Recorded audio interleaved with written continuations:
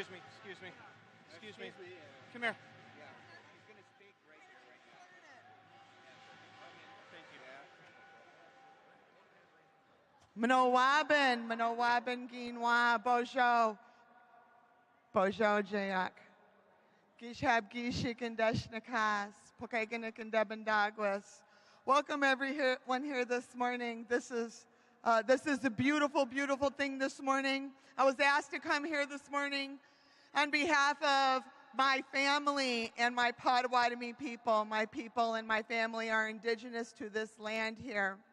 My grandfather signed the Treaty of Chicago in 1893 at the Columbian Exposition.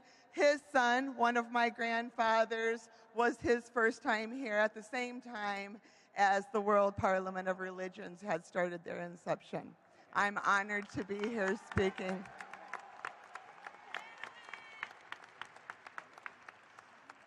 Dabadewen means love in my language.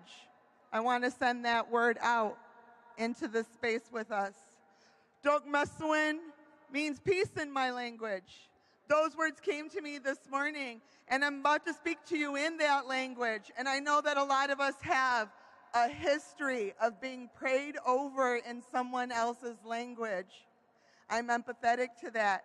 And if you just give me the moment to say these few things, then I will tell you, I will translate for you these things that I've said over here in this space for us. Nui madmoen o doshapi, aho migwech. Migwech memogosnan, no oda manowaben. Nui wabma, kuchogme, mano bamad sewen.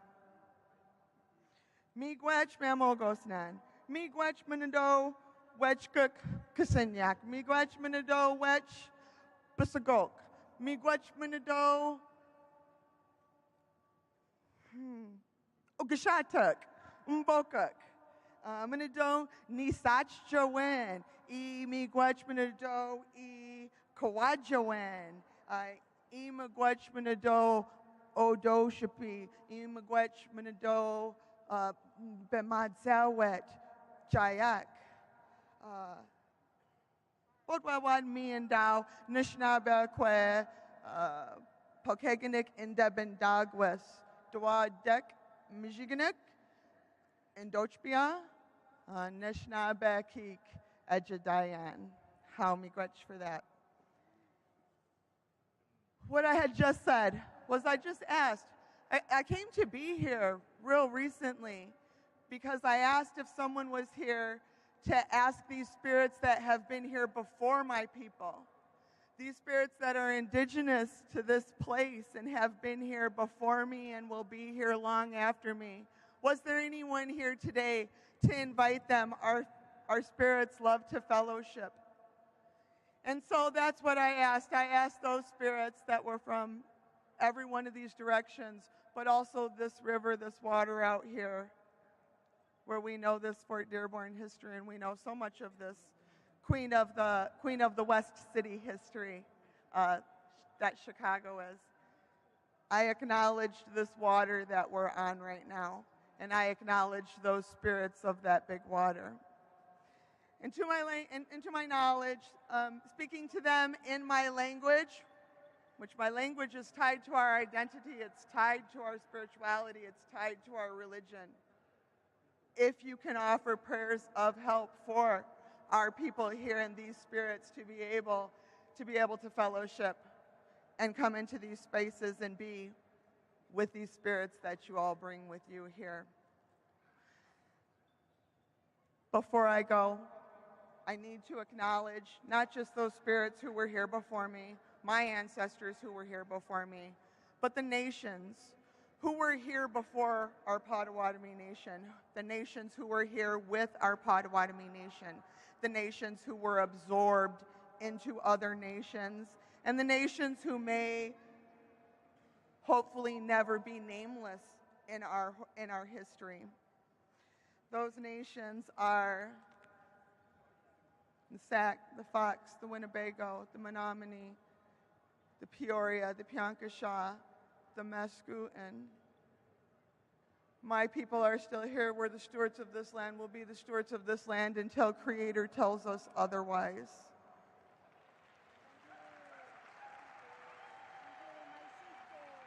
Please acknowledge those people that came before us here in this space and traveled with these spirits that I asked to join you all this week in all your good work. Love and peace. Ahau miigwech chayak.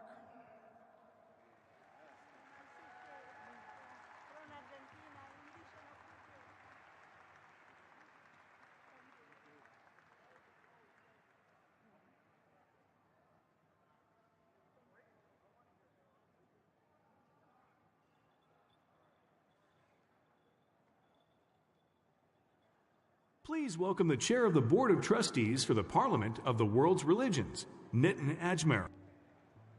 Jai Jinendra. Sisters and brothers of the world, I bow down to the Lord that sits in every soul of every living being. The energy that flows in all of us, that drives us to the best of ourselves. Jai Jinendra. I also send my warmest wishes on the Independence Day of my brothers and sisters of the country of Pakistan. Azadi ki salgirah aap sabko mubarak ho.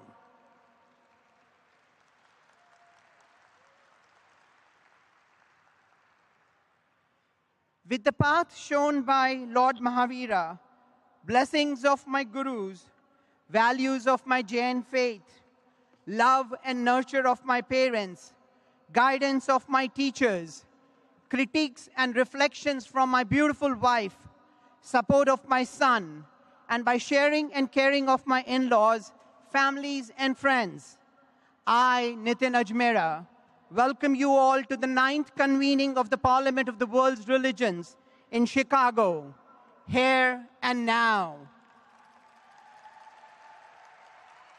The day has finally arrived. Every human being, every living being has a right to life, happiness, fulfillment, self-expression, equality, economic satisfaction, sustenance, and growth. Let our conscience, yes, our conscience, have no basis on which we differentiate amongst all of us, and let us give every one of us an equal chance to live and let live. The message of Lord Mahavir that was relevant 2,500 years ago is relevant even today. Every soul has a freedom to choose. Freedom is our birthright. Freedom should be an expression of our feelings. But have we as a society defined the true essence of freedom? As we all know, my right of freedom ends where your right begins. Our choices of action within our space of our freedom is karma of our own being. No one can dictate these choices to any other soul, and no one can be judgmental of the choices that the other individual has made. But lately, our freedom is confused and limited to an individual perspective and not viewed holistically from everyone's perspective. In 2023, and the past few years building up to it, democracy is getting to what we know as 50.1%. We, the society in its metamorphosis, are seeing the far right and far left ideologies, and they're taking more roots in the ground. And in this definition of a percentage majority, we are starting to leave back our brothers and sisters, ignoring their human rights, perspectives, and quashing their dreams and aspirations. What we are leaving back, my friends, is 49.9% of us. Friends, hence we all call upon a theme of our convening, call to conscience, defending freedom and human rights.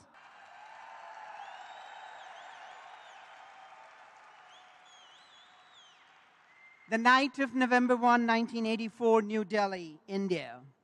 My brother and I were put behind a closed door in a room. My mother a little outside, and my dad with other neighboring uncles and aunts. Through the crack in the door, I saw my dad and neighboring uncles in a notable distance, asking men with lathis and spears in their hands, angry and willing to hurt fellow Sikh families on our block of houses.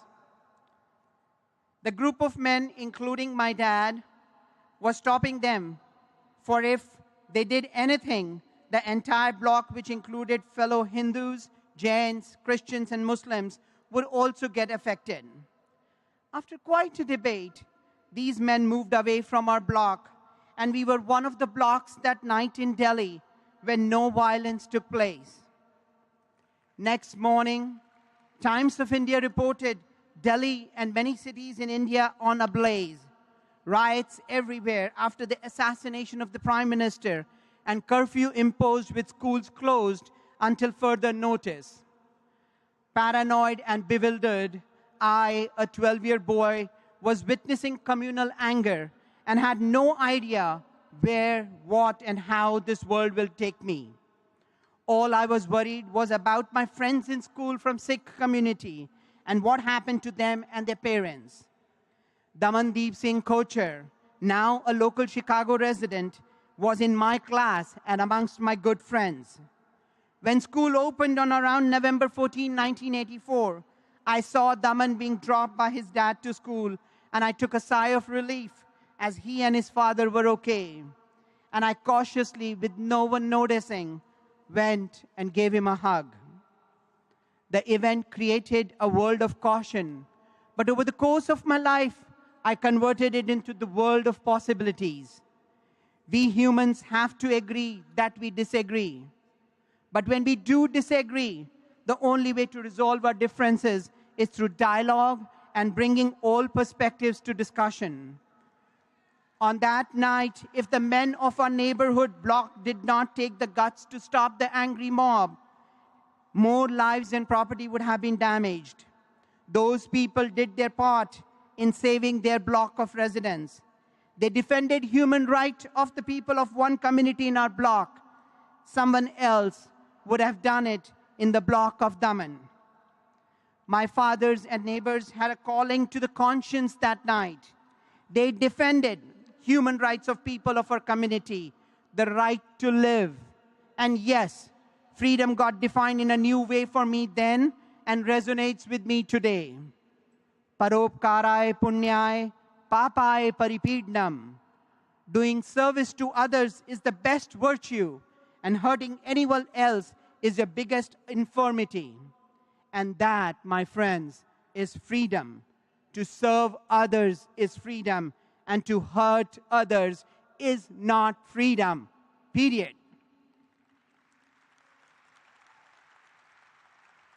My executive director, Reverend Stephen Avino, and our amazing colleagues at our office, Miriam Kuzeda, Emma Carr, Emily Echeverria, Dr. Miriam Renaud, Jesse Smith, Miriam Balinsky, Shannon Boley, Danny Ramirez, Susan Trichman, and Reverend Flynn Rush. We all have worked painstakingly since October of 2021 to bring to us this forum where dialogues are exchanged, communication is sought, and solutions are designed. If over the next 5 days, with Stephen and his team and myself with the board and management, have created anything that is unpleasant, that does not meet your expectations, I seek forgiveness. Mitami Dukram, as by no means our intention is to hurt you by thought, words, or actions. With the help of our office colleagues and my co-chair, Reverend Dr. Scott Stearman, and James Lynch, our secretary, Reverend Charlene Manuel, our treasurer, Imam Safid Kovit, our program chair, Reverend Phyllis Curate, and my entire board, comprising of Sahar Al-Sahalani, Naeem Beg, Rabbi Michael Balinsky, Kehkashan Basu, Reverend Tracy Blackmon, Deborah Bordeaux, Louis Cardinal, Dolly Dastur, Dr. Mary Doak, Father Robert Flannery, Dr. Manohar Singh Grewal, David Hales, Rabbi Sidney Helbron, Swami Ishatamananda, Dr. Laurel Kearns, Bruce Knott, Tom Lemberg, Maharuk Motafram, Carl Murrell, Caleb Nyquist, Dr. Kusumita Pedersen, Maharat Rory Nickerbees, Congressman Bobby Rush, Venren Damadeepa Sak, Dr. Harpreet Singh, Sharon Singh, Ann Smith, and the man who found this location for our 2 days convening, Reverend Dr. Michael Trice. I welcome you all to the 9th convening of the Parliament of the World's Religions. As we walk down from the bridge from the north and the south side of this convention center, look up to the banners as they represent the journey we have all had in the various convenings of the Parliament. And when you get to this lakeside center, look at the beautiful world that we can all create and not be divided into north and south blocks. Reach out to the fellow humans around you and greet them to understand their perspectives. For without dialogue, we cannot shatter walls, as we need to continue to build a lot of bridges. Thank you all, and let us have a constructive time over the next 5 days. And in this way, celebrate humanity with all its differences. Thank you, and Jai Jinendra.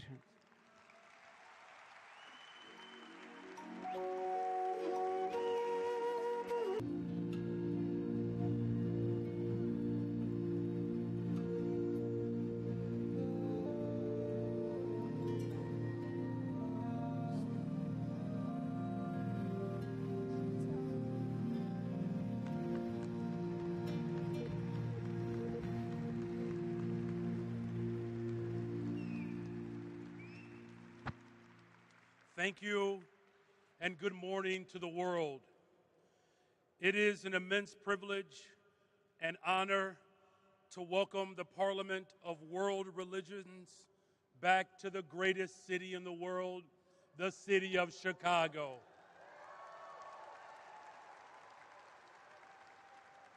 There is no better place to host this gathering than right here at McCormick Place. I would argue that there's no city more meaningful to the Parliament of World Religions than the city of Chicago. Your legacy is profound, dating all the way back to 1893, where a creation of a global platform for engagement of religions of the East and West found its home right here in Chicago. Thank you for the cultural unity and the inclusivity that imbibes this incredible moment. Because it is those same values of unity and inclusivity that allows the Parliament of World Religions to continue to thrive in 2023. And I'm confident that you will renew your commitments to one another around the very values that were birthed here in Chicago.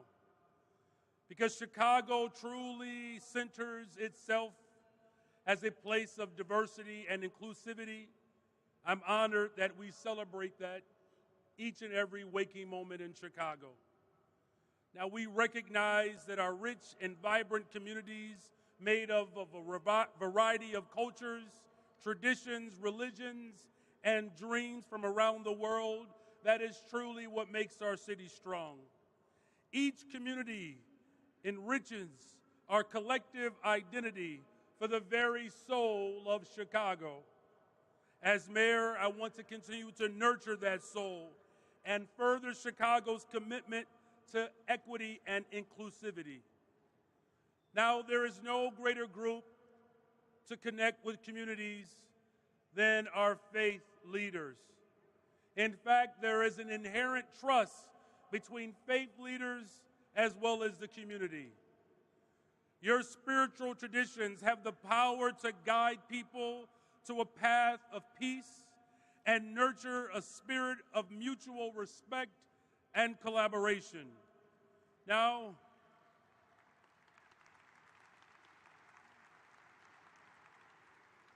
I know that this is the Parliament of World's Religions, but I hope you don't mind me quoting from the scripture that I was raised on in this moment. From the book of Psalms, "Behold how good and pleasant it is for brethren and sisters to dwell together in unity.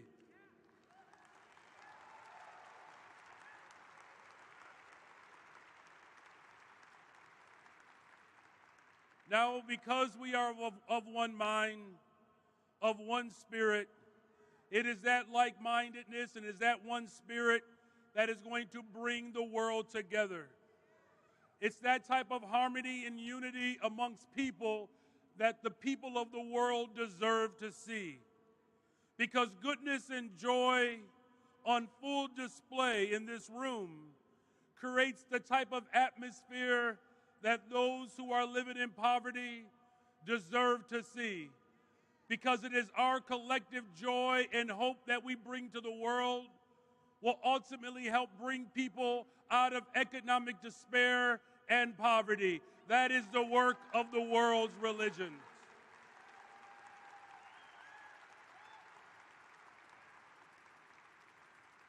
When we think about our mission to promote peace and justice and sustainability and dignity amongst all beings, let's recognize the urgency of this moment. The urgency in this moment requires us to not just simply rely upon the recitation of scriptures and our sacred books, but it requires us to demonstrate the most incredible act and power known to humankind, and that is the act of love.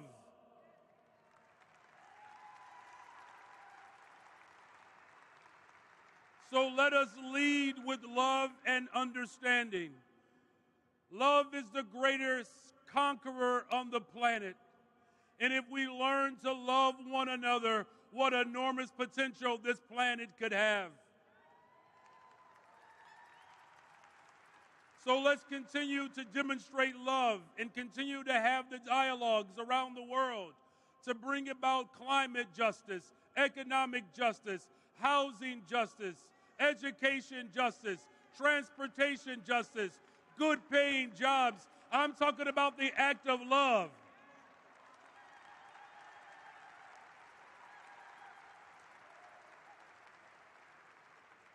And that love ultimately requires us to collaborate with one another.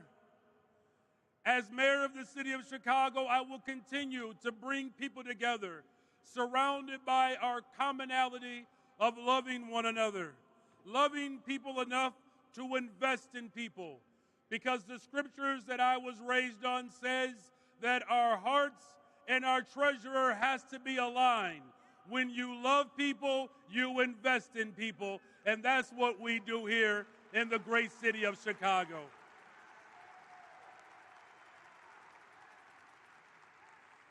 Now, in closing, I challenge all of us today, those who live here in the city and those who live around the globe, to connect with your various communities, using your homes and houses of worship and positions to make sure that every resident in this great city and cities across the world have a peaceful and prosperous life.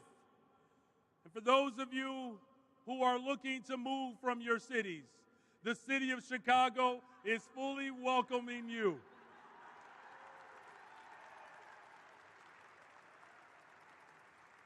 So continue to engage with one another. Continue to support one another.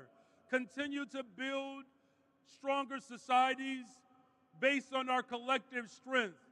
We will not allow those who wish to plant seeds of division to conquer in this moment. It will be the world religious leaders that ultimately brings us all together. And as mayor of the city of Chicago, someone who was deeply connected to my faith, I know a song that my mother would sing, that we have come this far by faith, and that we serve a God that never fails us. So continue to bring people together, continue to ignite change so that the world gets to see the greatest gift known to humankind, and that is the gift of love. Thank you all, and God bless you. Thank you.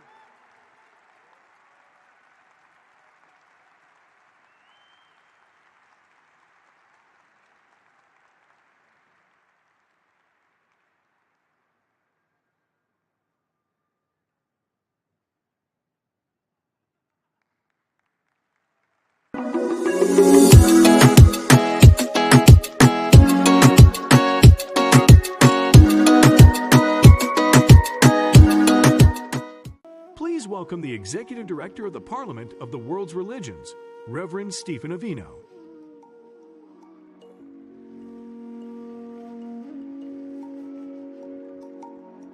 How's everyone doing today? So in the interest of time, I will forego giving an 8-minute speech, but I will give you a speech later in the week because I have a lot to say. I want to just say thank you for coming. All of you made a choice. You upended your lives to get here today to defend freedom and human rights and stand for what's good in this world. Thank you.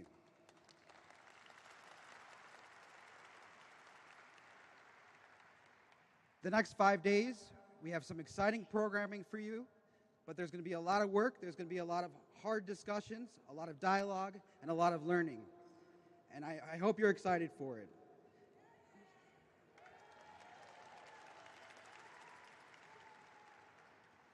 Welcome to Chicago.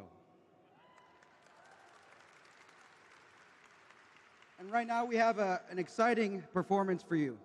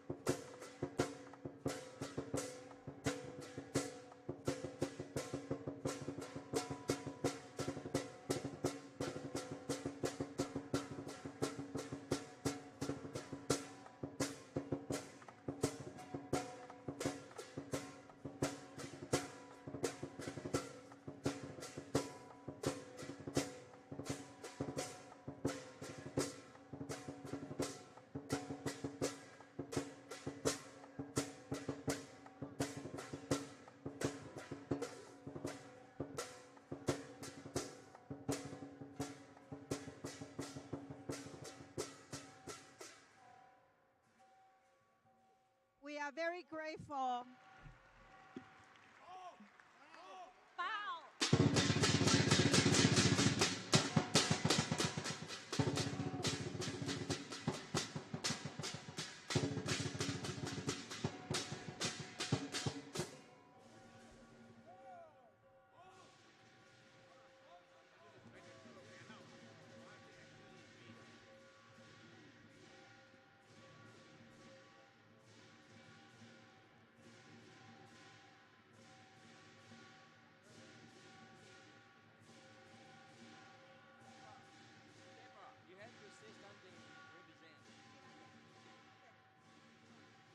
In Chinese tradition, the dragon and lion represent well-being, fortune, and commonwealth, and common peace.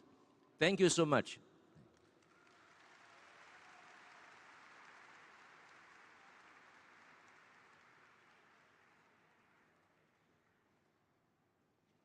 Please welcome Walt Whitman and the Soul Children of Chicago.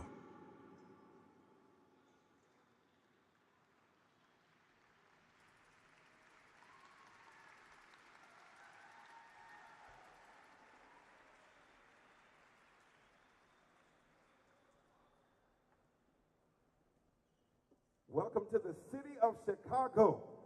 The Soul Children, drug-free, gang-free, academically inclined. We are just happy to be here celebrating 42 years. We want you to just feel welcome. Everybody say, hey. All right, we getting ready to do this thing. Come on, let's go. Chicagoland, we welcoming you here.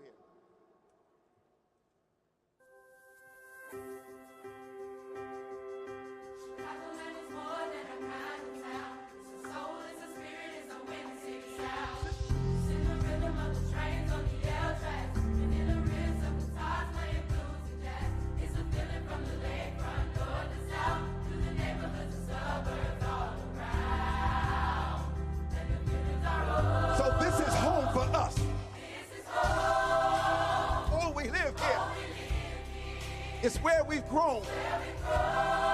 It's where we work.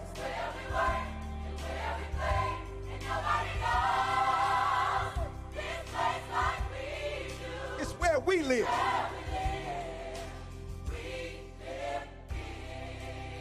Now we're going to just share a little bit about Chicago for you. We know the history.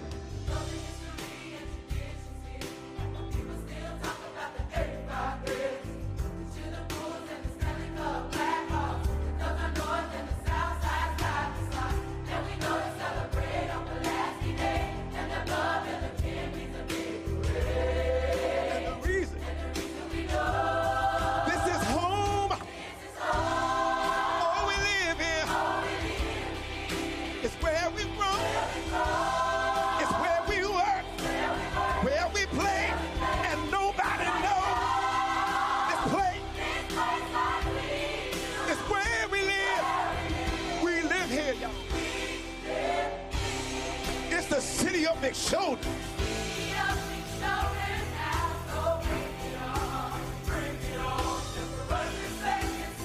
Talk to him, tell him. But the temple will is tower.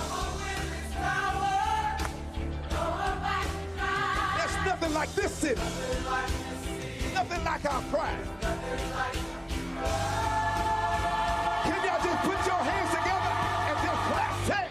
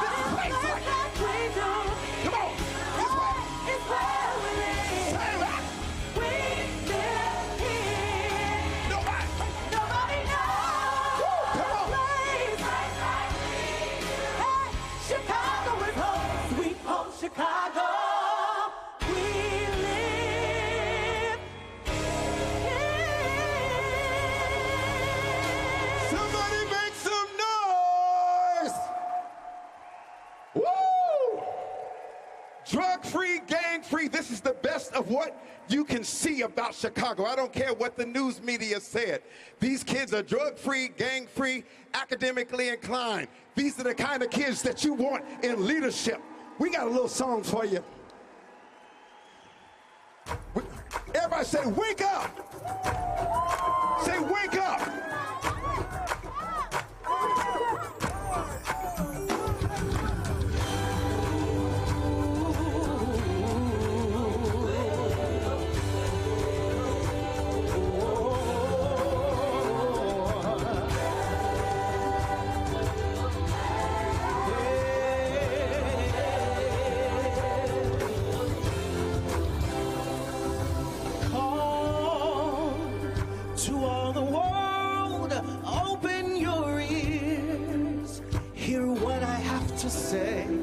From America to South Africa, it is time to make a better day.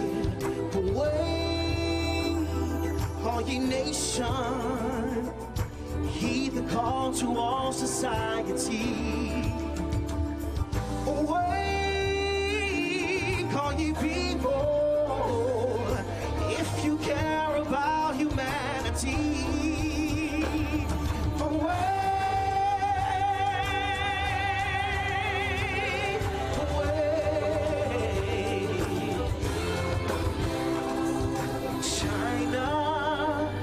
Nigeria, Italy, hear what I have to say. India, South America, open your ears. Let's make a better day. Away, all ye nation, heed the call to all society.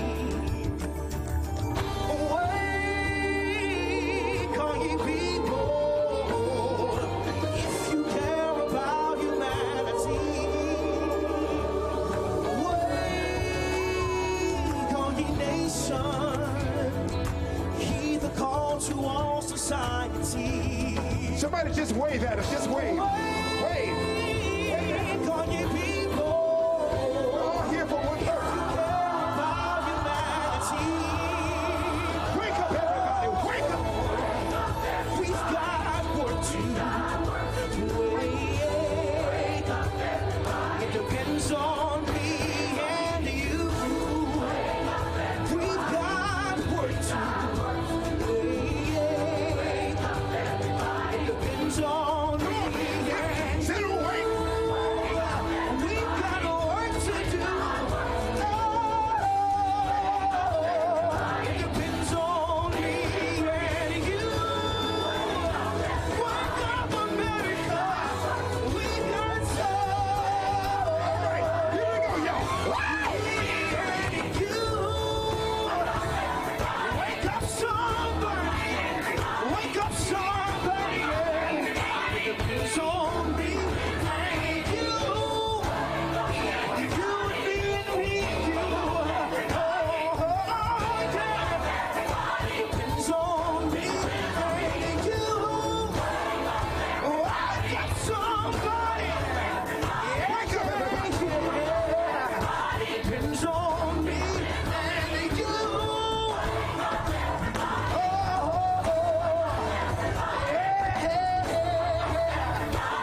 It's on me and you.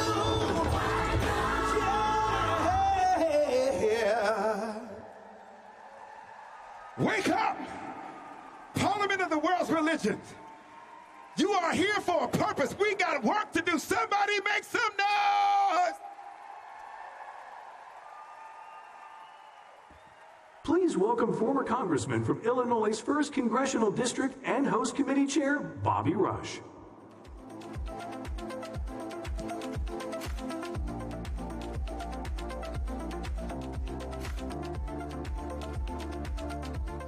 Sweet home, Chicago. Sweet home, Chicago. For the last 8 or 9 months, I have been a trustee of this great gathering of faith groups from around the world. And it's been the highlight of my life to see so many disparate and different faith groups coming together under the umbrella of love to attack the problems of the world. I join with you. I commit myself to you. Together, you and I can change the world. Together, you and I can make a difference in every land, in every faith, in every human being, in all the world. We can make a difference. We can be better, you and I, and we must be better through faith, through faith, through faith. In my faith, in the Holy Scripture, there is a story of a prodigal son who prematurely left home, took his inheritance, went into faraway lands, and squandered his inheritance. And so he found himself in a different land, destitute, without food, without shelter, without even decent clothing. And so in his desperation, he remembered home. So he decided to come back home. And so when he came home, his father saw him from afar. And his father told his servant, get prepared for my son because he was lost and now he's coming home. And so they prepared a party for him, a great party. But the story goes there was another son who had been there dutiful with his father all along, while the young son was squandering his money and having a good time. The son who remained home felt indignant. I have been here working to do the things that I was supposed to do while my irresponsible brother was somewhere having a good time. The father told him, your brother has come home. He was once lost, and now he is found. And I'm telling the parliament right now, welcome home. But we cannot leave home again. We got work to do right here in this great city that we love, Chicago. We have to bring the faith community together right here at home to help solve Chicago's problems that are here at home. Only the faith group, different faiths can come together to solve this problem of difference and division that divides our city. And once we take care of home, then we can take care of other homes around the world. But I tell you, welcome home, home, sweet home. Home is where the love is. Welcome home, Parliament of World Religion. Please welcome the U.S. Ambassador at Large for International Religious Freedom, Rashad Hussain.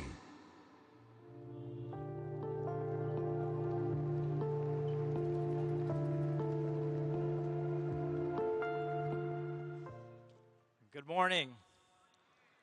What a beautiful, beautiful audience. I can't think of a group that represents our country better than you. And I can't think of a group that represents our world better than you. And I have to say, the choir so beautifully captures the spirit of this incredible city, and I could sit here and listen to them all day. It's truly an honor to be with you among such incredible leaders from all around the globe, including the mayor of the city, Mayor Johnson. I want to thank him, and I want to thank you all for your wonderful hospitality. This is a city that's known around the world, not just for bringing us one of the greatest and most beautiful skylines that we have on our planet, not only for bringing us Michael Jordan, President Obama, some of the world's greatest universities and scholars, Nobel laureates, but also the birth of the modern interfaith movement. This is also the city that my own father came to when he came to the United States. He grew up in a village with no electricity in India and came to the United States, first to Chicago in the late 1960s. 130 years after the world's first parliament, right here in Chicago, and 25 years after the passage of the International Religious Freedom Act, we meet again at a crossroads. Religious freedom is challenged. It's challenged in so many places around the world, but the growing movement that you all represent is responding. And your movement is growing stronger and stronger, as evidenced by all of you who are gathered here today.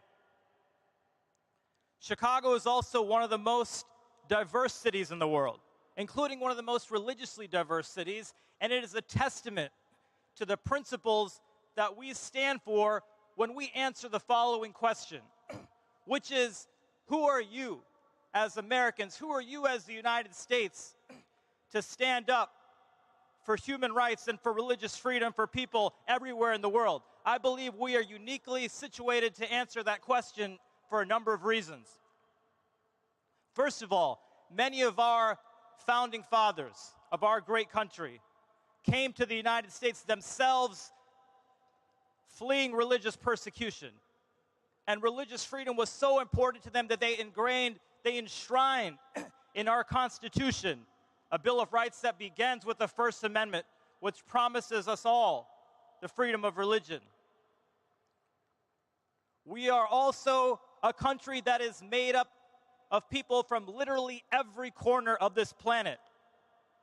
And when they come here to the United States, they don't forget where they came from. They advocate, they stand up to defend the rights of their families, of their loved ones, from wherever they came.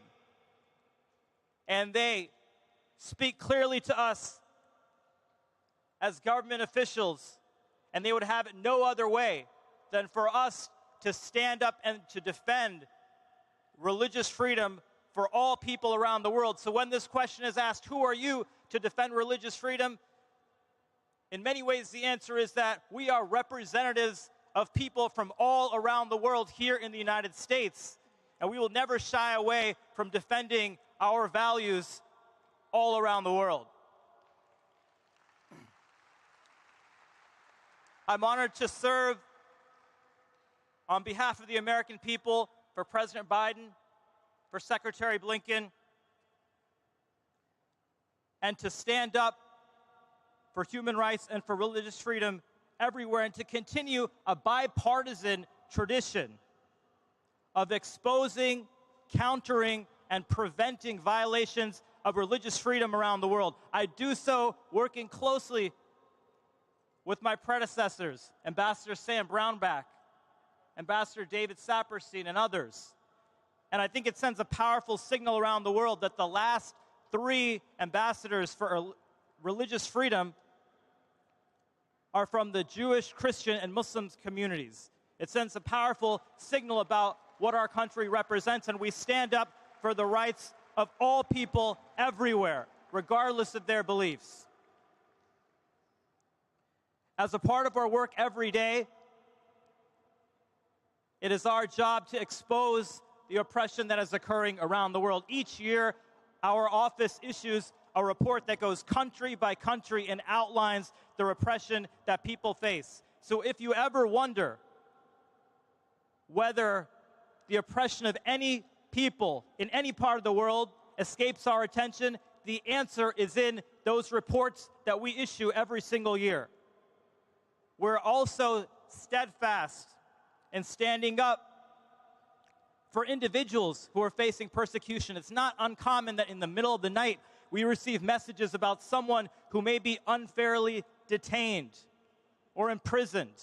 And we know that every minute, every hour that we wait can cost that person their lives.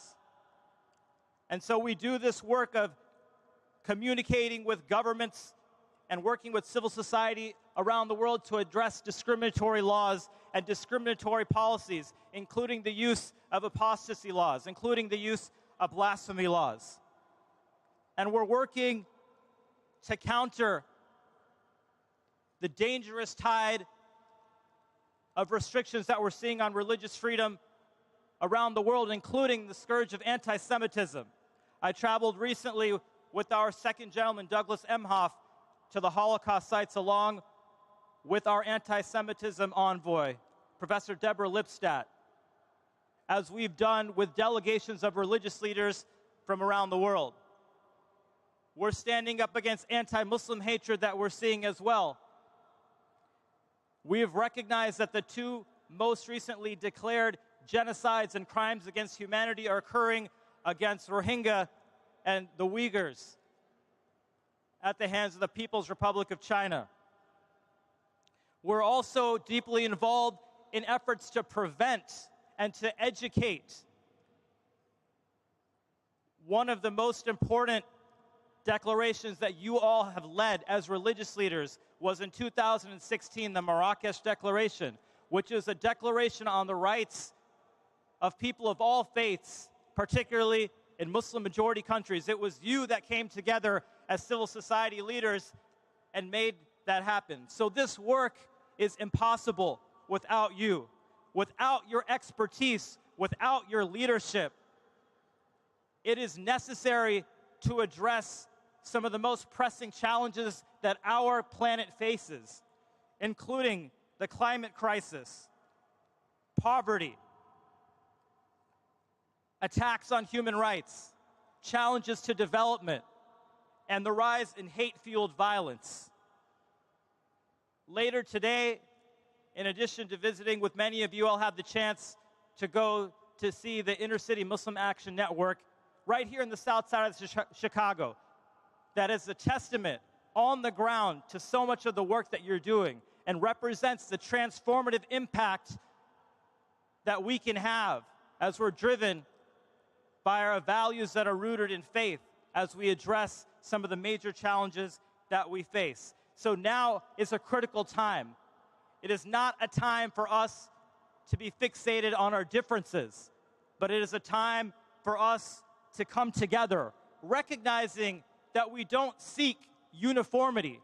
We celebrate our differences, we celebrate our traditions, but we must have a unity in purpose. And as all of you are gathered here today, I ask that you continue to work together, and we're honored to continue to work with you as we build partnerships that will be essential to addressing the challenges of our time. Thank you so very much. Thank you for being here and for all the work that you're doing. Please welcome the Attorney General for the state of Illinois, Kwame Raoul.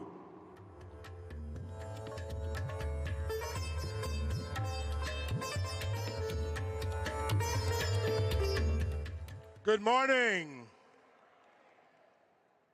And another good morning. Welcome to Chicago.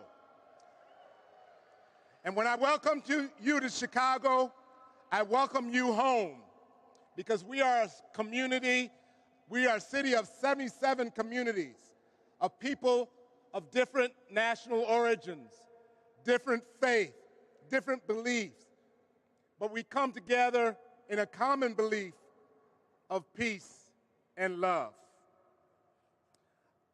I embrace the theme of this convening, a call to conscience, defending freedom and human rights. You have brought together a diverse group of people of faith to work collectively towards peace, justice, and sustainability. Although you may worship differently, you are brought together by a commonality, peace and love. I am truly blessed to serve as the state of Illinois' 42nd Attorney General. In that capacity, I serve on behalf of the state. And I know that they say there is a separation of church and state.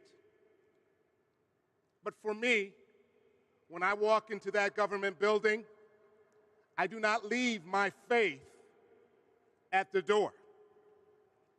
I bring it in with me.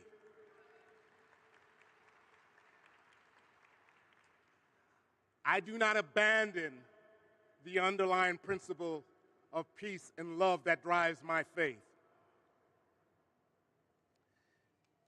I bring my faith as well as the love for God and God's children as my driving force. And for that love to be effective, it must be an active love. I can't just say that I love you and I love God. I must show you that I do so through my duties as Attorney General. And so that's why I've taken on the challenge of fighting hate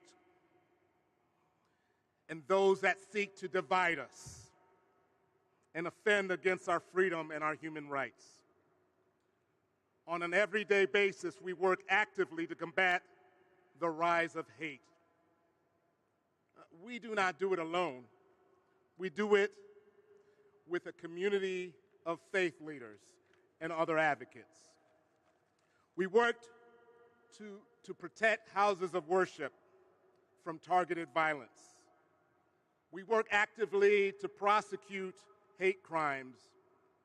We use civil litigation to fight discrimination based on one's faith, their race, or national origin. We hold accountable some of these social media platforms that have allowed their platforms to be used as a tool of division or to sow hate.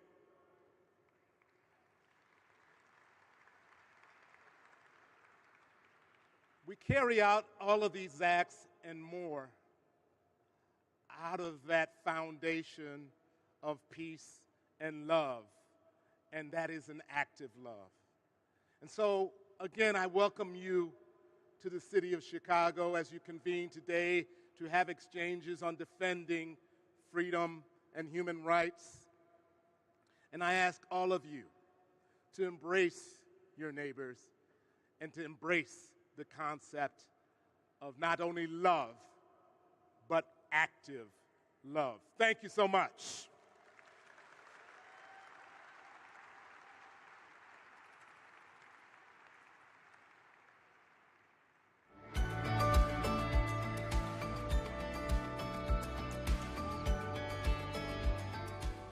Hello, welcome to Chicago. Religion tells us blessed are the peacemakers.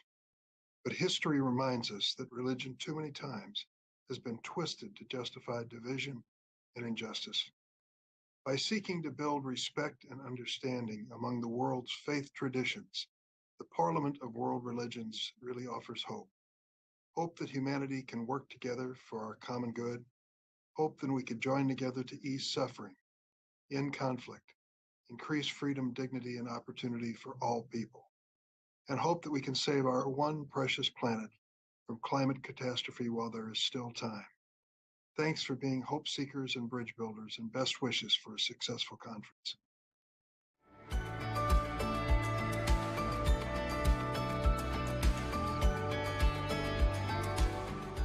Hi, everyone. This is Governor J.B. Pritzker. Welcome back to Chicago. I'm so sorry that I can't join you for this year's Parliament of World Religions, but I know the work you do this week will help us foster a more peaceful, just, and sustainable world. Faith leaders play an important role in advancing human rights, as well as protecting democracy and freedom. By meeting this week and cultivating harmony among the world's religions and spiritual communities, you are bringing us one step closer to a world where everyone is treated with dignity and respect. I hope you enjoy celebrating the richness of our world's religious and spiritual traditions, and I look forward to seeing you all again soon.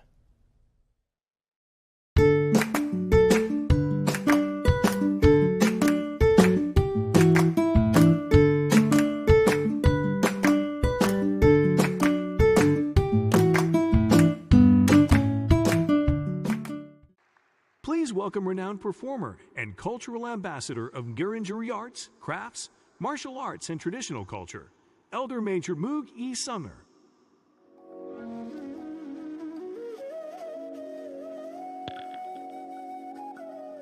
Good morning, everyone.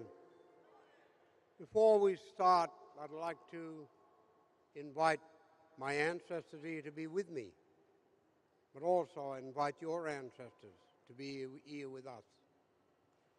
But also thank the traditional owners of this land for allowing me to speak in their country.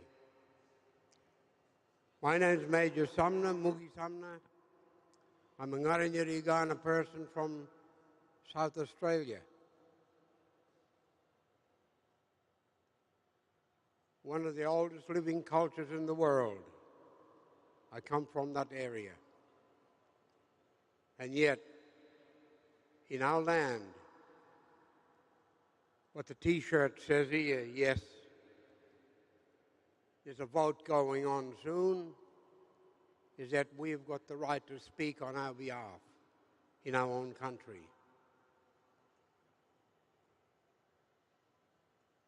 Human rights, the rights of people to have a say. Talk about the land. Talk about the animals, the plants that lived with us for thousands and thousands of years. We'd like to speak on their behalf. Without the animals or the plants, we can't live. This world won't function. We need to live in harmony with the land, but also with each other. People never learn from the past. All the different disagreements with each other, they're still going on. And yet people never learn. We need to sit down and talk, all of us,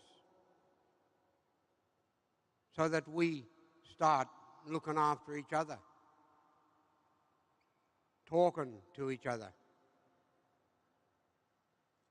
being a part of each other's lives, looking after the land, looking after this country, the countries that we come from, looking after them so that it looks after us. With the Ngari people, we live along the rivers. We do ceremonies down the rivers, looking after the fish, looking after the people, looking after the water. Because all of us, we need water to live. Our bodies A lot of percentage of that is water. So we need that. So without having water there to drink, we won't survive. And yet we use a lot of stuff that will put the water off. So there's all sorts of things, even looking after the moon. You got people now, they want to be mining on the moon. That's going to have a big effect on the waters of this world. So looking after things like that, we need to really sit down and think about what. And some of the people that are doing this are supposed to be really smart people.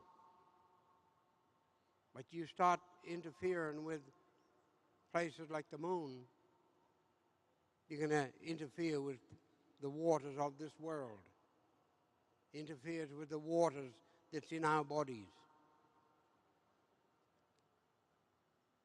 So as a Ngarinyarigana person, we talk about a lot of this stuff all the time amongst ourselves. It'd be good to come here again with a group of other people. So on behalf of my people, I thank you for inviting us here to have our say about the world, how we live, where we live, but also look after each other. Thank you very much. Please welcome Cantor Emerita of Oeb Shalom Congregation in South Orange, New Jersey, Ricky Lippitz.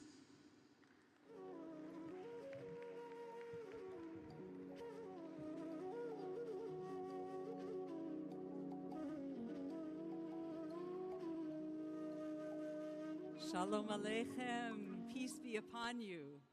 In Jewish tradition, there is no voice as important as the voice of the community. And so you will see slides, and I invite you to sing everything that's there in English or in Hebrew. You're most welcome to join me. That's the point of this moment. Hinei ma tovu manayim shevet achim gam yachad kashem tov kital chermon et habracha ad haolam.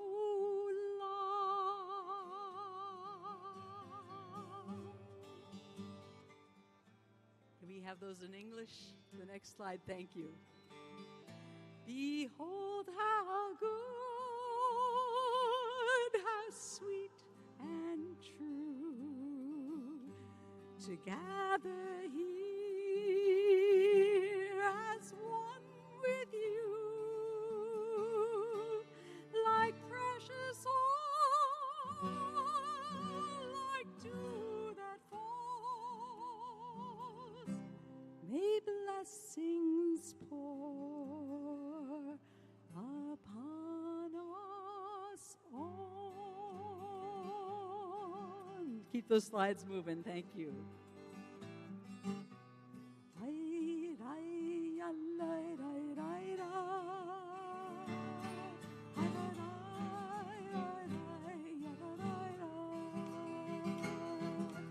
Olam chesed yibaneh.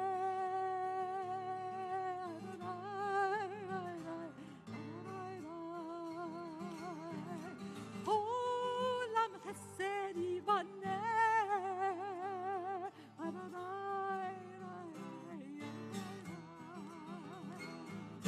Olam chesed yibaneh.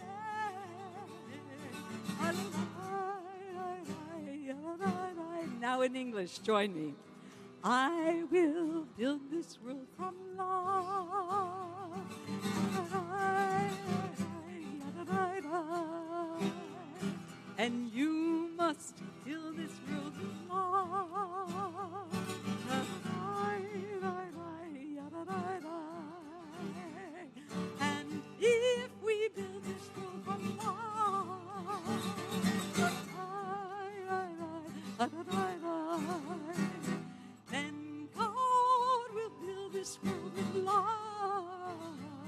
Let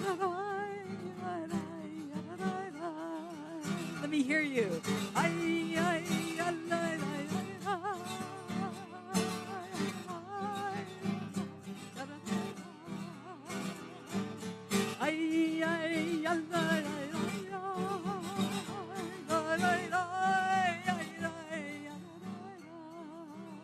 Next side would be good.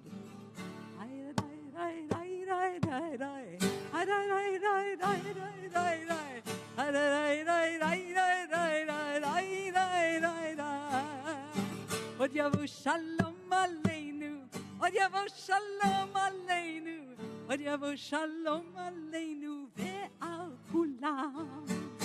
Odyavu shalom aleinu, Odyavu shalom aleinu, Odyavu shalom aleinu ve'al kulam. Salam aleinu ve'al kol ha'olam.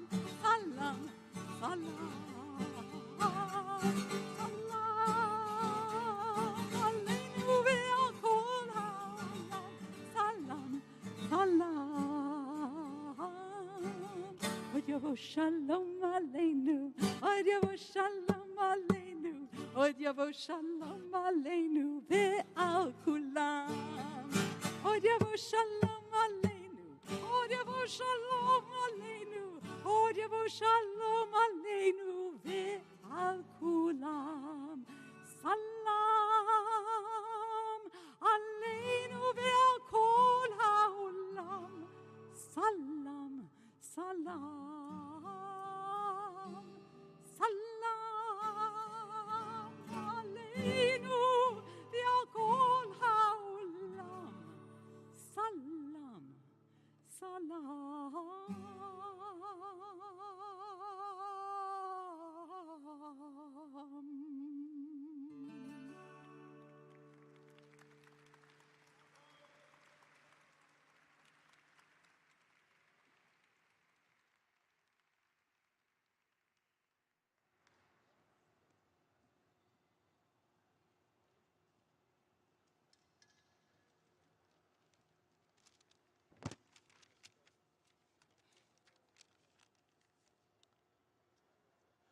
Dear brothers and sisters, God's blessings and peace be upon you. Please accept Sikh greetings. Vaheguru Ji Ka Khalsa, Vaheguru Ji Ki Fateh. It is an absolute honor for us Sikhs to be allowed to extend an invitation to you all to partake langar in the specifically set up marquees by the lake. It will be served for all days of the event. I implore each and every one of you to accept and help us keep our first Guru's over 500 years tradition alive. Lovingly serving God's humanity is serving God. Vaheguru Ji Ka Khalsa, Vaheguru Ji Ki Fateh. Food is being now served in the marquees. Thank you. Please welcome the Attorney General for the State of Illinois, Kwame Raoul.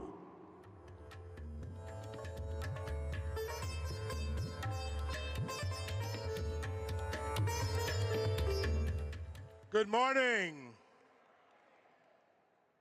And another good morning. Welcome to Chicago. And when I welcome you to Chicago, I welcome you home. Because we are a community, we are a city of 77 communities, of people of different national origins, different faith, different beliefs. But we come together in a common belief of peace and love. I embrace the theme of this convening, a call to conscience, defending freedom and human rights. You have brought together a diverse group of people of faith to work collectively towards peace, justice, and sustainability. Although you may worship differently, you are brought together by a commonality, peace and love. I am truly blessed to serve as the state of Illinois' 42nd Attorney General. In that capacity, I serve on behalf of the state. And I know that they say there is a separation of church and state. But for me, when I walk into that government building, I do not leave my faith at the door. I bring it in with me.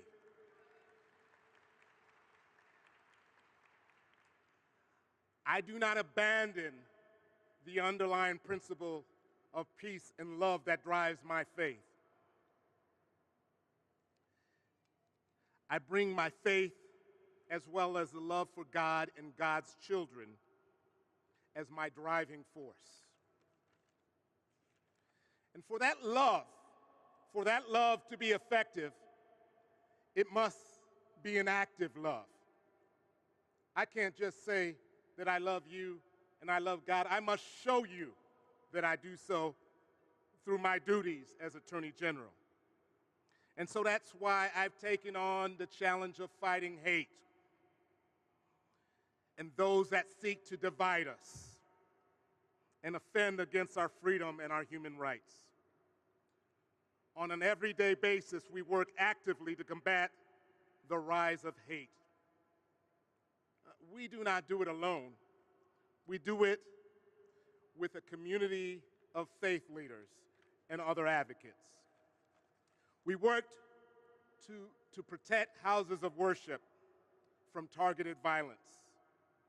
We work actively to prosecute hate crimes. We use civil litigation to fight discrimination based on one's faith, their race, or national origin. We hold accountable some of these social media platforms that have allowed their platforms to be used as a tool of division or to sow hate.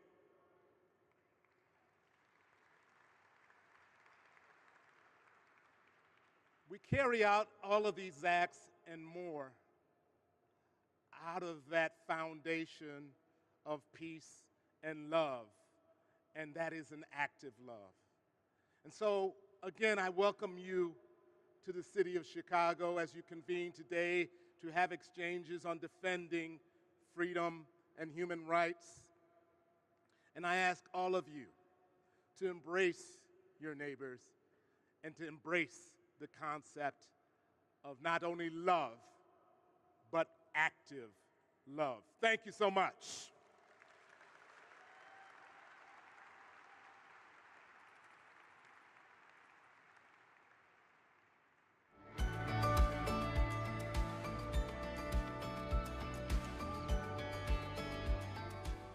Hello, welcome to Chicago.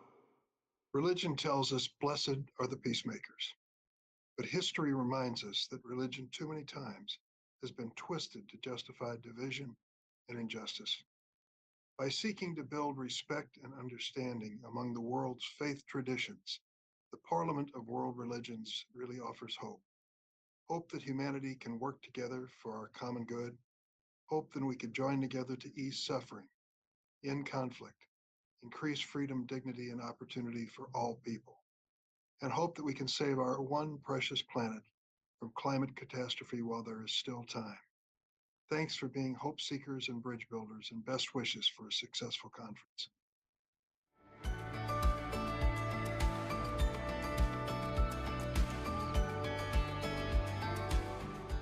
Hi, everyone. This is Governor J.B. Pritzker. Welcome back to Chicago. I'm so sorry that I can't join you for this year's Parliament of World Religions, but I know the work you do this week will help us foster a more peaceful, just, and sustainable world. Faith leaders play an important role in advancing human rights, as well as protecting democracy and freedom. By meeting this week and cultivating harmony among the world's religions and spiritual communities, you are bringing us one step closer to a world where everyone is treated with dignity and respect. I hope you enjoy celebrating the richness of our world's religious and spiritual traditions, and I look forward to seeing you all again soon. Please welcome pagan priestess and spiritual and community healer, Reverend Laura Gonzalez.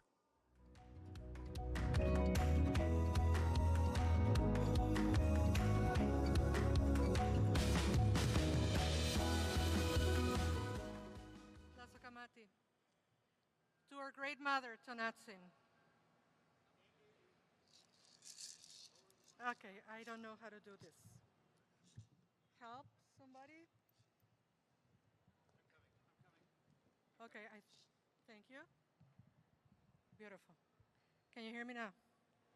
All right. To our great mother, Tonatsin. Wait, Tonatsin, wait, Tonatsin, wait, Tonatsin.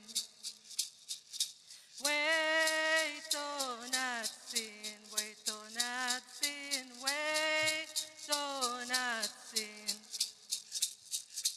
Ipalnemo wani no yo lokali, tlasoka mati Tonatsin. Ipalnemo wani no yo lokali, tlasoka mati Tonatsin. Wait, Tonatsin, wait, Tonatsin, wait, Tonatsin. Wait, Tonatsin, wait, Tonatsin, wait, Tonatsin. Ipalnemo wani no yo lokatsin, tlasoka mati Tonatsin. Ipalnemo wani no yo lokatsin, tlasoka mati Tonatsin. Wait, Tonatsin, wait, Tonatsin, wait, Tonatsin. Wait, Tonatsin, wait, Tonatsin, wait, Tonatsin. Ipalnemo wani no yo lotatsin, tlasoka mati Tonatsin. Ipalnemo wani no yo lotatsin, tlasoka mati Tonatsin.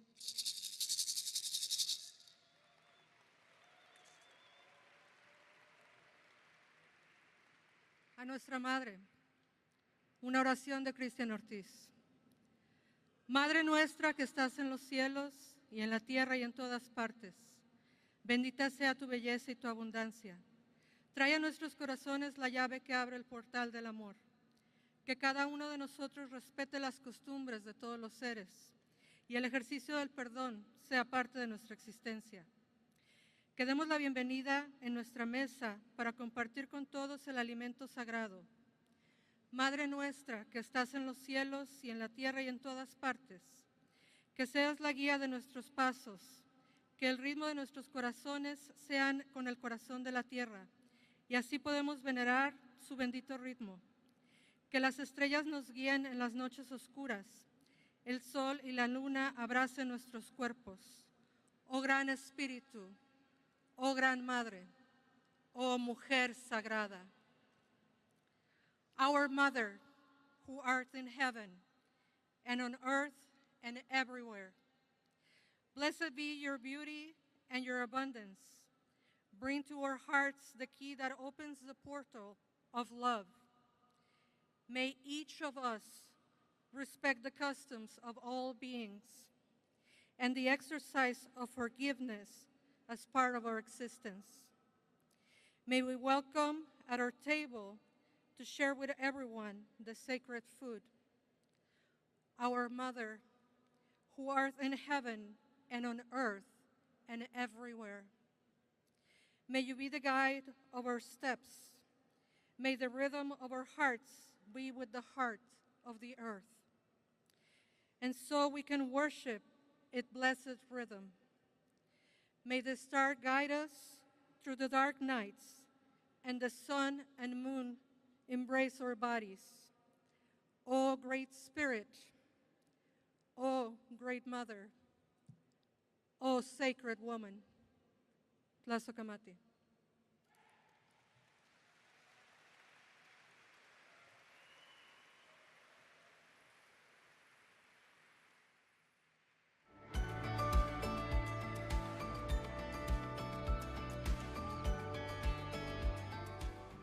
Dear friends, I'm pleased to send greetings to the Parliament of the World's Religions as you gather in Chicago. You represent religious traditions in their magnificent diversity, but you are united by a shared faith in our common humanity. This spirit of unity is what brings you together, and it is the spirit our world needs more than ever. We need to unite to tackle the big challenges of our time. From war and conflict, hate and discrimination, hunger and poverty, to our burning planet. To sail safely through these turbulent seas, we must stay true to the essential values common to all religions and central to the United Nations. Compassion, solidarity, respect for the dignity and rights of every person. These universal values animate the United Nations Charter and are at the core of our work for peace and sustainable development. They are also at the heart of your team this year, a call to conscience, defending freedom and human rights. I deeply appreciate your commitment to reach out across communities and come together as one human family, sharing burdens, solving problems, and seizing opportunities. Thank you for inspiring the best in each of us to build a better world for all of us. Please welcome Reverend Stephen Avino and representatives of the Council of Religious Leaders of Metropolitan Chicago.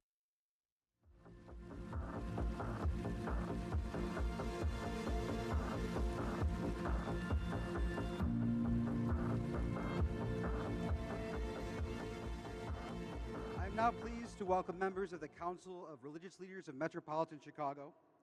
Founded in 1984, the Council promotes cooperation, understanding, and collaboration among the faith communities of the Chicago. They do this to advance the common good. It is comprised of the head religious leadership of almost every major religious tradition in the Chicago area, and the Council speaks with a unified moral voice on issues of the day, promotes interfaith understanding and respect, and supports local religious communities. I am pleased to introduce President Barbara Abrahano, who brings words of welcome from the Council.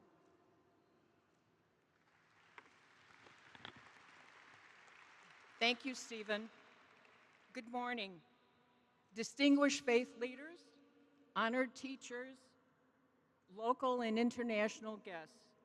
On behalf of the Council of Religious Leaders, where a number of them are behind me, I welcome you to our city and to this extraordinary convening of the Parliament of the World's Religions. It is good to have you here in Chicago, the birthplace of this Parliament. Our council was founded so that Chicago could hear the voices of its many and diverse faith communities, united in speaking to the crucial issues we all face. Our work is a direct continuation of the work of Reverend Dr. Martin Luther King, Jr. 60 years ago, Dr. King convened here the Chicago National Conference on Religion and Race. This extraordinary meeting of leaders from across this country was convened to issue an appeal to the conscience of the American people to take action and eliminate racism. It marked the first time that official bodies of Judaism, Roman Catholicism, and Protestantism had jointly and publicly conferred to express agreement on anything. Different faith communities working together to serve the common good is the foundation of the Council of Religious Leaders of Metropolitan Chicago. It is also the core of the Parliament of the World's Religions.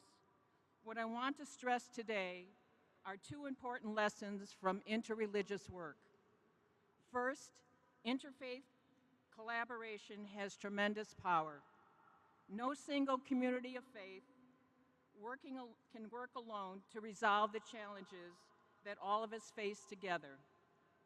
Finding common ground can be difficult in a world filled with people who promote fear and division. They advocate subordination instead of equality. They prefer ignorance to evidence. Their answer is violence instead of accommodation or respect. You are the voice of reason. You are the moral consciousness. They betray the values of every faith tradition represented in this room. But if we stand together for what we all believe, then our diversity is our greatest strength. We show people there is another, better way. The second lesson is our unity of vision is hollow unless we act on our needs, beliefs. People are comfortable with religious leaders who talk about peace and justice, but make no effort to realize these ideals at home. Change only comes when we match the words of our sacred teachings with our daily actions in our community. Dr. King knew that living the teachings of Jesus was dangerous. It required discipline. It made other people uncomfortable. It involved personal sacrifice. But Dr. King understood that we must love our neighbor and show them we love in how we believe and behave. When our neighbors see our commitment to peace and justice in our lives, then they can join us in creating a better world. Let us unite in our common issues. Let us speak faithfully, and let our deeds match our words, both this week and when we return home. May you enjoy your time in Chicago and at this Parliament. Thank you.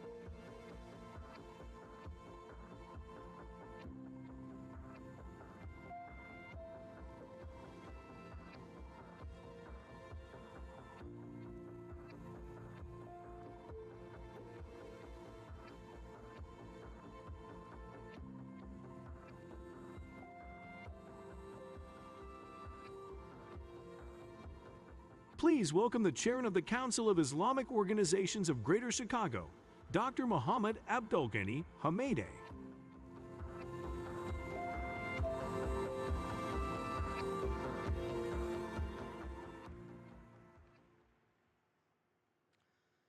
Bismillahir Rahmanir Rahim, in the name of God, the Merciful, the Beneficent. Honored and distinguished guests of the 2023 Parliament of World's Religion, Assalamu alaikum. Peace be upon you. Greetings of peace and blessings upon our Prophet Muhammad, peace be upon him. Allahumma salli wa sallim wa barik alayh. It is my honor to address our internationally acclaimed and our homegrown guests this morning here in our great city of Chicago. On behalf of the Council of Islamic Organizations of Greater Chicago, CIOGC, I would like to welcome you all to the Parliament with this year's theme, A Call to Conscience, Defending Freedom and Human Rights. The Council is proud to be participating in this historic event, the convening of the Parliament and the return to its birthplace, Chicago. Welcome to this momentous gathering where we are united by our core beliefs, traditions, and recognition that we need to advocate and harvest love and support for one another, to live in peace and harmony, and to make sustainable changes in the world. We welcome you to Chicago. Chicago is the home of one of the largest Muslim communities in the United States, one of the most popular Muslim-friendly cities in the country. Chicago's Muslim community is well known for its trailblazing and historic accomplishments in establishing the country's model for our mosques, educational institutions, and community centers.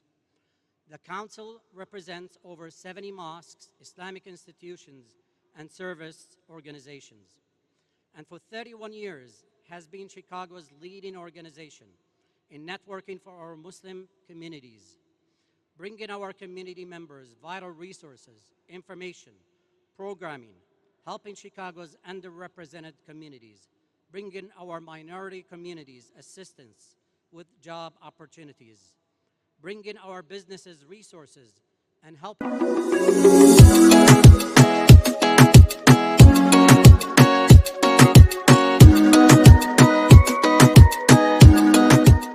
media relations makes us the go-to platform for issues pertaining to Chicago Muslim communities.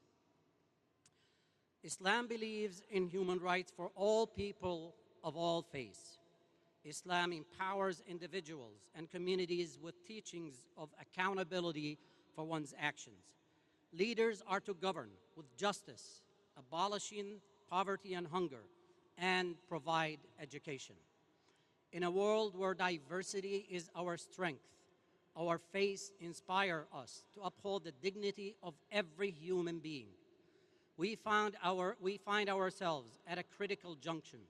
The values we hold dear, freedom and human rights, and the sanctity of life, are facing unprecedented challenges.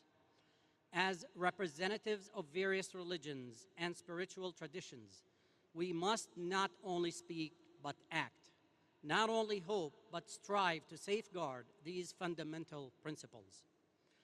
Our faith is the moral compass guiding our actions. It reminds us that freedom we seek for ourselves should extend to others, and the rights we demand for ourselves must be championed for all. It urges us to challenge injustice, confront oppression, and embrace those whose voices have been silenced.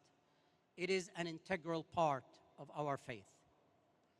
I'm going to say a couple of words in Arabic now. لقد كفل الإسلام لكل إنسان حقوقا متساوية، حقوقا منحها الله سبحانه وتعالى، ليست منحة من ملك أو حاكم أو منظمة أو سلطة، حقوقا لا تقبل التعطيل ولا التجزئة ولا النسخ ولا التبديل، ولا يسمح بالاعتداء عليها من أحد كائنا من كان. من هذه الحقوق حق الحياة الكريمة، حق الحرية، وحق المساواة والعدالة.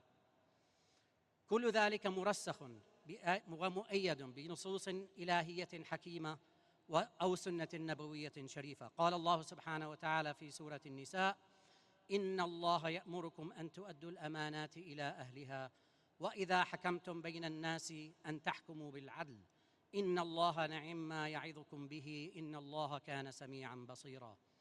وفي خطبة الوداع وقف رسول الله صلى الله عليه وسلم مؤكدا على هذه الحقوق قائلا: يا أيها الناس إن ربكم واحد وإن أباكم واحد لا فضل لعربي على عجمي ولا لعجمي على عربي إلا بالتقوى إن أكرمكم عند الله أتقاكم. Ladies and gentlemen, our faith teaches us that serving the needy and the oppressed is an important and integral part of our worship. It is my faith that inspired me and privileged me with participating in multiple medical missions to war-torn countries and sites of natural disasters with the Syrian American Medical Society, or SAMS, serving the Syrian refugees in multiple countries, and most recently, in the badly hit areas following the devastating earthquake that hit Turkey and Syria last November. I saw firsthand the profound impact a simple act of kindness will have on the lives of the children and people who have been displaced out of their homes and bombed out and had no one else to turn to. This is faith in action. In my missions, I have seen deep desperation, mental anguish, broken humans, but I also found deep inspiration and hope from those that are most affected, and it's all inspired by faith. In the last mission, I met a physician who fled the barbaric bombing of his town in Syria. He was working in northwest Syria, helping the displaced, working with SAMs, and his family was residing in Antakya and in Turkey when the earthquake hit. He immediately traveled there looking for his family, and he found the building was leveled. And as he was wandering the streets in despair, suddenly he heard a sound of his daughter, young daughter, calling his name. He eventually was united by his daughters, who bravely dug her way out for hours, pulling her little sister with her. However, unfortunately, her mother was found crushed, hugging her little boy, her little brother. When I asked that physician, why are you here working now instead of being with your family? He said, God saved my girls, and he's calling on me to save others. This is faith shining in the darkest of moments. This is faith in action. The power of this assembly lies not only in the words spoken, but in the actions taken beyond these walls. Let us harness the teachings of our faith to bridge divides, dispel ignorance, and promote empathy. By doing so, we uphold the legacy of our Prophet, peace be upon him, sallallahu alaihi wasallam, who championed justice and compassion. As we deliberate over coming days, may we renew our commitment to a world where every person's inherent worth is recognized, where freedom flourishes and human rights are non-negotiable.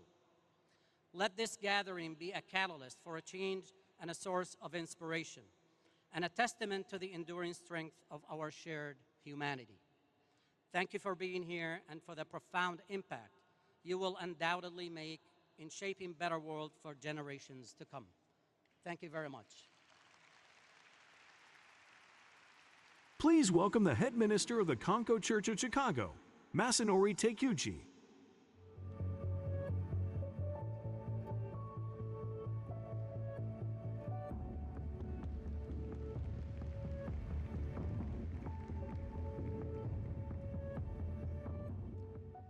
Good morning.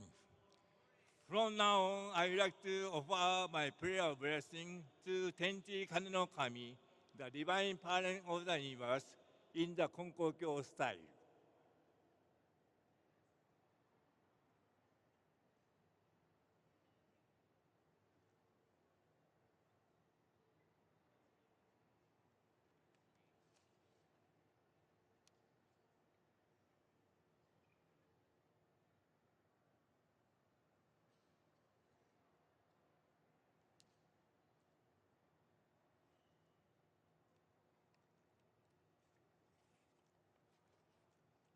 Let us pray.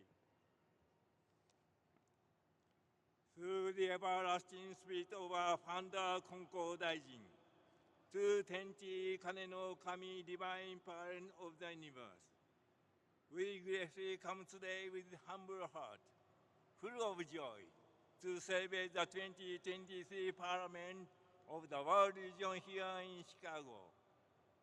More than 200 leader groups from more than 80 nations gather here to find out the ideal characteristics of regional harmony, to unite the human race in faith for the future.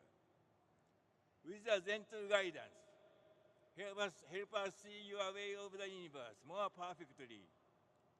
Then lead us to coexist harmoniously with the beautiful nature that surrounds us.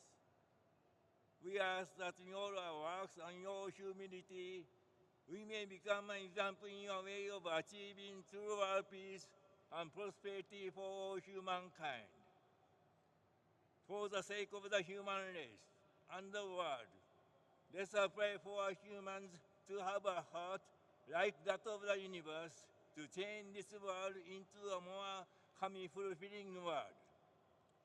Let us live a life of gratitude in harmony with the universe. The Konko faith is the way of a peaceful and joyful heart, as the divine reminder indicates. It seeks the establishment era of peace and joyful heart of people, the work era in this world. our founder Concordatin taught us. If people live every moment in the teaching, on this very day pray with a single heart, divine blessing within your own peaceful and joyful heart, the glory of Kami will appear, and true world peace will be attainable. In order to accomplish peace and justice throughout the world, Kami's glory should first appear. Kami's arrangement of working definitely needs to be the foundation. Let's pray for this world. Let's work hard for this world. Let's strive for a world that is filled with the peaceful and joyful heart of all people. May this earth we love so much become a place where divinity and humanity will meet together in prayer, rejoice together in gratitude, and delight together in mutual satisfaction. May the 2023 Parliament of the World Region, Chicago, have a great success as you are.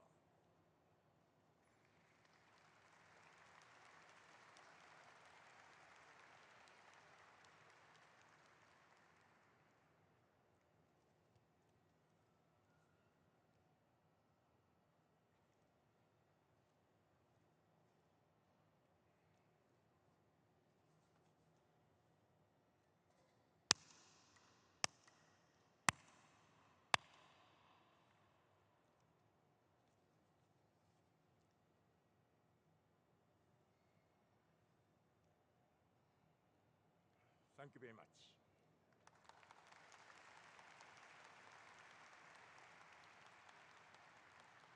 Please welcome President of the Buddhist Council of the Midwest, Reverend Asayo Horibe.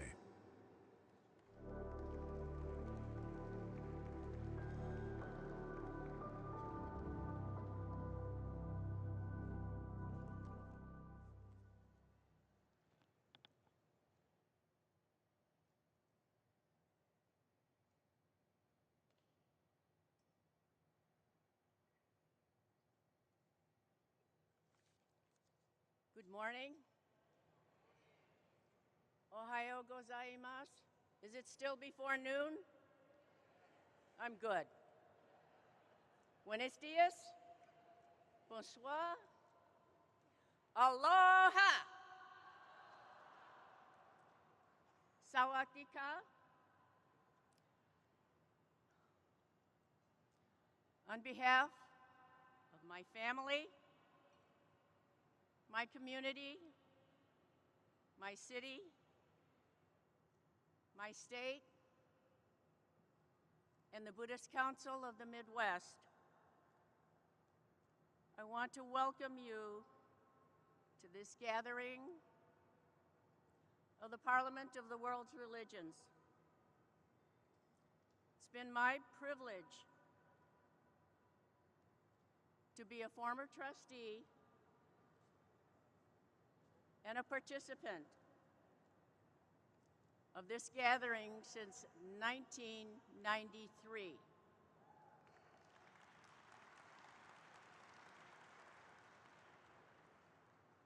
I am so grateful for the friendships that have come my way since the beginning of this journey. While you're here for the next 5 days, you will be offered the exposure to the world.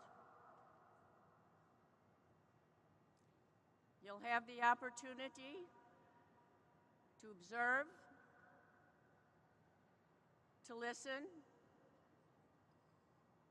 to share, and to appreciate the many ways we have now to learn, to live, and survive in this home that we call the earth. We're given the ability to make choices on how our life should be. My teachers told me that anyone can be your teacher. There are options out there, and only we can know if we pick the right one.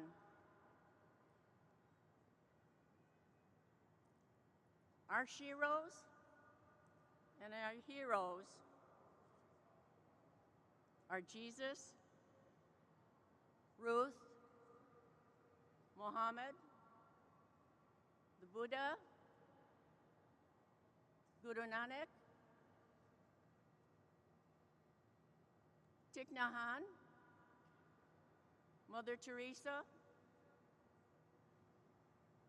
Jane Goodall, Greta Thunberg, and many more. We have free will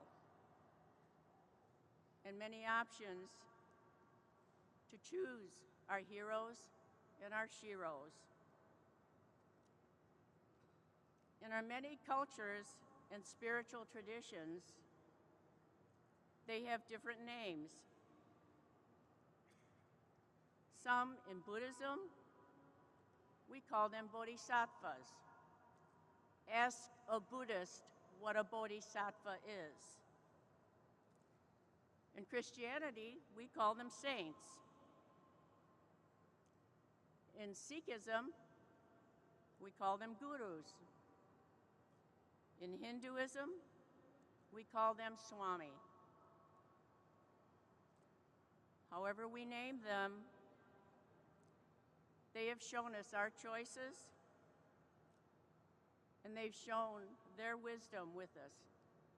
They've shared it with us. We always have the option to choose. We have the option to choose whichever one works for us.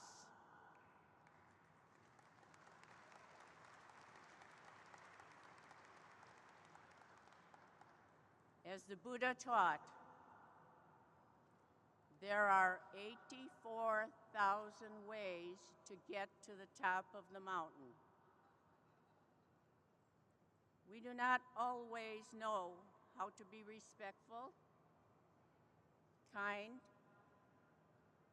or compassionate. Please continue to show me how to say your name, how I may greet you, and always let me know if I've made a mistake and harmed you. I may be over 3/4 of a century on this planet, but I'm still learning and practicing. Let's all travel this journey to be one in the community, to be one in humanity,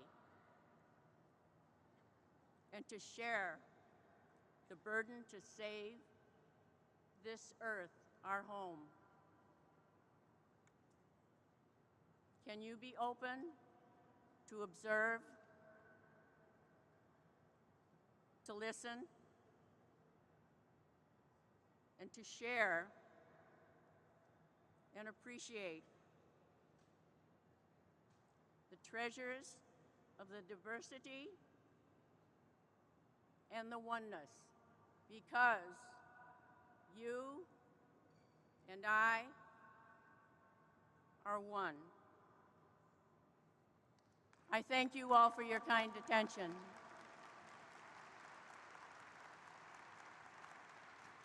I'm sorry, I forgot namaste. Enjoy the conference. Talk to everybody. Greet everybody. And go home with the treasures that you've received at this gathering. Be safe. Take care of your life.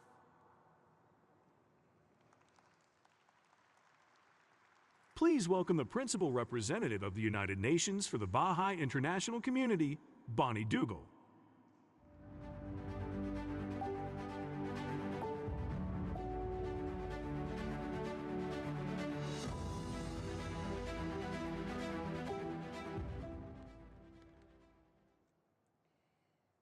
Friends and distinguished colleagues,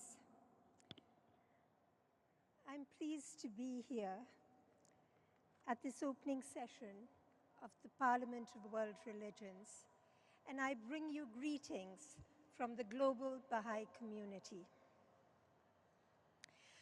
I will also note in passing that the original Parliament in 1893 saw the first public mention of the Baha'i faith in North America, when a paper written by the Christian minister, Reverend Henry Jessup, quoted a passage from the writings of Baha'u'llah. This year sees the Parliament returning to the city of its birth. And notably, this year will witness another important milestone, the 75th anniversary of the signing of the Universal Declaration on Human Rights. The Declaration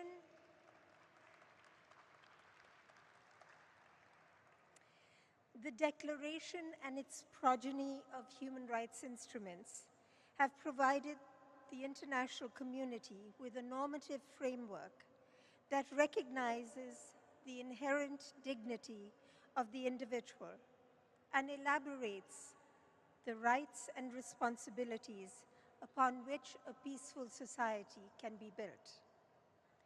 Articulation of this framework was a critical advance in the codification of global norms. It is central to our theme here today. A call to conscience has been translating these norms into lived realities for the peoples of the world. Movement in this direction requires tools of policy and procedure, but these alone, if devoid of moral and ethical commitment, cannot fulfill the promise of dignity, freedom, and essential human rights. A truly harmonious and constructive society can only be maintained by moral beings. It requires the application of conscience. Far from sterile abstraction, then, ideals of conscience, freedom, and human rights reflect the aspirations of principled actors seeking to build a better world. Those ideals are defined in large part by a sense of common purpose, transcending one's own concerns and interests. In this regard, it seems only natural that the world's great faith traditions have consistently advocated rights-based principles, such as the care for the sick, provision for the poor, liberation of the oppressed, and justice for the wronged. Beyond advocating admirable principles, religious communities at their highest have been instrumental in defining the parameters of what ideals such as justice, decency, and compassion mean in practice and look like in society. Religion has played a crucial role in securing their place in human consciousness and expanding their boundaries to larger and larger groups of beneficiaries. Baha'u'llah wrote of this gradual process of widening the scope of affinity and care, noting that in every age and cycle of God hath wondrous essence recreated all things, so that whatsoever reflecteth in the heavens and on earth the signs of his glory may not be deprived of the outpourings of his mercy. many today feel that religion is as much an obstacle as it is an asset in translating noble ideals into lived realities. Sadly, such views are not without justification.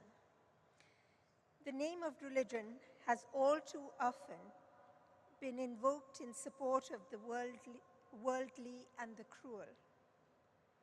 Yet, a future worthy of humanity's highest aspirations is defined as much by qualities of spirit, such as equality, solidarity, generosity, and justice, as it is by material resources, such as technology and infrastructure.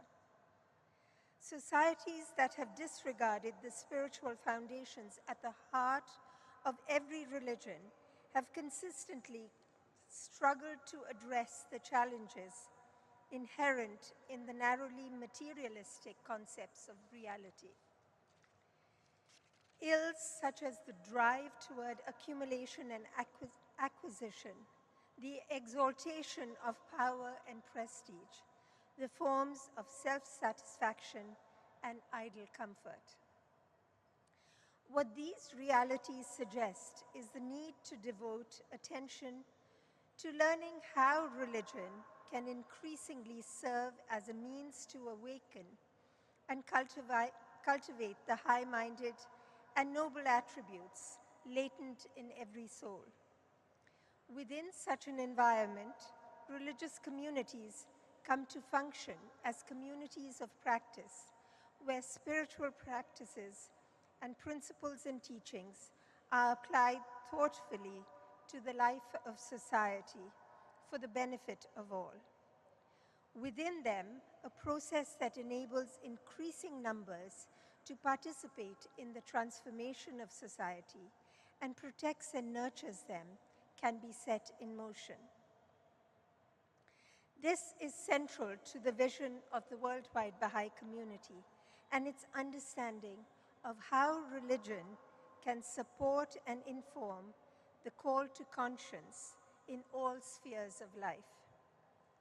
In that spirit, I conclude with the following words of Baha'u'llah, read in a previous iteration of this very space some 130 years ago on behalf of Reverend Jessup, that all nations should become one in faith and all men as brothers, that the bonds of affection and unity between the sons of men should be strengthened, that diversity of religions should cease, and differences of race be annulled. What harm is there in this? Yet so shall it be. These fruitless strifes, these ruinous wars shall pass away, and the most great peace shall come. Thank you.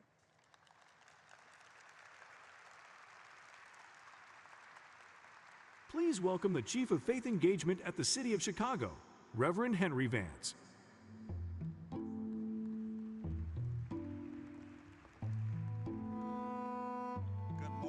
Good morning, Parliament. Good morning again. My name is Reverend Vance Henry.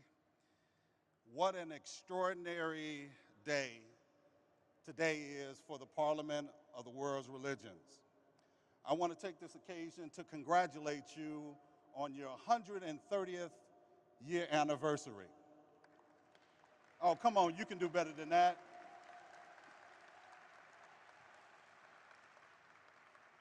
It is extraordinary to think that 130 years ago, religious leaders like those who've gathered here today met to discuss the critical needs and issues of the world in which they lived and worshiped, to figure out, based upon those critical issues and needs, what the religious community could do to respond to the needs of their day. And so 130 years later, in this room, our religious leaders that represent more than 80 nations. And I just want to take this occasion to congratulate you for coming together 130 years later to discuss the critical needs in our world today and how the religious community can respond to those needs. In the book of Psalms, King David was quoted to have said, "I will bless the Lord at all times. His praise shall continually be in my mouth. My soul will make her boast in the Lord. The humble shall hear thereof and rejoice. Oh, magnify the Lord with me, and let us exalt his name together." If you love the God of David, why don't you put your hands together and join me in giving him some praise?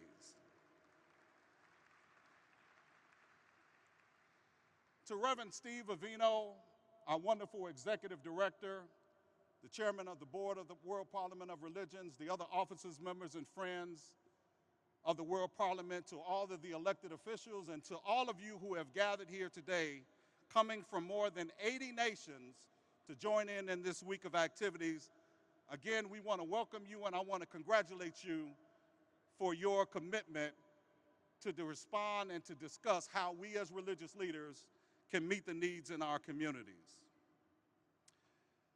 In the world in which we live today, we don't have to look far to see darkness and division. In fact, as we look around the globe, we see darkness and division in far too many places. When we look at the war in Ukraine, and we see how hospitals and nursing homes and educational centers are being intentionally bombed, and then we see the horrible loss of life and the rubble that is left behind, we see darkness and division in our world.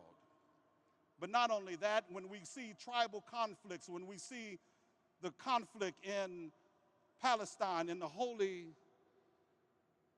Middle East, when Palestinians and Jews are fighting, when we look in Africa and we see tribal conflicts, when we look in Asia and Europe and we see tribal conflicts, we understand that darkness and division is all around. But not only that, when we see darkness, we can even see darkness and division here in the United States of America. Every day in the nation's capital, Democrats and Republicans are fighting over the tragic events of January 6th. We see this darkness and division. The foreboding and shadowing clouds of darkness and division are cast over our country as we watch Democrats and Republicans fight over policies like those that will be discussed this week. We see darkness and division. I want to commend the Parliament for coming together in the face of darkness and division to discuss the critical issues of our day, to discuss civil and human rights, to discuss climate change, food insecurity, and economic justice. And then just the other day in Montgomery, Alabama, we saw this same darkness and division when an innocent black man who was just doing his job was attacked by a hate-filled group of white people just for doing his job. We see this darkness and division. That's the bad news. I wouldn't be a Baptist preacher if I didn't offer, as I close and I head to my seat, some good news. In the Christian scriptures, Jesus offers us some good news. He says in Matthew chapter 5, "You are the light of the world." In a dark and divided world, we are the light of the world. But he doesn't stop there. He said, "Let our light so shine in this dark and divided world so that people would see our good deeds and glorify our Father in heaven." In a very similar way, Sir Edmund Burke, that old wise and sage-like statesman, said it this way: The only thing necessary for evil to triumph is for good people to do nothing. In other words, what Sir Edmund Burke was saying was that if good people decide to hide their light, darkness and division will continue. The beloved Reverend Willie Taplin Barrow said it this way: we're not so divided as we are disconnected. What am I trying to say? As I close today, let me see if I can make it plain by offering this brief but profound story. When I was about 5 years old, the lights went out in my neighborhood. Not only did the lights go out in my neighborhood, but the lights went out, in fact, on my block. And the lights went out in the home where I lived. Me and my cousins that weekend were spending the weekend with my grandparents. And understanding the situation, my grandmother, in her wise way, quickly gathered all of us together around her and explained a profound life lesson. She said to us as she gathered us all around her in that dark house, she said, you can either curse the darkness or you can light a candle. And as she gathered us all around her and she walked us from room to room in that house, and each one of those rooms she had strategically placed candles. And as we walked in each room, she handed us a candle and she began to light it. And she said to us, you have the option in your life to curse the darkness or to light a candle. Before we knew it, as we had gone from each room to the other, we recognized that a house that had been dark had become lit up by those candles. We realized that as we got together, we could force the darkness away. What am I saying? I want to suggest to us as I close today that in the same way as we gather together from 80 nations around our world, if we decide to put our lights together, we can force the darkness away.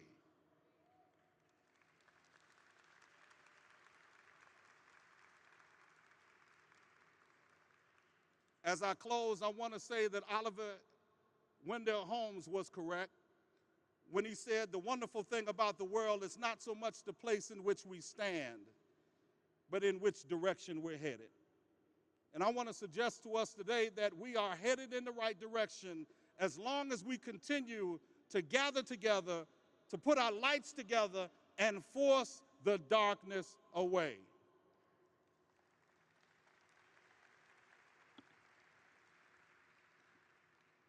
I'm going to see the mayor later today, and so if you would be so kind as to join me and do your hands like this. Thank you so much. Thank you. I'll be able to tell the mayor that I was able to shake all of your hands. God bless you today. Please welcome the president of the Vivekananda Society of Chicago, Swami Ishtakananda.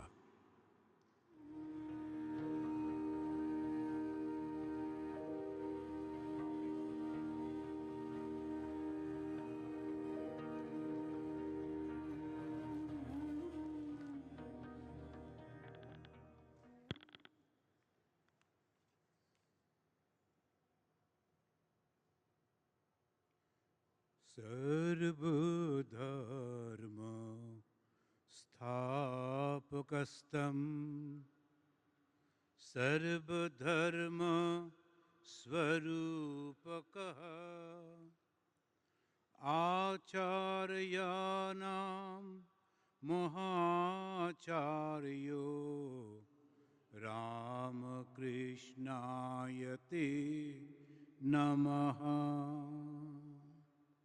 I bow down to that Supreme Being who took the form of Bhagavan Sri Ramakrishna to practice and propagate the unity in diversity. I, Swami Ishatmananda of the Ramakrishna order, take this honor to welcome you all on behalf of the Hinduism, the third largest religion of the world, into this great confluence of unity in diversity. Hinduism believes in the divinity of every being. From that point of view, we are all one. Apparently, we are different. Our features are different, dresses are different, languages are different. Our cultures are different, but in reality, we are all the same spirit, and same consciousness is present in all of us. Apparently, we are practicing different religions, following different paths. But in reality, we are going to the same goal, that is God, who manifests at love and unselfishness. God is nothing but love and unselfishness. Friends, we can give an example that we are going from in different way, but reaching to the same goal. Suppose from Chicago, we go to Washington, D.C. I can go by road. I can take the train. I can fly. Different means of transportation, but we are reaching to the same goal. The same way, another example that we can give some students studying mathematics, maybe one in Japan, one in Great Britain, one in India, one in US. But at the same, when they are completing their graduation in that subject, they can teach the subject anywhere. Similarly, different paths, different modes, different practices, different religion, all are leading to the same goal. Friends, there are forces that always try to divide us so that they can rule over humanity. We have to be united to protect our freedom, and freedom is our birthright. Swami Vivekananda, the Hindu monk who attended the first Parliament of World Religions in Chicago in 1893, he used to say, freedom, freedom, freedom. Freedom is the first condition of growth. Freedom, freedom, freedom. Freedom is the song of the soul. Friends, the relation between religion and human beings, like the relation between water and the fish. Fish cannot survive without water. Similarly, a human cannot survive, cannot remain a human without religion. But if the water becomes contaminated, that becomes the cause of death for the fish. Similarly, if the sectarianism, bigotry, fanaticism enter into religion, then that becomes the source of suffering for the human being. We have to be vigilant in this front. You are all aware that the first Parliament of Religion in 1893 began with a unique slogan, let all religions be united against all irreligion. After 130 years, standing on the soil of Chicago, let us also take this vow. We, the followers of religion, stand hand in hand against all irreligion to defend our freedom, our human rights. Please join with me in this universal prayer and repeat after me loudly. Let everyone be free from suffering. Let everyone think positively. Let everyone have positive thoughts. Let everyone be happy every moment, everywhere. Om, peace, peace, peace unto all. Namaskar.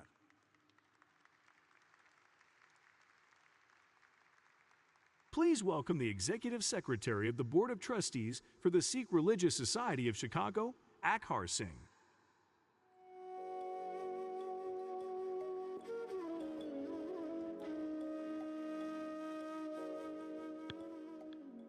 Waheguru Ji Ka Khalsa, Waheguru Ji Ki Fateh. The salutation means Khalsa, the pure, the saint soldier, belongs to the Almighty, and any victory that Khalsa gets, spiritually or worldly, belongs to the Almighty. Good afternoon. Actually, I had good morning, but it looks like we are already past noon here. So I am blessed and honored to have an opportunity to be in the company of spiritually wise people who have gathered today to participate in the Parliament of World Religion. The living, eternal spiritual master of Sikhs, Tan Shri Guru Granth Sahib Ji, Holy Scripture, has a verse from the 9th Master, Shri Guru Tegh Bahadur Ji, that characterizes spiritually wise person. Paikahu ko det na hai, neh pa manat aan, kaho nanak sunare mana, gyani tahe bakhan. One who does not frighten anyone and who is not afraid of anyone else, says Nanak, listen mine, call him spiritually wise. A spiritually wise person does not threaten anyone else, but at the same time, fearlessly expresses thought.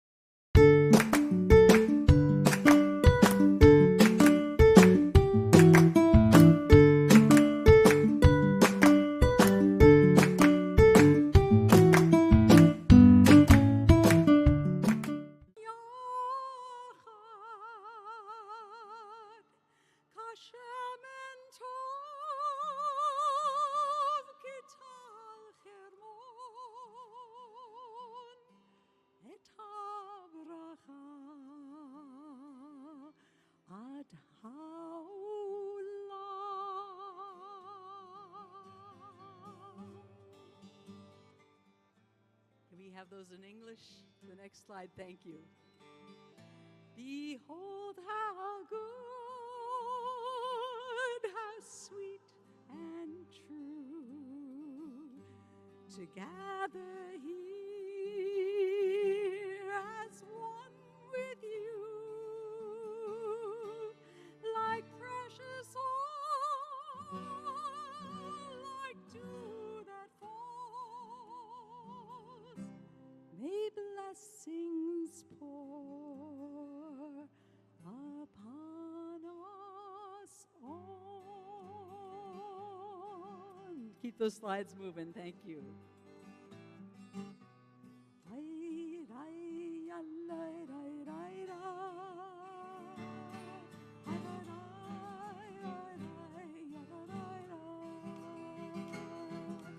Olam Chesed-Ibañez,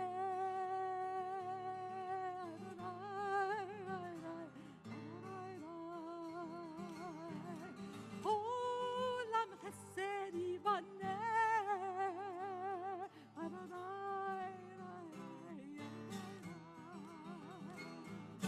Olam Chesed-Ibañez.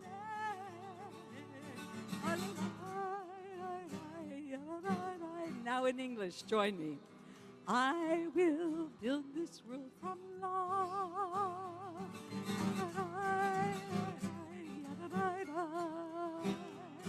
And you must fill this world with love.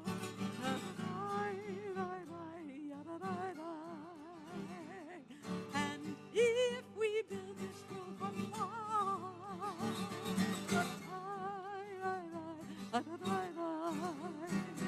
then God will build this world with love.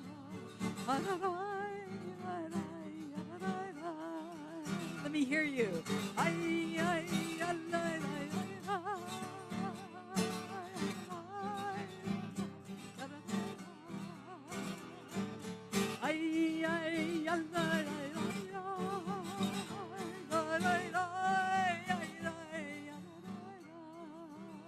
Next slide would be good.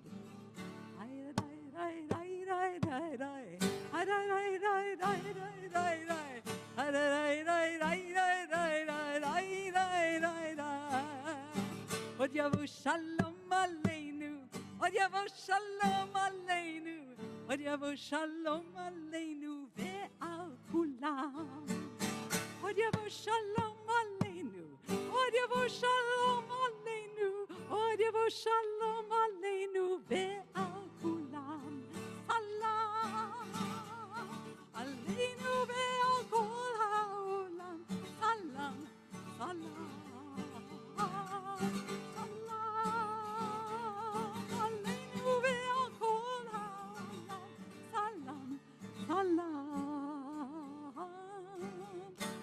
Shalom aleinu, Odyavo shalom aleinu, Odyavo shalom aleinu, ve'al kulam. Odyavo shalom aleinu, Odyavo shalom aleinu, Odyavo shalom aleinu, ve'al kulam. Salam aleinu ve'al kol ha'olam. Salam, salam. Salam aleinu ve'al kol ha'olam. Salam, salam.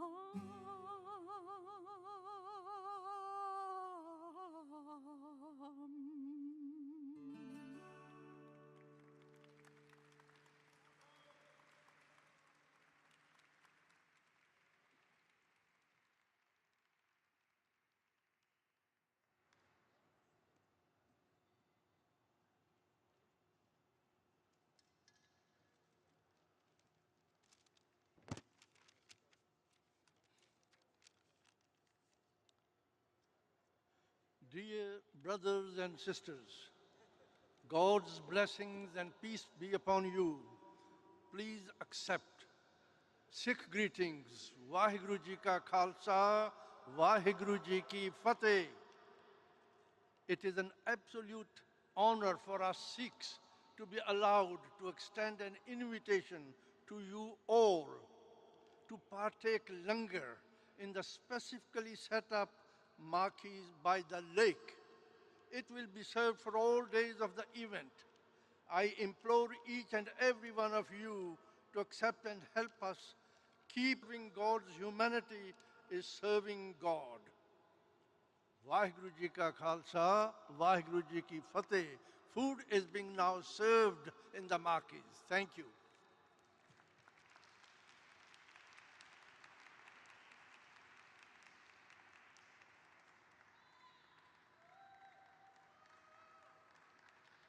Please welcome Chicago's favorite hip-hop kids performance group, the Happiness Club.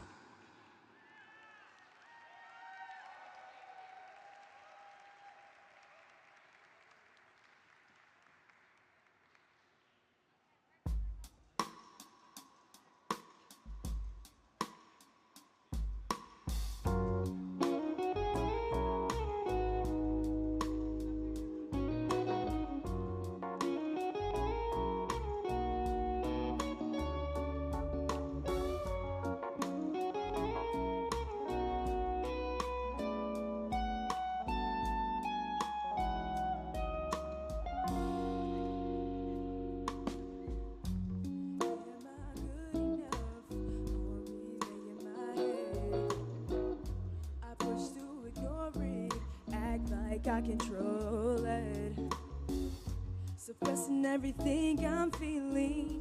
Confessions on a constant repeat. Do everything to be discreet. I'm just hanging from a thread. Can I break this pattern? Need a new tomorrow.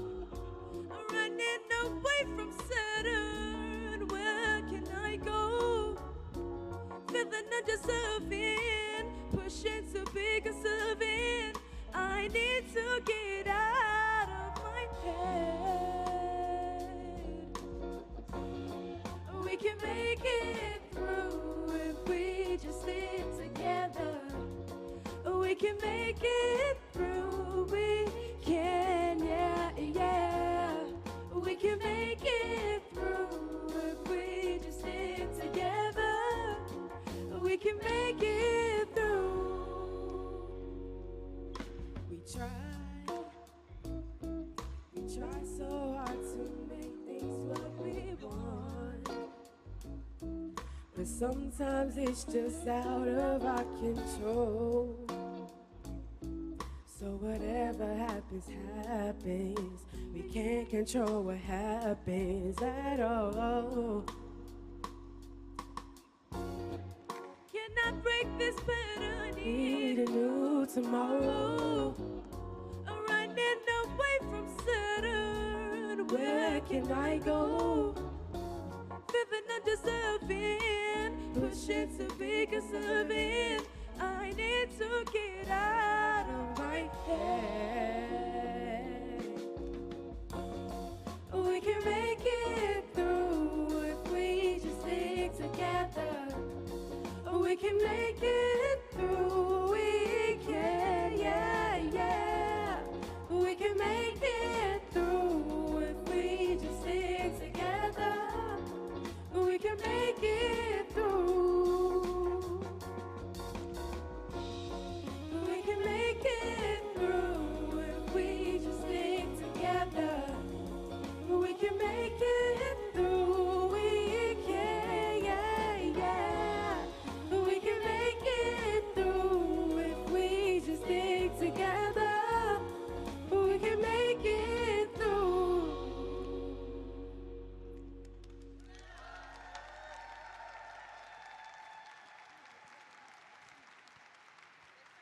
Right now, 101. Hey. Ooh, yeah, it's loud, it's loud. Hey. Come on, put your hands together. Hey. Let me see your hands, let me see your hands. Come on, Oh man, dude, I'm so stressed out. Schoolwork got me ready to scream and shout. I'm trying to get my mind off of this man. I'm trying to shake that stress off. Turn my music up, yeah, to the max. I'm about to start dancing. Birdie, get back, yeah. Can't nobody do it like me. Yeah, can't nobody jack my skis. Yo, man, I'm asking what I gotta do to get it off my chest. I'm losing my mind, no rest. I'm scared all the time, and all I really want is a day without a test. Yes, you stress. All that I'm asking, and not to worry about the classes I'm passing. Things like fast, but being the graduate, I'm gonna walk it off like MJ and NASA. You got a problem, man? Shake that stress off. It's getting out of hand. Shake that stress off. It's really on your nerves. Shake that stress off. Break up all the swerves. We gon' dance it off, dance it off, dance it off, dance it off, dance it off, dance it off, dance it off, dance it off.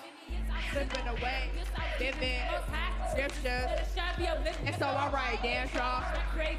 Look at me, I'm on stage. Family, we popping and locking. Ain't no stopping of those. The word, but we strong, we know. Never let our haters get us down. We in. You rockin' with the happiness, come down. Get off of my back. I get off of my rack. And I'm awesome, in fact, and I got it all in the back. I'm living stress-free. Don't let these haters come around and stress me. I walk around here feeling like the best me. My inhibitions off the missions, never let them hurt you, but direct you still in. Shake that stress off. It's getting out of hand. Shake that stress off. It's really on your nerves. Shake that stress off. Make the problem small. Shake that stress off. Dance it off. Dance it off. Dance it off. Dance it off. Dance it off. Dance it off. Dance it off. Dance it off. My best friend Fana. My best friend Fana. My best friend Fana. I said she finna. She finna. Get it, get it, get it. What? Get it, get it, get it. Get it, get it, get it, get it, get it, get it, get it. Whoa.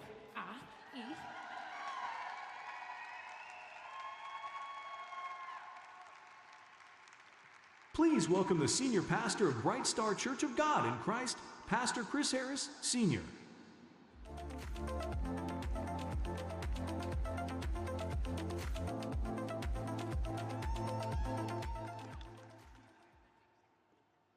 First of all, good afternoon, everybody.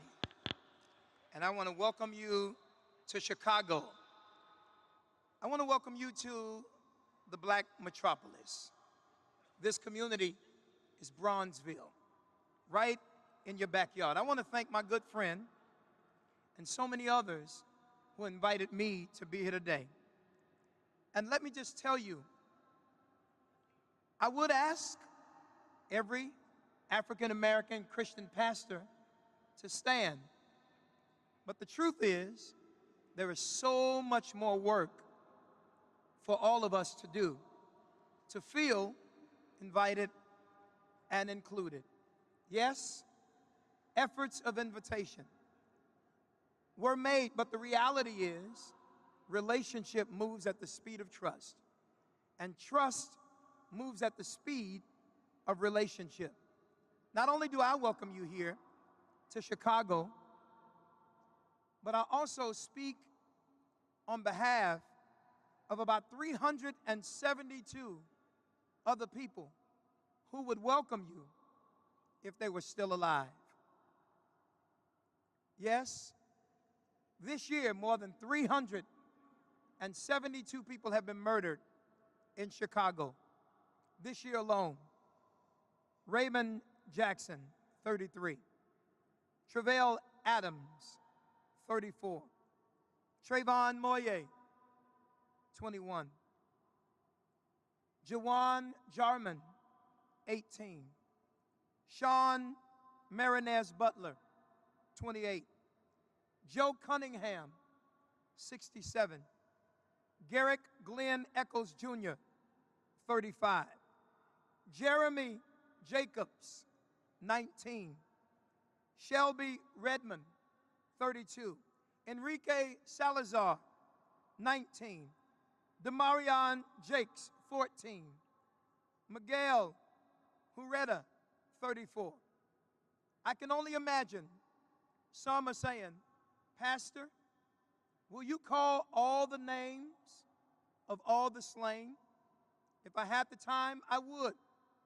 But here is the question, and here's how I challenge all of us who are people of faith. I ask the question, what can faith do? And the answer is more. The faith community, collectively and individually, should absolutely do more. The question is, are we here to discuss freedom and human rights, or are we here to defend freedom and human rights? The reality is, I preach out of a book that says in James chapter 2, verse 25 through 26, in the Message Bible, it says, the same with Rahab, the Jericho harlot. Wasn't her action in hiding God's spies and helping them escape? That seamless unity of believing and doing, I repeat, believing and doing what counted with God. The very moment you separate body and spirit, the scripture says, you end up with a corpse. Here is how that scripture ends. Separate faith, can I say it again? Separate faith and works, and you get the same thing, a corpse. Here is what I believe we have a responsibility to do. Put faith and connect it with works. In the King James Version, it says, faith without works is dead alone. So I believe we have work to do. What can faith do? I'm glad you asked. At Bright Star Church of God in Christ, right here, 5 minutes from here, St. James Church of God in Christ, about 17 minutes from here, we are putting works with our faith. We're putting action behind what we believe. We're providing trauma counseling through faith leaders based on an Israeli model that I found in Israel. And now more than 50,000 people have been impacted by the works connected to our faith through a trauma helpline. 50,000 people, lives have been changed. They are still here because of what faith has decided to do. What can faith do? It can make sure through our Bright Star community outreach efforts that we give more than 4,500 jobs. I said it, 4,500 jobs to people who live on the south side of Chicago. That is what faith can do. What can faith do? It can step up, stand up, and speak up against underfunded schools on the south side of Chicago. That's what faith can do to make sure that we bring STEAM programs. Y'all not clapping like I really want you to clap, as if you was in the black church on the south side of Chicago. Science, technology, education, talk to me, engineering, arts, and mathematics. Education is what we can fight for. What can faith do? Here is what I believe. Everybody do me a favor. Shout, we can do more. Come on, I need you to say it like you mean it. Say, we can do more. And here is what I encourage all of us to do as I leave you today. Make sure we remember the 3 C's. Everybody do me a favor. Shout, be concerned. You got to be concerned. When you are concerned, that's when you put your head in it. Everybody say, be connected. When you are connected, that's when you put your hand in it, because you cannot heal who you will not touch. And then last but not least, everybody say, be compassionate. When you are concerned, you put your head in it. When you are connected, you put your hand in it. But when you are compassionate, that's when you put your heart in it. And I say to the parliament of the world's religions, I know it took you a long time to come back to Chicago, but don't take another whole bunch of decades to come back again. And when you come back, here is what we're going to ask. Were you concerned? Were you connected? And were you compassionate enough to address the ills of the communities that you come and hold your connections in? God bless you, and we look to see you again. Please welcome the presiding bishop of the Evangelical Lutheran Church in America, Reverend Elizabeth A. Eaton.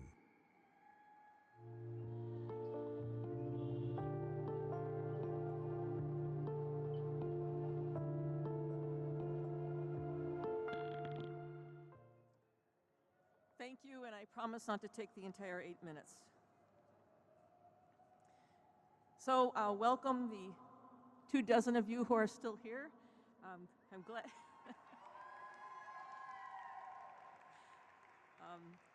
Bring you greetings from the Evangelical Lutheran Church in America, and Chicago is the home of our main offices here. And I also acknowledge that we are on the lands of the Peoria, the Potawatomi, the Miami, the Kaskaskia, and the Kickapoo people who have been here from time immemorial. I was elected to this office 10 years ago today as the presiding bishop, and in the last decade I've been challenged to respond on the basis of conscience to religious conviction to crises such as the extrajudicial killings of black and brown people in the United States, from Michael Brown in Ferguson to George Floyd in Minneapolis to Breonna Taylor in Louisville.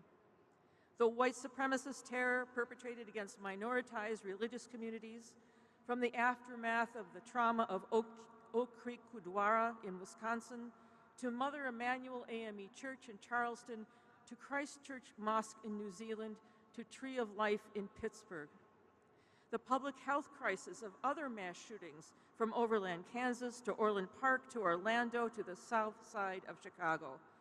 In the United States, we surpassed 400 mass shootings by the end of July. The embrace of white Christian nationalism in the U.S. and the attendant threats to democracy, from Charlottesville to the insurrection at the U.S. Capitol. The rise of other forms of religious nationalism globally, including India, where holy sites and houses of worship of religious minorities are being destroyed, and women in the state of Myanmar are being subjected to gender-based violence, and in Israel-Palestine, where the Palestinian people are facing dire repression, violence, desecration of their holy sites, and the expansion of illegal settlements, and where the very presence of Christians is at risk. The pandemic of anti-Black, anti-Asian, and other forms of racism and white supremacy in the United States and globally, the scourge of gender-based violence, the rise in anti-Semitism and anti-Muslim hate. These are all causes for despair. And when people despair, or when there isn't hope, or when there's this much uncertainty, people look for certainty. And this opens the door to authoritarianism. In many ways, authoritarianism tries to play on unity. What they really mean is uniformity, which can be used as a weapon to make sure people are controlled and stay in line. We in the Lutheran World Federation talk about unity as being unity in reconciled diversity. And this, I believe, is what the Parliament of the World's Religions is trying to demonstrate and embody in our time here in Chicago this week. We're talking about being people of conscience. And the word conscience comes from the Latin conscientia, at least in English, which means knowledge that you have not just by yourself, but the knowing of something with another person. So conscience and people of conscience are never individuals acting autonomously, but we form this work of conscience with each other. There is, in fact, an understanding in Lutheran theology that our conscience and our lives are lived coram Deo, in the presence or in the sight of God. And there is a wonderful Irish proverb that says, "In the shelter of each other, the people shall live." So with this presence and with this consciousness, we are able to be a people of hope, even in the face of despair, especially now in the face of despair. The very purpose of this Parliament is that we are the people who, despite all evidence to the contrary, believe in another way, a way of hope and not despair. At the heart of Lutheran commitment to ecumenical and interreligious relations is the antidote to despair. As Lutherans, we believe that when we engage with each other in acts of love, service, and solidarity, we can change the world for the flourishing of all people and all creation. The God who justifies expects all people to do justice. Let us join together, holding fast to our most deeply held convictions and creating space for those of others so that we can faithfully respond to the most pressing needs of our time with a counter movement of cooperation and love and a sacred regard for all creation. For 130 years, this movement, convened by the Parliament of the World's Religions, has been a call to conscience. Today, that call remains as urgent as ever. Will we heed the call? May it be so.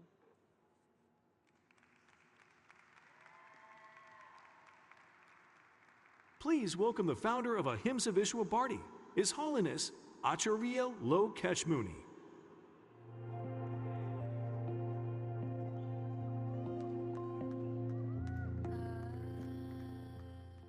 नमो अरहंताणं नमो सिद्धाणं नमो आयर्याणं नमो वज्जायाणं नमो लोये सब्ब साहुणं ऐसो पंच नमोक्कारो सव पावपणासनो मंगलाणं च सब्बे सिंह परमं हवै मंगलम सर्वे भवन्तु सुखिने सर्वे सन्तु निरामया सर्वे भद्राणि पश्यन्तु मां कष्टिं दुख भाग भवेत्। बंधुओं और बहनों, मैं उस भारत देश से आया हूं, अनेकता में एकता उसकी मौलिक विशेषता है। बहुलतावादी संस्कृति उस देश की खूबी है। सर्वधर्म सद्भाव उस देश का मूल मंत्र है। उसी देश से स्वामी विवेकानंद जी 1893 में और वीर चंद्र गांधी ने पहली सर्वधर्म संसद को संबोधित किया था। मुझे पार्लियामेंट की ओर से मेल प्राप्त हुआ कि आप ओपनिंग सेशन के स्पीकर हैं, 8 मिनट का आपका टाइम है। मेरा टाइम होता है अब शुरू। Respected and honorable guests, esteemed delegates, fellow spiritual leaders, friends from all corners of the world, it is with utmost humility and gratitude to that I stand before you today at the Parliament of World Religions, an unparalleled gathering of hearts and hearts and minds devoted to the pursuit of peace and understanding. Together, we represent the tapestry of faiths, cultures, and beliefs united by the common thread of community. I am represent one of the oldest religious of India as a founder of Ahimsa Vishwa Bharati and World Peace Center, which literally means non-violence for India and the world. We have established a path for peace, harmony, and bonding to take this peace-building voyage forward. I envisage India's first World Peace Center, which works for larger peace and conflict. India is a diverse country with all the major religions of the world. We believe in bonding and love and respecting all faith practices. World Peace Center will work for these ethos in the world, grappling with conflicts, strife, and discord. Our pledges here is not mere happenstance, it is the testament to our unwavering commitment to seek a better path, a path that leads us away from the darkness of division and towards the luminous dawn of peace. Throughout history, religious and ideological differences have been at the root of countless conflicts. The flames of hatred and violence have engulfed community, tearing apart the very fabric of society. Yet, it is the midst of such turmoil the world has witnessed the power of compassion, understanding, and mutual respect to heal wounds and made broken relationships. The teaching of Jainism and indeed the essence of all major faith traditions emphasize the sacredness of life, the pursuit of non-violence, and the unity of all living beings. These timeless principles have served as beacons of hope, guiding humanity towards coexistence and cooperation. In the word of Lord Mahavir, to not injure, abuse, oppress, enslave, insult, torment, torture, or kill any creature of living being. This profound message transcends religious boundaries, extending the hand of reverence to every form of life on this planet. As a spiritual leader, we bear the profound responsibility to nurture this spirit of interfaith dialogue as collaboration. Let's remember that the continuous endeavor requiring patience, perseverance, and humility. Respect a dignitary's guest, a spiritual leader, and advocate of peace. As we convene here, that this sacred space, we are reminded of the imperative needs to address the pressing issues of our time, conflicts that have plagued our societies both within and between nations. The reverberations of violence, hatred, and discord are felt across the globe, causing immeasurable pain and suffering to countless beings. Yet, is representative of diverse faith, traditions, and spiritual philosophies. We possess the immense potential to become agent of transformation change.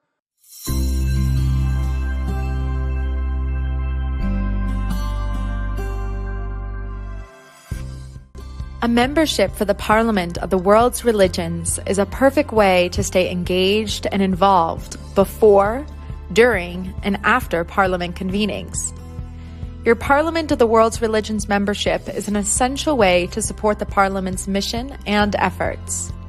Your membership supports the Parliament's efforts in a variety of ways by helping fund causes like religious and economic justice, climate action and commitments, women's dignity, fostering a global ethic, among many others. Your Parliament of the World's Religions membership also comes with many exclusive benefits. We created the member program in 2018 as a way to keep members engaged after the Parliament convenings. With exclusive virtual events, digital content, and social forums, Your membership is designed to continue your interfaith-based learning while keeping you connected to fellow Parliament of the World's Religions members.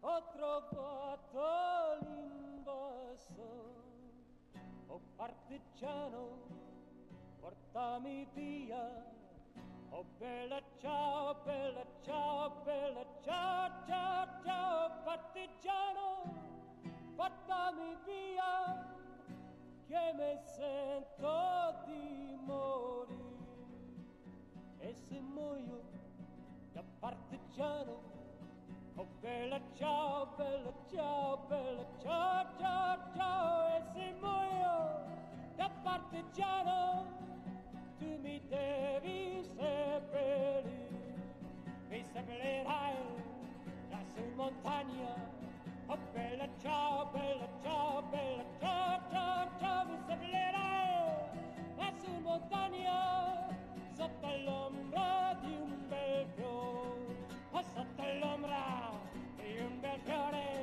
oh bella ciao, ciao, ciao, ciao, sotto l'ombra di un bel fiore, tu mi devi seppellire, e le genti che passeranno, oh bella ciao, ciao, ciao, ciao, e le genti che passeranno diranno tutti che bel fiore, che bel fiore, il partigiano, oh bella ciao, ciao, ciao, ciao, che bel fiore, il partigiano, che è morto per la libertà. Hey!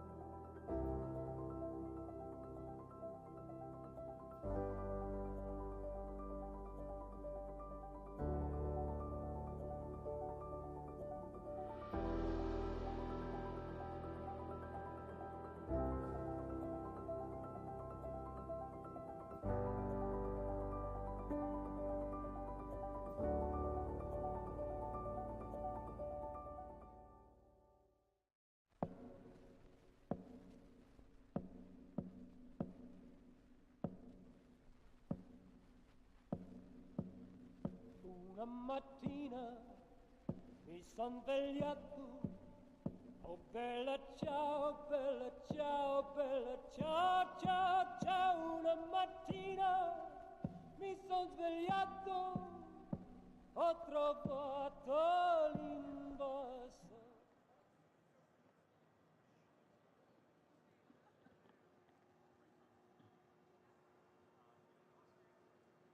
Good afternoon.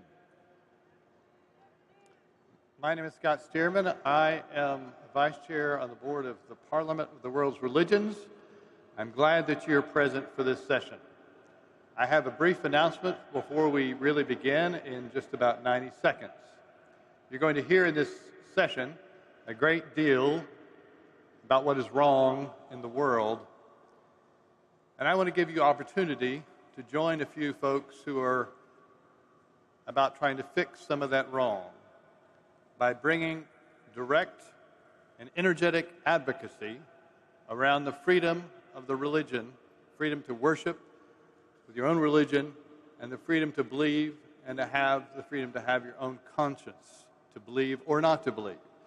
After this session, there will be a meeting of the International Freedom Roundtable, International Religious Freedom Roundtable. There's been meeting in D.C. for the last number of years weekly. We're having our meeting here. It will take place downstairs in room E258. It was to take place in this space, but this is a move and necessity. And so you're all invited, share with your friends to come and join us with a historic moment where, for the first time ever, this roundtable will be meeting as a parliament. Enjoy this session.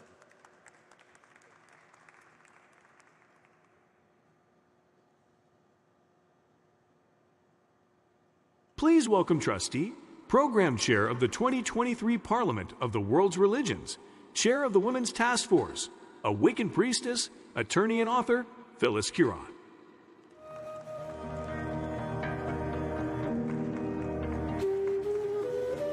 Hello, brave souls. Thank you for joining us today. It's my privilege to welcome you to the Parliament of the World's Religions plenary on the crisis of authoritarianism. And it is going to be a terrific plenary.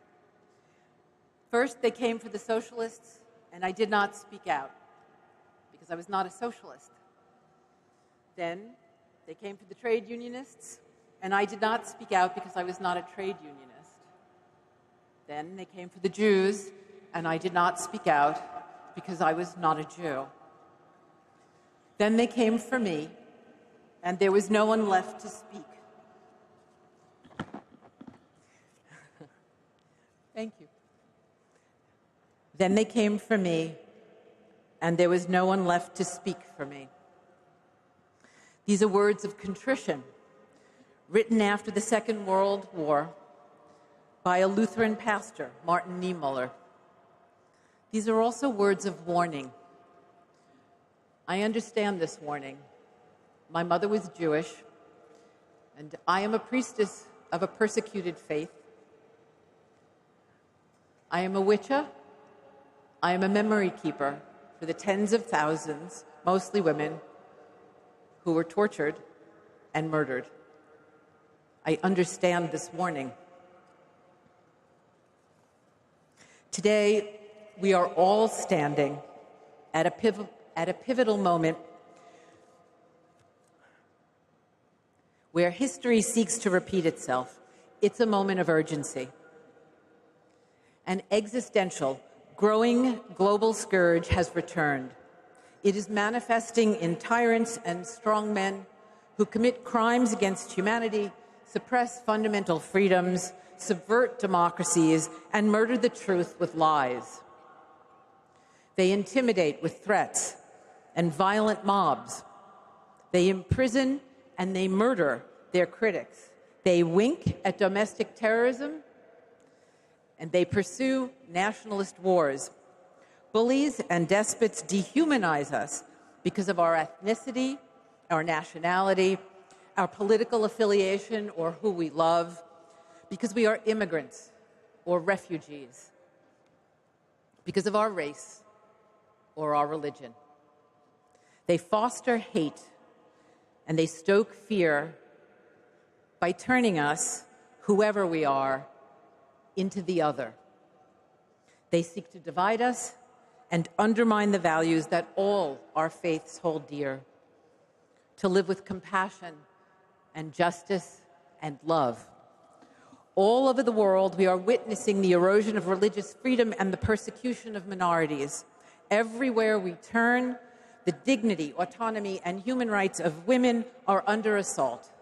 And what is done to women is always done to the earth. It is a stark reality. It is a stark reality that transcends borders, cultures, and faiths. A reality that demands our collective action and moral courage. As people of faith and spirit, we have a singular responsibility. Here is the truth we must all confront and change. Despots are misappropriating religions to justify the unjustifiable. Tyrants proclaim themselves saviors, posturing with religious symbols and exploiting language to affirm their power. And tragically, there are religious leaders who stand beside them and religious communities who cheer them. Putin declares himself the defender of Russian orthodoxy and justifies his invasion of Ukraine as the restoration of Holy Rus, supported by the head of the Russian Orthodox Church.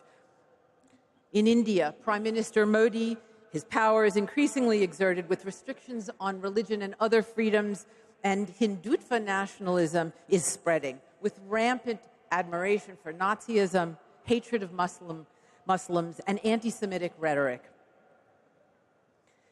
Prime Minister Netanyahu in Israel, on trial for corruption, has forged an alliance with the extreme and theocratic right, with dire consequences for the future of Israel's liberal democracy, for its citizens, and for the 2.5 million Palestinians in the West Bank.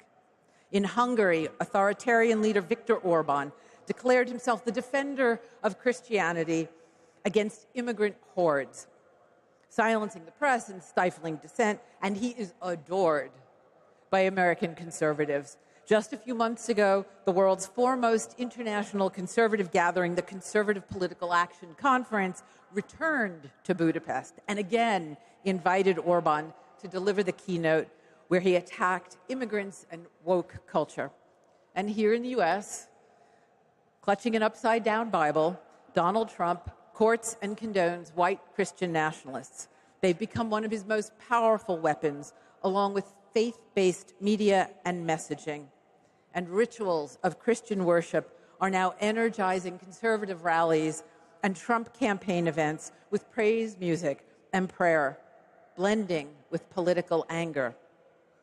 Demagogues and dictators are sharing their strategies, messaging, and data collection. They support each other, fund each other, and arm each other. And they are supported by religious leaders and followers who are more than bystanders. They are beneficiaries, trading collaboration for the imposition of their values and beliefs on those who do not share them.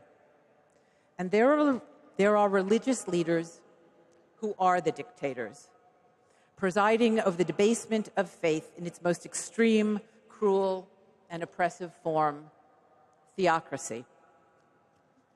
This is not who we are. Every faith has, at its core, a summoning to ease the suffering of others. When we live by those values that we share, love, compassion, and respect for one another, we heal autocracy's poison. And when we live by our values, we shatter the illusion of the enemy other. We live the truth of our interconnectedness and our shared humanity. Our fates are intertwined. At this pivotal and dangerous moment, we must find the courage to speak truth to power, and we must open our hearts to one another. For when we do, we dismantle the walls of hatred that fascists seek to build. The world is watching us. Let us be defenders of truth amidst the deluge of misinformation. Let us be beacons of hope in the face of darkness. Let us be champions of love in the presence of hatred. Let us work together towards a future where fascism finds no harbor, where we recognize one another as sisters and brothers. Let us inspire those who are watching us to join us in creating a world where compassion, justice, and freedom prevail. Thank you. May blessings be upon us all.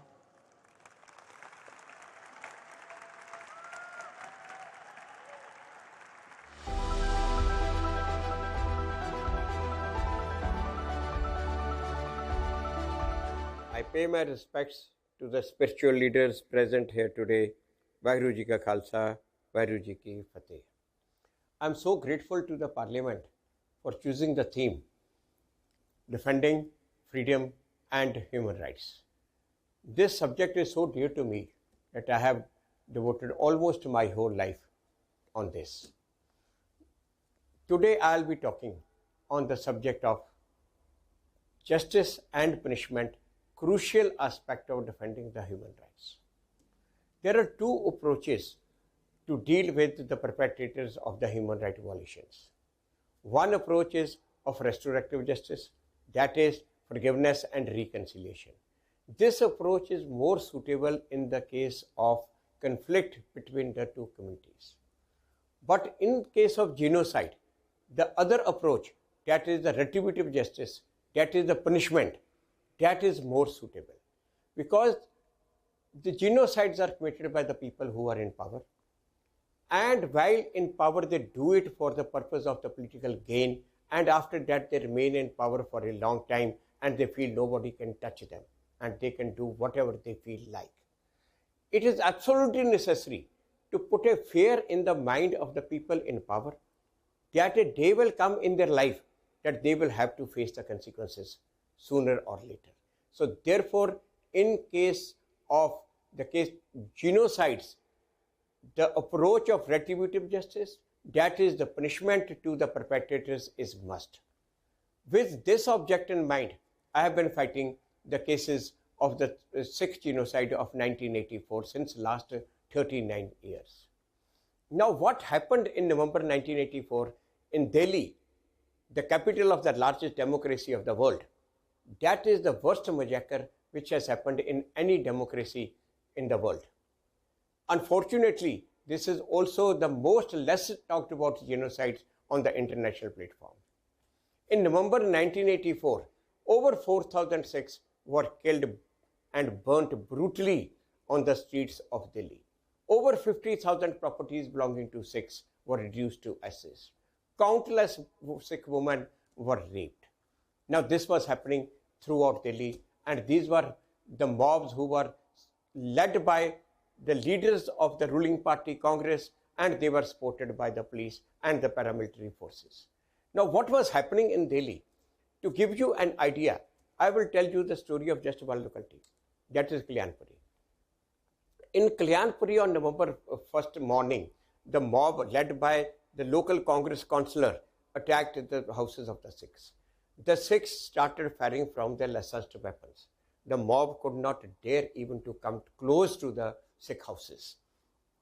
Soon thereafter, the police reached there in large number. The police assured the Sikhs that we are here to protect you, you hand over your guns. Police seized 25 guns from Sikhs. Thereafter, the mob attacked. The mob killed 500 Sikhs in that area alone. Not only that, over 100 Sikh girls, including the minors, they were abducted, taken to a nearby park, and those goons used to come at night with the torches and pick over whichever girl they have liked. Now this was happening throughout Delhi.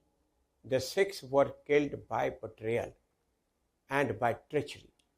If the police had not seized their guns, they were capable enough of protecting them, protecting their family, protecting their women. But unfortunately, the police supported the mobs in killing Sikhs. At that time, I was just 29 years old and I had just started my practice. I took up the cases of the victims and started the cases against these perpetrators. Most of them were, at that time, powerful leaders of Congress. They were sitting ministers. They were members of parliament. They scuttled all our effort. Battle after battle.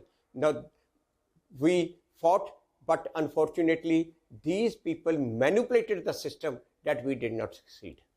Ultimately, after 34 years, in 2018, we had our first major victory when a member of parliament, a member of legislative assembly, and a member and a councillor were given life imprisonment. They are in jail as we speak today. But our fight is far from over. Our fight against the perpetrators is still continuing, and we will chase them and we will pursue them. The Sikhs of Delhi have forgiven the common people of Delhi. The Sikhs have reconciled between these two approaches of forgiveness and punishment, but the Sikhs have not forgiven the mastermind, and they will continue chasing the masterminds. The fact that the Sikhs have forgiven the common people of Delhi is sufficiently evident from what they did during the pandemic in 2020, when they distributed free langars, they distributed free medicines, they distributed free oxygen equipments. Now, the same people who in 1984 were frantically looking for the Sikhs on the streets of the Delhi to kill them and to burn them, in 2020, the same people were looking for the Sikhs on the streets of Delhi with a view and hope to get some food, to get some medicine, and to get some oxygen equipment. The Gurdwaras which they burnt in 1984 to ashes, in 2020, the people queued up in long queues in front of the same Gurdwaras with the hope that they will get free food, they will get clothes, they will get medicines and oxygen equipments. Now, this is the Sikh character, and this is what we have learned from our masters and our religion have taught us. Sarvat da Pala is the rule with which the Sikhs believe in and the Sikhs follow. But at the same time, the Sikhs will not give up the fight against the mastermind, against the perpetrators. We will chase them and we will continue to chase them. We have still a long way to go. And I request all of you here to please pray to the Almighty God that we may succeed in our fight against injustice. Vaheguru Ji Ka Khalsa, Vaheguru Ji Ki Fateh.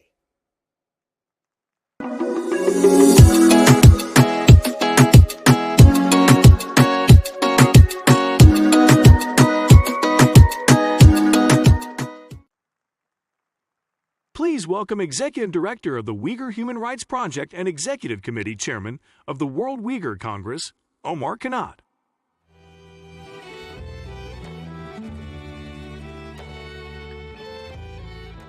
Assalamu alaikum.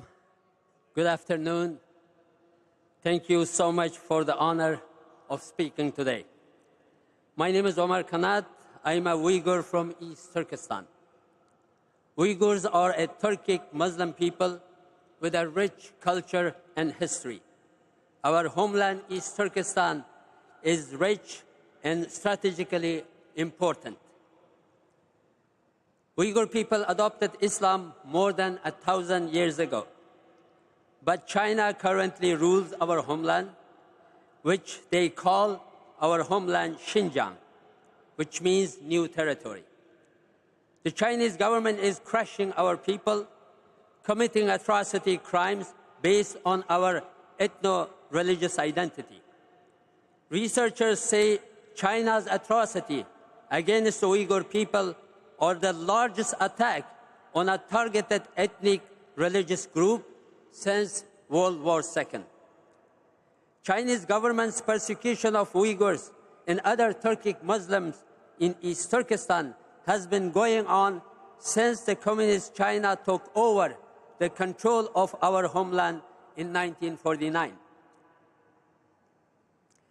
But in 2017, Chinese government's systematic assimilation policy turned into an all-out war against the Uyghur people. Since 2017, the Chinese government has rounded up an estimated 1.8 to 3 million Uyghurs and other Turkic people without charge or trial and put them in concentration camps. Thousands of intellectuals are in prison, serving long sentences suddenly announced to them when they were already in prison.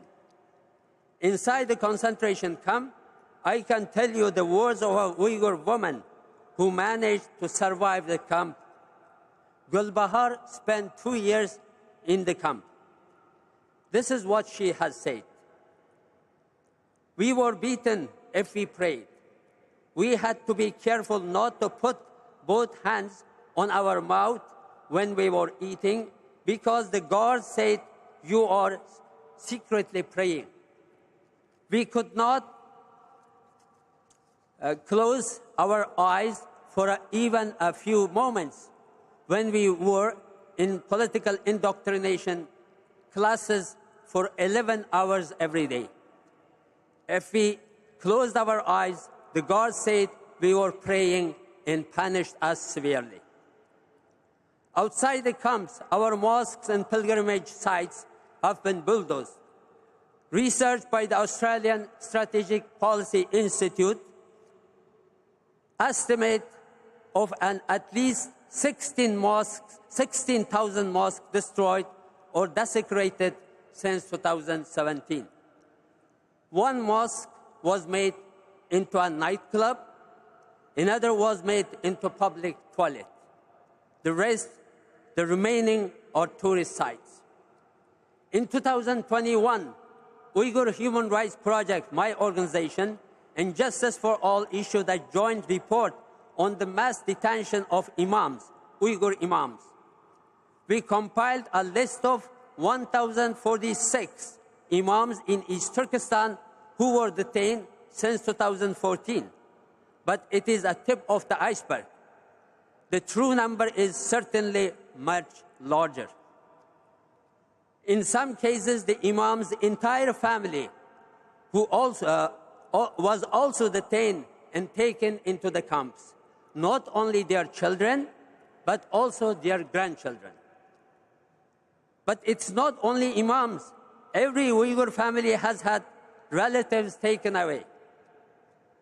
The leaked documents called Xinjiang Police Files, which were published 22nd of May 2022, include police photos of people as young as 14 and as old as 82, taken into the police custody. Even children as young as 6 can be found in the files. According to researchers, about 1 million Uyghur children have been taken from their families and put into the custody of the state. In these so-called boarding schools, they suffer the grief of losing all contact with their parents. The children are intensively trained to hate Islam or any other religion. But the government goes even further. To make sure the Uyghur women will not have children at all in the future, police have called in all women to have forced insertion of birth control, or they are sterilized by force. Men and women are forced to work in factories far away from their homelands, from their villages, so they cannot marry and form families. The birth rate dropped by 50% between 2017 and 2019. Truly, it's a plan to make the Uyghurs disappear. That's why we say it is a genocide. Because of the scale and scope of the atrocities being committed by the Chinese authorities, 11 parliaments around the world have passed resolutions condemning the atrocities. The UN High Commissioner on Human Rights issued a report on August 31st, 2022, officially recognizing that horrific crimes are occurring. The report confirmed evidence of torture, arbitrary detention, and enforced disappearances, and other international human rights crimes. The report concluded that they may amount to crimes against humanity. The US has imposed 119 sanctions, targeted sanctions, against Chinese entities and individuals who are complicit in this genocide.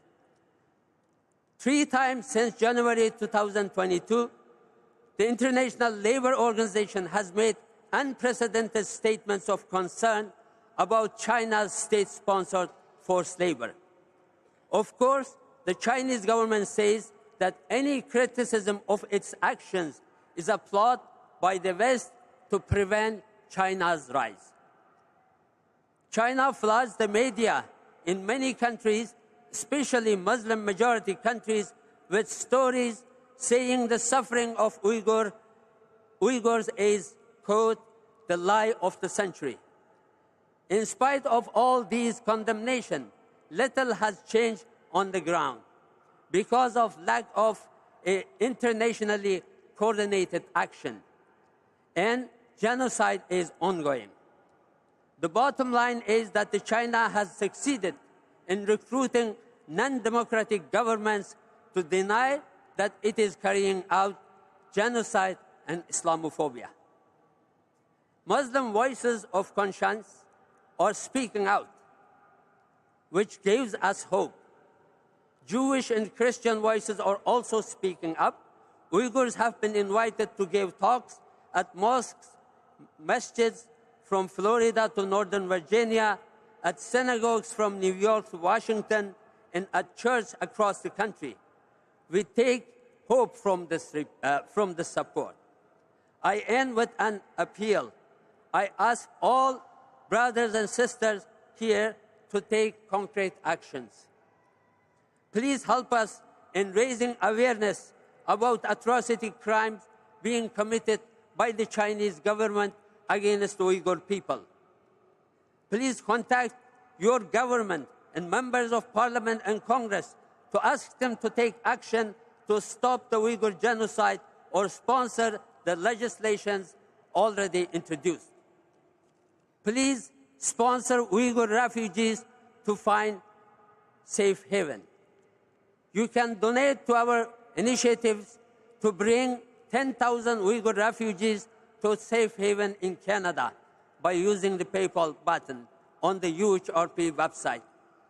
Please ask your imams, your pastors, your priests, or your rabbis to invite a Uyghur speaker to your community to give personal testimony about our parents, about our sisters, our aunts, our uncles who are currently disappeared or died in state custody. In conclusion, I'm sure we have your sympathy and your solidarity. For this, Uyghurs are extremely grateful. We also need your action. Thank you.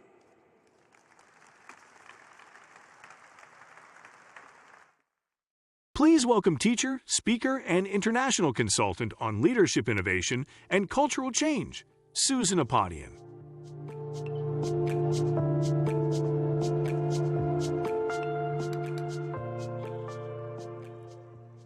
Greetings, beloved sisters, brothers, and my non-binary siblings. I begin again by paying homage to the traditional spiritual guardians of this land that has so generously provided refuge to me and my family and many of us here. Those original caretakers who first cherished these sacred lands and lakes, whose ancestors lived and died here, gathered and did sacred rituals here for many thousands of years before we ever set foot as extended guests on their territories. We cannot make up for all that they have lost. I thank them and humbly request those guardians in the spirit realm to watch over these proceedings. May our thoughts, words, and actions be worthy and aligned with the highest good of all our human family and non-human relatives. I also call upon the wisdom keepers from my own Zoroastrian lineage who have also survived against all odds, those who have gone before me and stand behind me, and I acknowledge myself as one among them in a long and unbroken line of lineage keepers. I thank you for welcoming me here in the name of this most ancient order. Today I speak in both my capacities as a scholar and a spiritual elder. This gathering has put out a call to conscience. Many of us here sense that we were born for this time period, this time of great crisis and opportunity. What are we being called to be and do? And how do we join hands to be and do it together? I feel deeply moved to be here, to amplify this call to conscience, in part because it's part of the origin story of my birth tradition, which began with the sounding of the call thousands of years ago. The Gathas, or sacred hymns attributed to Zarathustra, known as Zoroaster by the West as the founder of Zoroastrianism, opens with the same call to conscience and asks, who among you will step up to address the suffering and injustices rampant in our world? Zoroastrian dynasty had a chivalric tradition called Asp Abad, and which influenced Western chivalry. Iranians have, from time immemorial, sounded a call to all of the knights of light, regardless of gender, to defend and create all that is life-affirming, true, and beautiful. We have sounded the call to honor our ultimate power, the power of choice, to choose expansive love and shared liberation. Part of that call is a call not just to conscience, but to a greater consciousness, which requires awareness of our toxic stories and the choice we have to co-create a new story.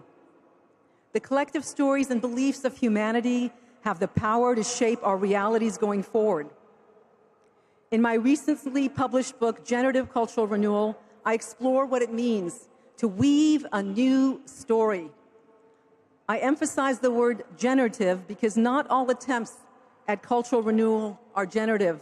They do not all bring benefit to humanity, and in fact often increase, not decrease, our trauma footprint. To create a new, more generative story, we have to begin by asking ourselves how aspects of our religions subtly and not so subtly damage people, damage our relationships, and damage our natural world. We can courageously ask, how much traumatic damage have our religions done and are doing out of pure arrogance? For example, the belief that we have the one best way and only way to God, or that we have the one truth. Religious literacy, perhaps, should include not just the feel-good elements of how wonderful our faiths are, but literacy means the humility and integrity to bring awareness to the shadow side of our religions. Thank you. This includes questioning the prevailing religious beliefs that speak of a sinful and not to be trusted humanity that needs saving by an outside superior force, whether a messiah or now artificial intelligence. Moreover, some are apparently worthy of being saved while others are not. According to these narratives, the divine is punitive and women have limited value. Earth herself may not even be worth redeeming, since the spiritual and material realms are considered separate, with the spiritual superior to the material. Life on Earth is not cherished. So it's no wonder with a story like this that we have the world we have. Generative cultural renewal entails not only preservation and restoration, but also making significant alterations in our beliefs in order to reduce our trauma footprint. Let us together resolve to tell a different story, one that Iranians have been chanting in the streets, Zan Zendegi Azadi, woman, life, freedom. And I would add a fourth phrase to the important trio, Zamin, or earth. In my birth country, the brave and courageous people of Iran are heeding the call to conscience. And for doing so, they are being indiscriminately killed, raped, blinded, and tortured. Let us show them that they have the support of countless millions around the world taking up their call to woman life freedom. Let them know they're not alone. As I shared this morning during the Women's Assembly, this call, Zan Zendegi Azadi Zamin, Woman Life Freedom Earth, is not just a call of remembrance for Iranians. It's for all of humanity, a call for all of us to restore ourselves to our ancient knowing. Regardless of whatever the religion we identify with now, all our indigenous wisdom traditions knew of the sacredness of the earth, the natural world, cherished the women who birthed us into this glorious, beautiful earth, valued the preciousness of life on earth, and entrusted us with the freedom to explore truth in order to spiritually evolve. Woman Life Freedom Earth is a call to conscience for all humankind.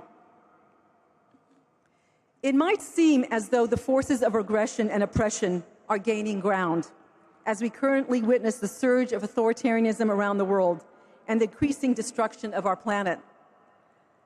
But let me offer a hopeful perspective for our times.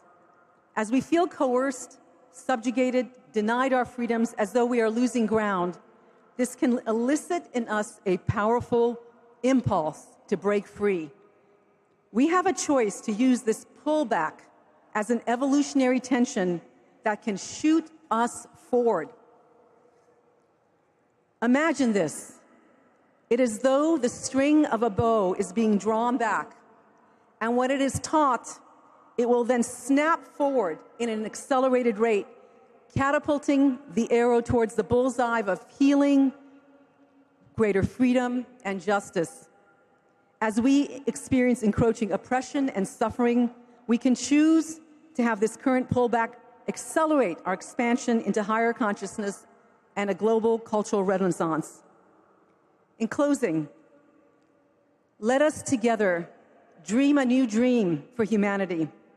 Let us bravely rewrite our collective stories. Let us enter into a global conversation about what generativity means and how we can get there together. I ask you, who is prepared to join me in renewing the pledge in defense and celebration of the future, the earth, and all her children? Thank you.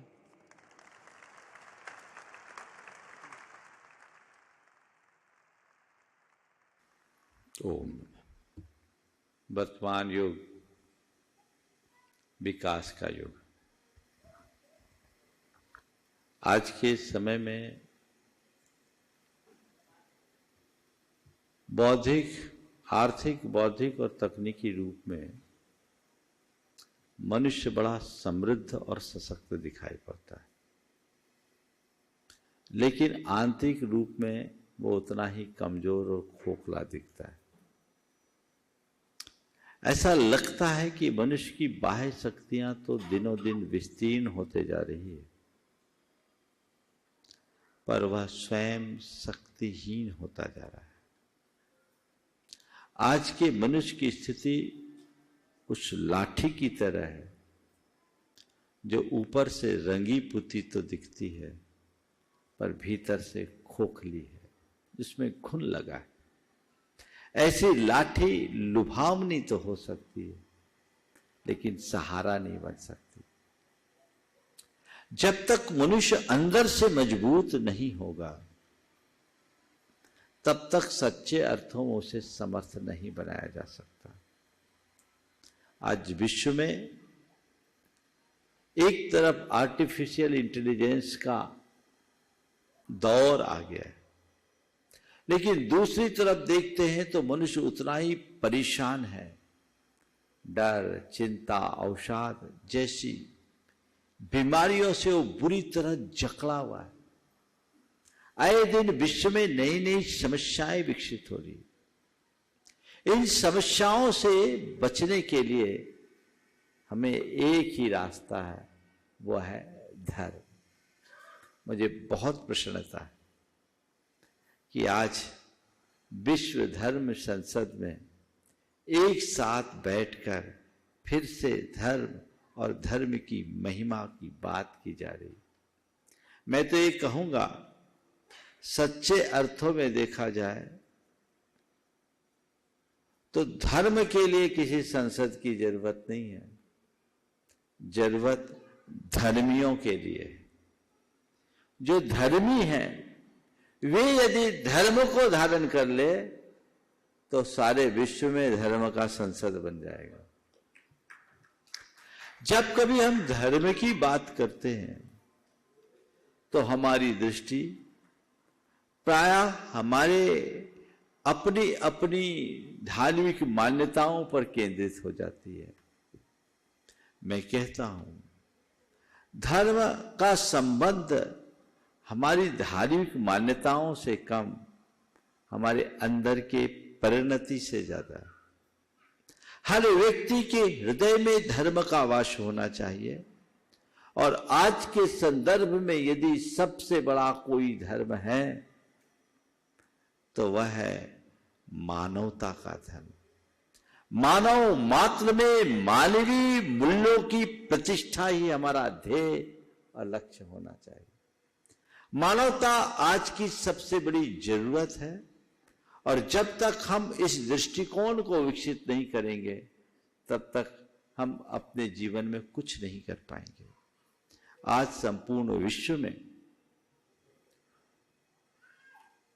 सबसे ज्यादा अगर कमी दिखती है तो संवेदनशीलता की दिखती है।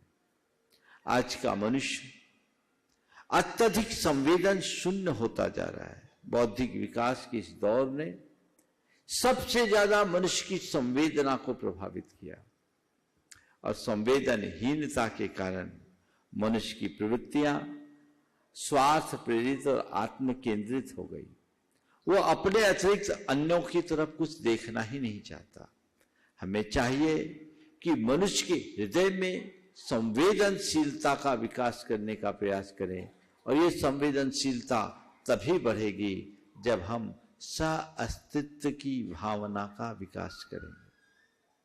सह-अस्तित्व की भावना का मतलब है जैसे मैं हूं वैसे ही अन्य प्राणी है, जैसे मेरा अस्तित्व है वैसे ही अन्य प्राणियों का अस्तित्व है, जैसे मेरी आत्मा है वैसे ही अन्य प्राणियों की आत्मा है, जैसे मैं सुख से जीना चाहता हूं वैसे अन्य प्राणी भी सुख से जीना चाहते हैं, जैसे मैं दुख से बचता हूं वैसे ही संसार के अन्य प्राणी भी दुख से बचना चाहते हैं, जैसे मैं जीना चाहता हूं वैसे ही संसार के अन्य प्राणी भी जीना चाहते हैं, जैसे मैं मरना नहीं चाहता वैसे ही संसार के अन्य प्राणी भी मरना नहीं चाहते। तत्वतः जैसे मेरी आत्मा है वैसे ही संसार के प्रत्येक प्राणी की आत्मा है। इसलिए मेरा एक कर्तव्य है, जियो और जीने दो, जो भगवान महावीर का संदेश। खुद जियो और औरों को जीने दो। सर्वभूतात्मा भावना की आज विश्व को सर्वाधिक आवश्यकता है। सबकी आत्मा एक सी है, सब में एक सी समान आत्मा है और जब हम इस समानता के भाव को अपने हृदय में जागृत करेंगे तभी अपने साथ औरों का ख्याल रखा जा सकेगा, तभी हम अपने साथ औरों को संभाल पाएंगे और तभी हमारा हृदय अपने अतिरिक्त औरों के प्रति संवेदनशील बनेगा। आत्मौपौम्य की उदात्त दृष्टि भगवान महावीर के संदेशों के अनुसार आया तुला पयासु, सबको अपने समान देखो, यही आज पूरे विश्व को इसी बात की सबसे ज्यादा जरूरत है, इसकी आवश्यकता है। हम अपने अंदर की संवेदनशीलता को व्यापक बनाएं। जितना हम अपने विषय में सोचते हैं उतना ही हम औरों के विषय में भी सोचने की कोशिश करें। कदाचित अपने हितों की पूर्ति करें तो उसमें कोई बात नहीं, लेकिन अपने हितों की पूर्ति के पीछे औरों के हितों की उपेक्षा न करें, उनका घात न करें, तो हम अपने जीवन में कुछ कर सकेंगे। संवेदना को जागृत करना है जो हम सह-अस्तित्व की भावना से ही कर सकते हैं। आजकल इसका घोर अभाव देखने को मिल रहा है। जितना अधिक मानवीय मूल्यों का ह्रास आज हुआ उतना अतीत में कभी नहीं हुआ। इस संवेदनशीलता के अभाव में ही सब चीजें छिन्न भिन्न हुई है। हमें उन्हें संभालना पड़ेगा। जब तक हम सह-अस्तित्व की भावना नहीं जगाएंगे तब तक हमारे हृदय में अहिंसा, करुणा, प्रेम, परस्परता, बंधुत्व जैसे उदात्त जीवन मूल्य प्रतिष्ठित नहीं होंगे।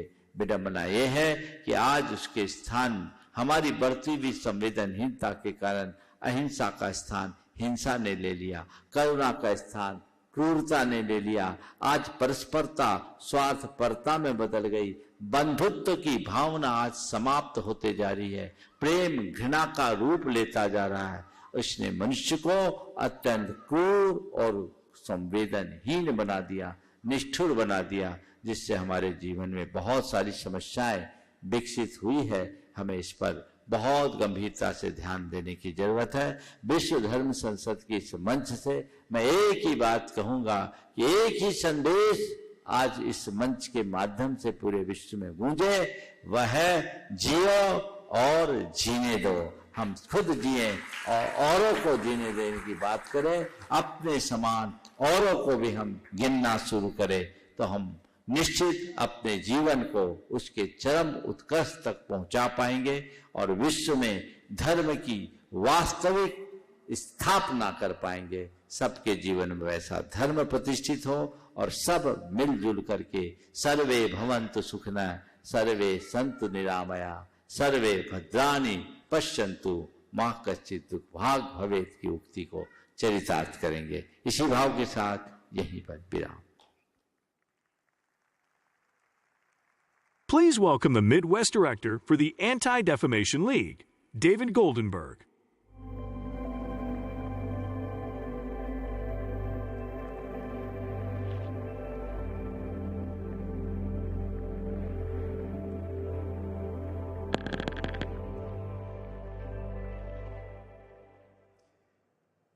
So this wealthy couple has a bunch of college students over to their home.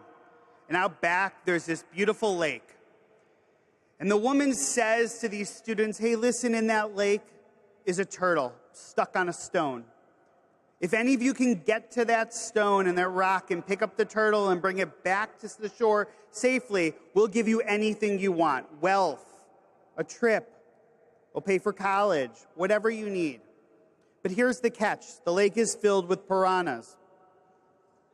So they sit there for a couple minutes and, well, no one moves. So the couple says shrugs and they turn around and start walking back into their home. When all of a sudden, there's a splash and they turn back and there's a kid bobbing and weaving in and out away from the piranhas, gets to the rock, stands up, dripping wet, takes a deep breath, bends down, picks up the turtle, jumps back into the lake, back and forth in between the piranhas. Finally gets to the shore and the couple comes running around the corner and they say, that was amazing. What is it that we can give you? What is it that you want? And the student looks at them, shrugs their shoulders and says, I just want to know who pushed me in the lake. Now I know in this room, many of us have been pushed into the lake. But I also know that all of us have had to absorb one crisis after another in recent years. Houses of worship are targeted by individuals driven by hateful ideologies with violent tendencies. The rule of law and core democratic principles are regularly challenged through preposterous claims that elections are rigged and the targeting and harassment of election workers. Elements of conspiracy theories like QAnon and the Great Replacement theory, rooted in anti-Semitism, xenophobia, and hate, can now be found in the policies of mainstream political parties. Jews, members of the AAPI and LGBTQ community, and others continue to be scapegoated for the problems of the world. Extreme statements made by politicians and elected officials that it would have previously been disqualifying them from holding office instead give them 5 to 10 point bumps in the polls. The implications are dangerous and even deadly. Vicious rhetoric is no longer an abstract issue. Instead, it is a dangerous and destabilizing force that can manifest in the real world and impels individuals to act violently.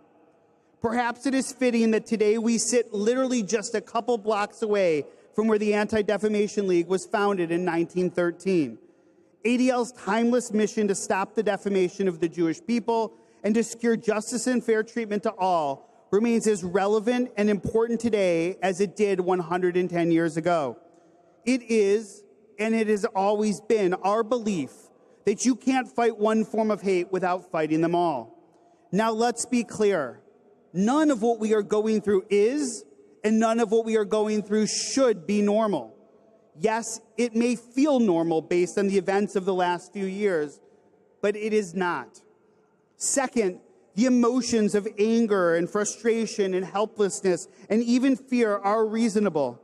While victims are often resilient, humans weren't made to withstand this level of trauma on a daily basis. Third, and perhaps most importantly, we have the power to demand and drive change, because I truly believe there are more of us willing to fight hate than those trying to normalize it.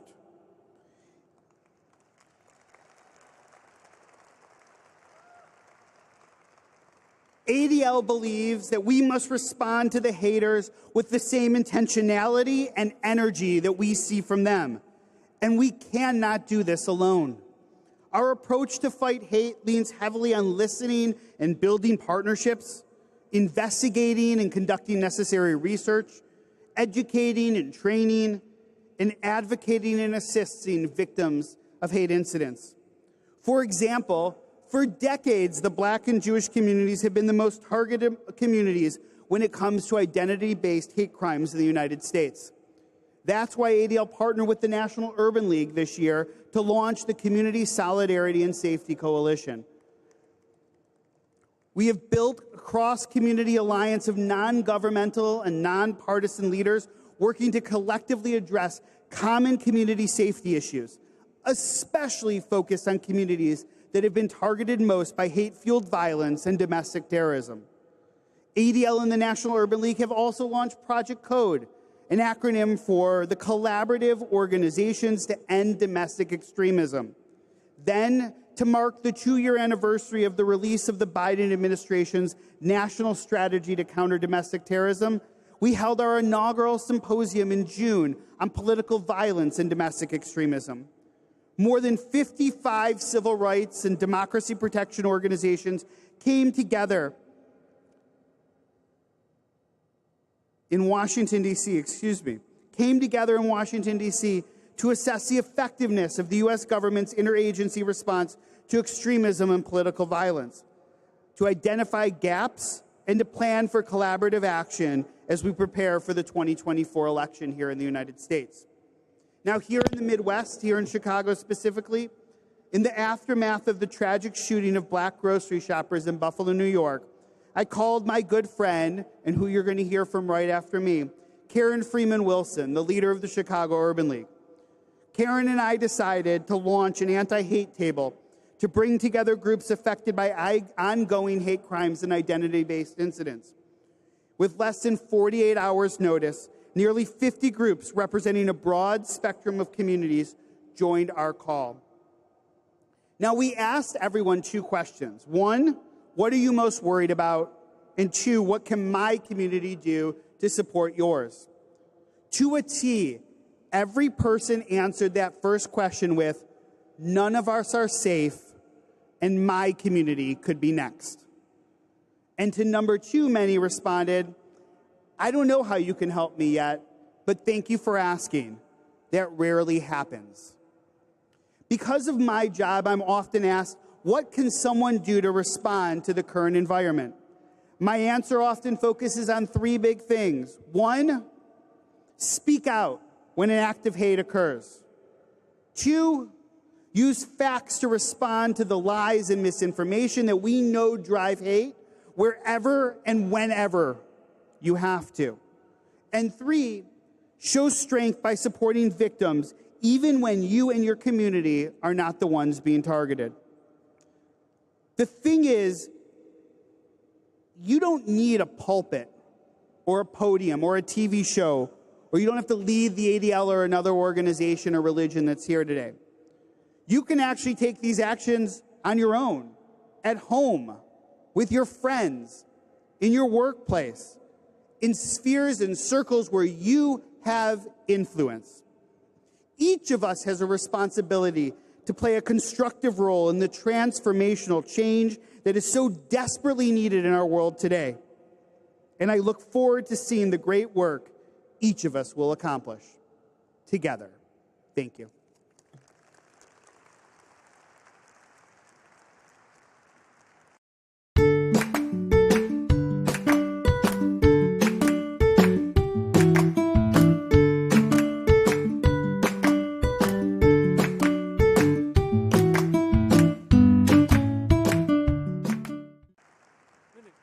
Please welcome President and CEO of the Chicago Urban League, Karen Freeman-Wilson.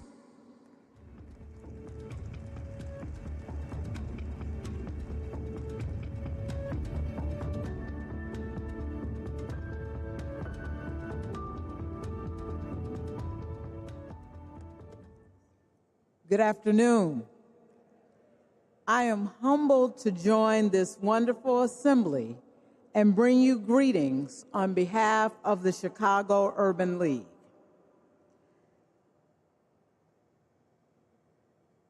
The League was established in 1916 to help Southern blacks who were migrating to the North in large numbers become settled into their new communities.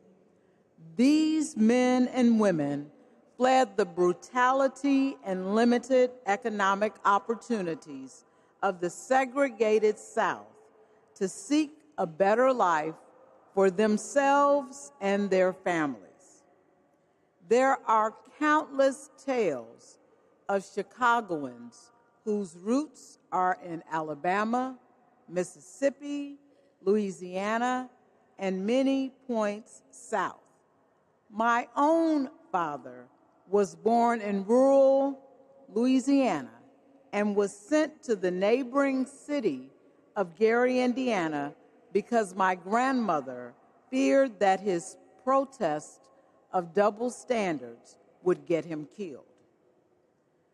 From the first day we opened our doors 107 years ago, the Chicago League has fought to ensure that Black Chicagoans have access to jobs, housing, and education through programming and advocacy.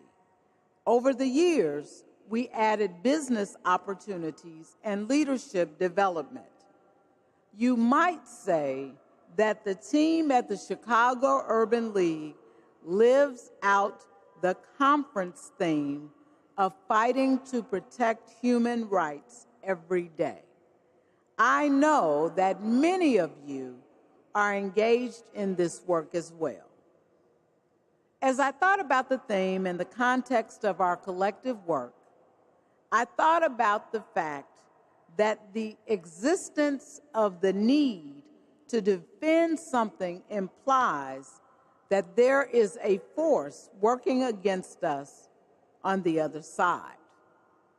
Our fight for freedom is a direct challenge to those who fight to deny freedom. The reason that we at the Chicago Urban League are engaged in the same work after over a century is that there are people all over the world who are committed to ensuring that our work does not succeed. And that is why the work that each of you do is so important. Today we're joined by many freedom fighters, including my friend that you just heard, David Goldenberg from ADL. We are allies because we understand that those who castigate Jewish people are just as likely to spew hatred against blacks, Latinos, Muslims, Asians, and anyone else who may be different. It is this allyship, this cooperation, that can bring us the progress that we desperately need. If ADL or the Urban League or some other well-intentioned organization simply works to protect the rights of our group alone, then those who are looking to deny those rights will simply engage us in a tug of war. But when we have allies who will strategize and fight with us, we can overcome those who are the enemies of good. As a little girl growing up in Gary, Indiana, I learned an early lesson that I would venture to say that many of you learned as well. Whenever a group decision had to be made, the majority ruled. Whether it was what book would be read to us at story hour or the game that we would play at recess, every kindergartner had a voice. There are too many of us who have forgotten that lesson. We stand silently by while a small group of vocal people single out some people and oppose their right to life of dignity and worth. So, that's right. So the call to conscience today is not to change the minds of that vocal minority who fight against freedom, but to ensure that the silent majority will stand up and speak up. Those of us who know better must insist that we all do better. That is the Chicago Urban League's superpower. Not just speaking truth to power, but insisting that each of us must declare that we are a part of the solution and not a part of the problem. In May 2020, after the murder of George Floyd triggered a global reckoning with 400 years of racism exacerbated by the inequities laid bare by a global pandemic, many of us made a pledge to do more to end the racial wealth gap and institutional racism. Most of us who made this commitment were already engaged in that fight. If we are to live up to the true meaning of our nation's pledge that all men are created equal, notwithstanding the fact that my ancestors were explicitly excluded from that promise, we must recognize and embrace our collective role in making world equality a reality. Our organizational missions must be ancillary to the fight for justice for all, because the truth is that if I engage in that fight on behalf of everyone, then we all win, and we will all, in the end, see that discrimination in any form is eradicated. Thank you, and God bless each and every one of you.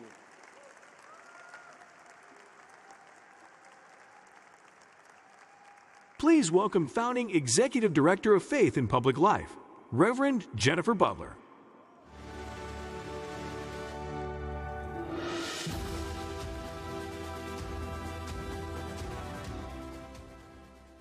Good afternoon. Boy, thank you for hanging in with this tough topic, but I am so glad we're in here in such great company and such inspiring leaders.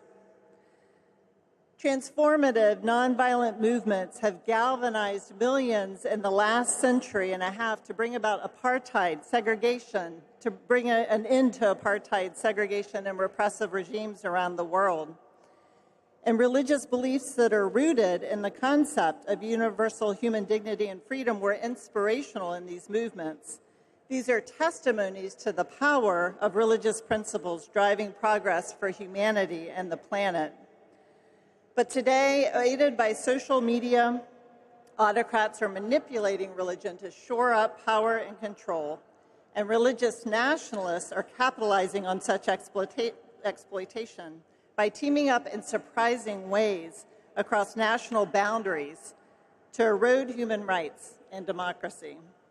Autocrats are weaponizing religion to amass power and maintain control, from Russian Orthodox nationalism to Catholic nationalism in Hungary and Poland, to Hindutva in India, to Jewish nationalism in the new ruling coalition in Israel, to evangelical and Pentecostal forms of Christian nationalism in the United States and Brazil. Religion is being manipulated to give moral sanction to hideous acts of violence that run contrary to our moral teachings. And the U.S. Christian right is one of the more disruptive and globalized religious nationalist efforts. In the late 90s, they began exporting the American culture wars under the guise of something called the World Congress of Families. I was among the first to write about them when they flooded a UN meeting on women's rights in the year 2000. I wrote a book called Born Again Christian Right Globalized, and I began to lead interfaith coalitions to mount a feminist, faith-based argument for women's rights. I then went on to found and lead Faith in Public Life from 2005 to 2022. And you can imagine my horror when in 2016, on the heels of the election in the US that brought a xenophobic leader to power, I came across an article by Casey Michael in Politico. It was called How Russia Became the Leader of the Christian Right. The same World Congress of Families that I had written about had helped turn the American right's greatest foe into an ally. What happened? Around 2012, Putin began embracing Russian orthodoxy to build a unifying national identity that would replace communism, working closely with Metropolitan Bishop Kirill, who had an affinity for the World Congress of Families agenda. Using legislation drafted in the United States by the Christian right, Putin began cracking down on LGBTQ freedoms, abortion access, and Muslim rights. This made him a hero to many on the Christian right in the United States. In fact, in 2014, Putin's actions earned the praise of the three-time presidential contender and famous Christian nationalist culture warrior Patrick Buchanan. In a Watershed Town Hall blog post, Whose Side is God on Now?, Buchanan suggested that God had abandoned the U.S.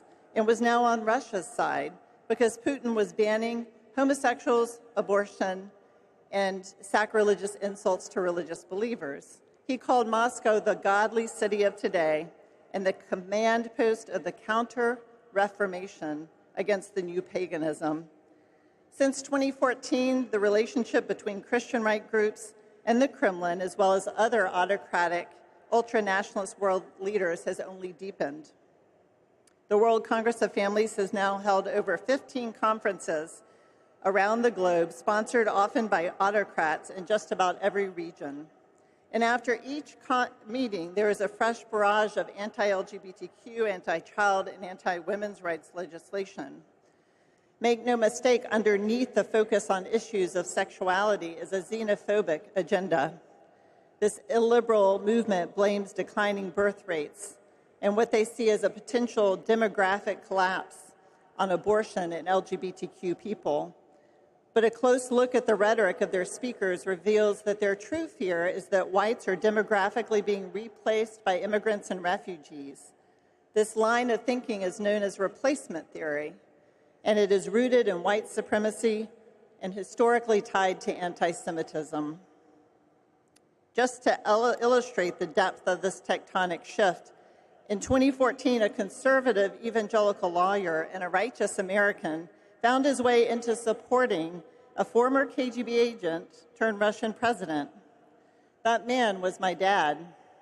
I was in Atlanta for Christmas. He came through the door, and I wasn't surprised to see him in his motorcycle riding jacket covered with travel badges. But I was surprised to hear one of my brothers ask, "Dad, is that a Russian pin on your lapel?" My dad could be eccentric. He just chuckled and changed the topic. I figured if my dad was wearing a Russian pin, it must be a joke. He passed away in 2014, but in 2016, I thought about that moment and I searched his Facebook page and his belongings, where I found more badges, one that bore the crest of the Russian Ministry of Interior Riot Police and one that read Military Branch of the Moscow Patriarchate. Unfortunately, my dad is not an outlier. He's a window into tectonic political shifts, as well as a testimony to the success of Christian right organizing globally and Russian disinformation. A recent examination of polling data led by Dr. Samuel Perry revealed that since 2016, American attitudes toward Russia and Vladimir Putin have shifted, with Republicans becoming far more supportive of both. And though condemnation of Russia's invasion of Ukraine in 2022 remains bipartisan, many Christian right leaders still support Putin and Russia. Samuel Perry's data revealed that American warmth toward Putin and Russia is reinforced by an ideology that seeks to institutionalize America's mythical Anglo-Protestant ethnoculture, Christian nationalism. These sympathies are even expressed by high-profile political leaders and top Republican presidential candidates. So what can we do? First, it is so critical that we speak boldly from our specific faith traditions to counter the rhetoric of religious nationalists, even as we model respect for all faiths. We cannot cede the language of faith to autocrats who perpetuate this outrageous lie that human rights and democracy are antithetical to faith rather than the fulfillment of our religious values. And to accomplish this, we need to better understand and use global communication strategies. We need to be able to shape a global narrative and imagination about what is morally possible. Second, recognize that autocrats concentrate power and control by creating social hierarchies and in and out groups based on sex, gender, race, religion, and class. We cannot let them divide us, no matter our stance on issues of sexuality or religion. We have to link hands far and wide as you possibly can, support groups that are under attack, and build relationships across ideological divides where possible. Phyllis began by reading the words of German pastor Martin Niemöller, who at first supported the Nazi regime because he was opposed to the leftist politics of his time. He later repented when he realized the Nazis had tapped his phone. He realized that he too needed to resist, and he went to jail because of it. His quote is on the wall of the U.S. Holocaust Museum, and it, of course, begins, "First they came for the socialists, and I did not speak out." In our time, this might look a little different. Maybe first they came for the LGBTQ people, and I did not speak out because my community was not comfortable with it. Then they came for the women. They came for the women, and I did not speak out because there were more pressing issues to deal with. Then they came for the immigrant and the refugee, and I said nothing because it was not politically expedient. They came for black voters, and I didn't speak out. They came for the Jews and the Muslims and the Sikhs, and I didn't speak out because I was in the majority. Then they came for me, and we know what happens. This is about all of us together, and we must urge our communities to never criminalize or discriminate in the name of faith. An attack on one is an attack on all.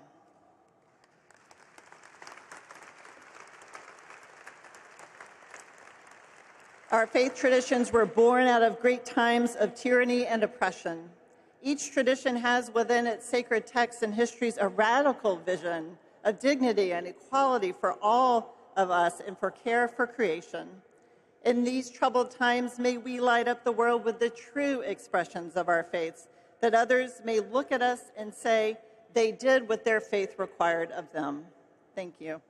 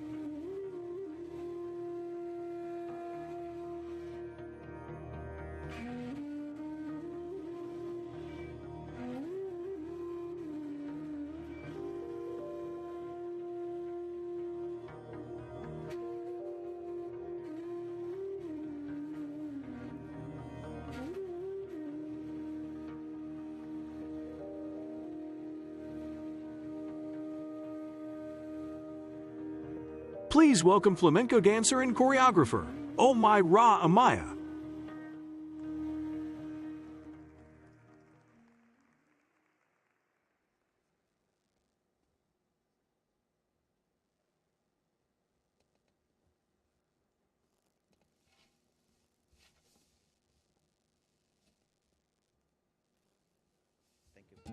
Sí, va así.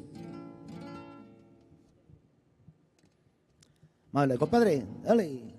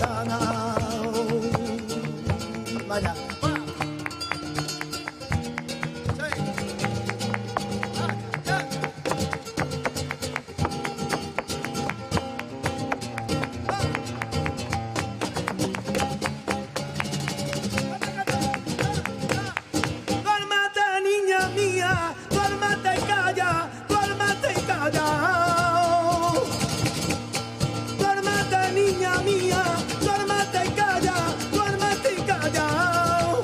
Ay, no le dé a tu madre tanta batalla, tanta batalla. Ay, no le dé a tu madre tanta batalla, tanta batalla.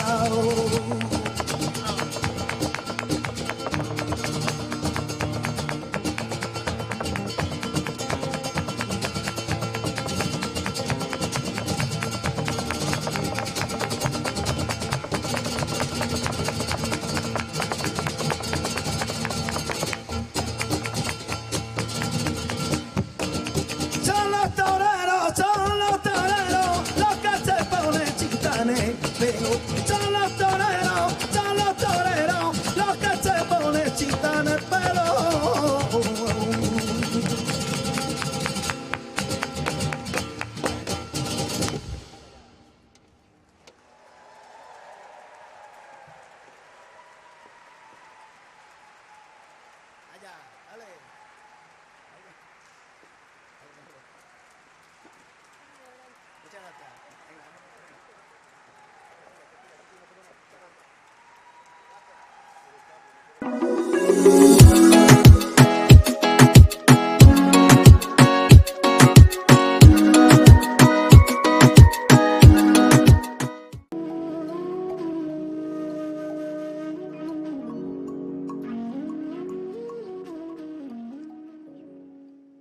Hello, everyone. Peace be upon you. Assalamu alaikum. What an act to follow. That was amazing. Maybe another round of applause.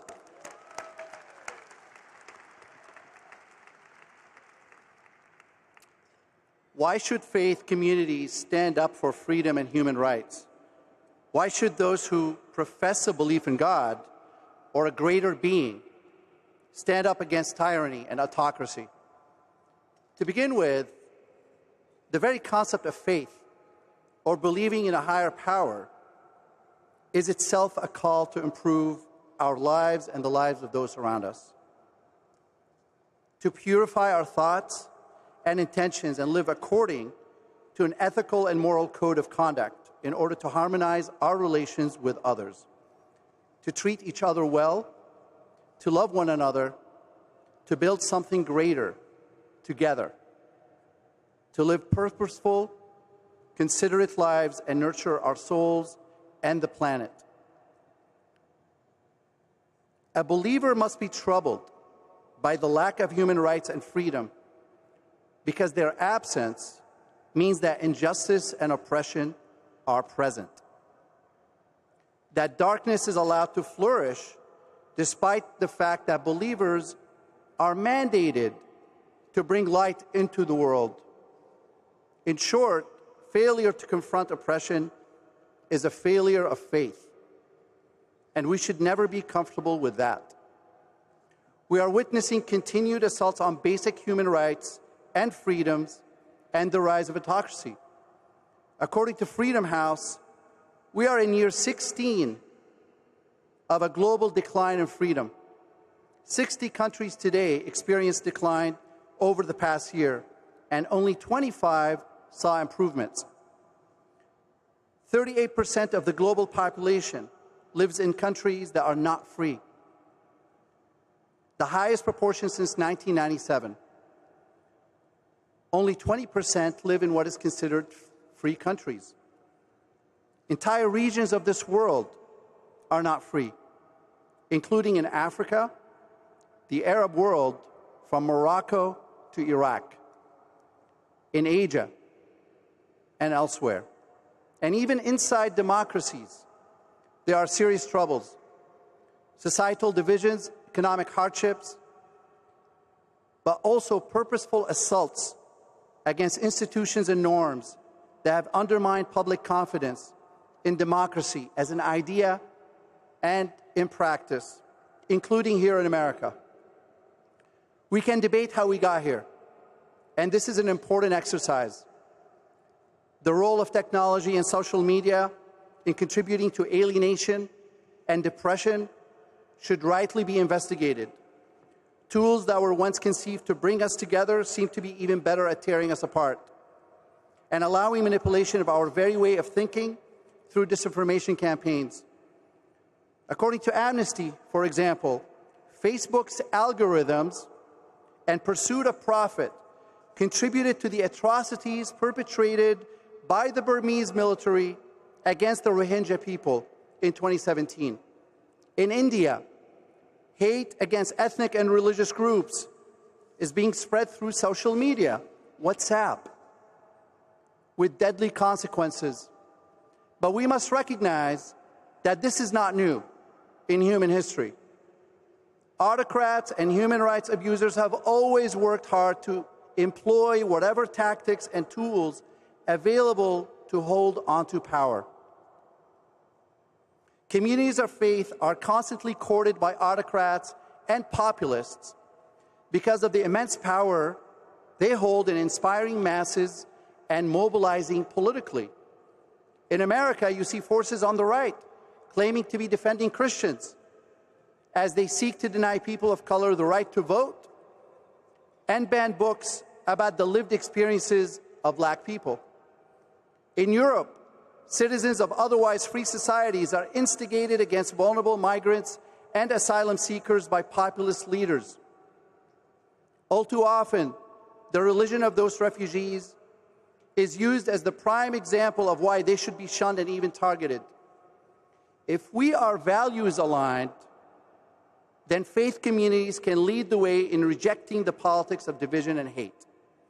By not allowing autocrats at home or abroad to pit people, fellow citizens, against one another and misuse religion in such a way, we must bring a new organizing principle into practice by aligning with one another based on shared beliefs in democratic principles and human rights, based on equality, justice, and the common good.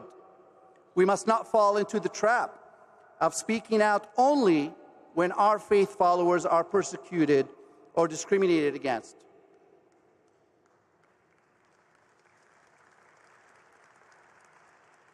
And we must certainly not defend human rights abusers who claim to carry out their abuses on behalf of our own co-religionists. How quickly do we spring to action when our own religious belief or its followers are attacked, but shy away from condemning abuses against another faith group because we are told we are being protected? We must recenter ourselves around the ethical core of our faith traditions. Do unto others as you would have them do unto you. Practically speaking, there are many of us, even during these times of declining belief in God and attendance at church or mosque or synagogue services, we are the majority. According to Pew Research, 84% of humans still believe in a faith tradition. They are religiously affiliated, even if loosely. That's a pretty big percentage. And those who are privileged to live in democracies have an obligation to exercise those rights that they enjoy on behalf of those who do not have them. Confronting injustice and oppression can come in many forms. It can be an act, it can be a word, or even a thought. But it must be something. Imagine a world where a big portion of this group spoke out in support of certain human rights and freedoms, like the freedom to be governed by representative and humane systems of governance, the freedom of expression and association, or the freedom to live without fear from the state and to be treated fairly by one's own government, to not be harmed or abused because of a person's religion, ethnicity, skin color, or sexual orientation. Unity does not require conformity.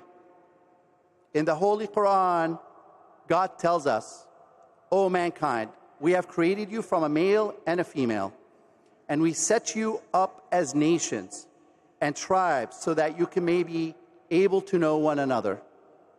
We can acknowledge and even celebrate our differences when our values are aligned and reaffirm our faith in God as the creator of a common home." Thank you, and peace be upon you.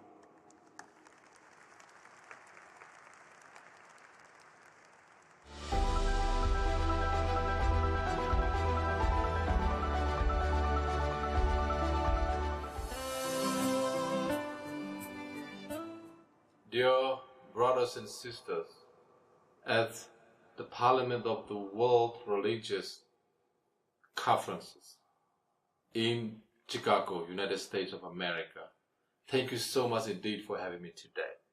I am speaking to you from a country in crisis, for a people in peril, whose freedom has been stolen by genocidal military junta, and whose lives are at risk every day. I am speaking for a people whose children will be born at their school desk, whose women and children have been forced from their home. My home is in Burma, also called Myanmar. I'm in exile myself, forced from my country by the brutal genocidal military junta, unjust violence of a military coup in February of 2021. I am also speaking for people who have a hope. Myanmar has a hope.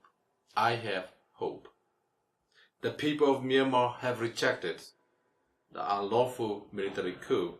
Buddhism, Christians, Hindu, Muslim, all walk of life, we stand as one against these who want us to cower, to live empty life to serve their greeds. We say no to this. We say yes to a life of dignity. We say yes to freedom. We say yes to defending human rights on the face of this brutality and inhumanity.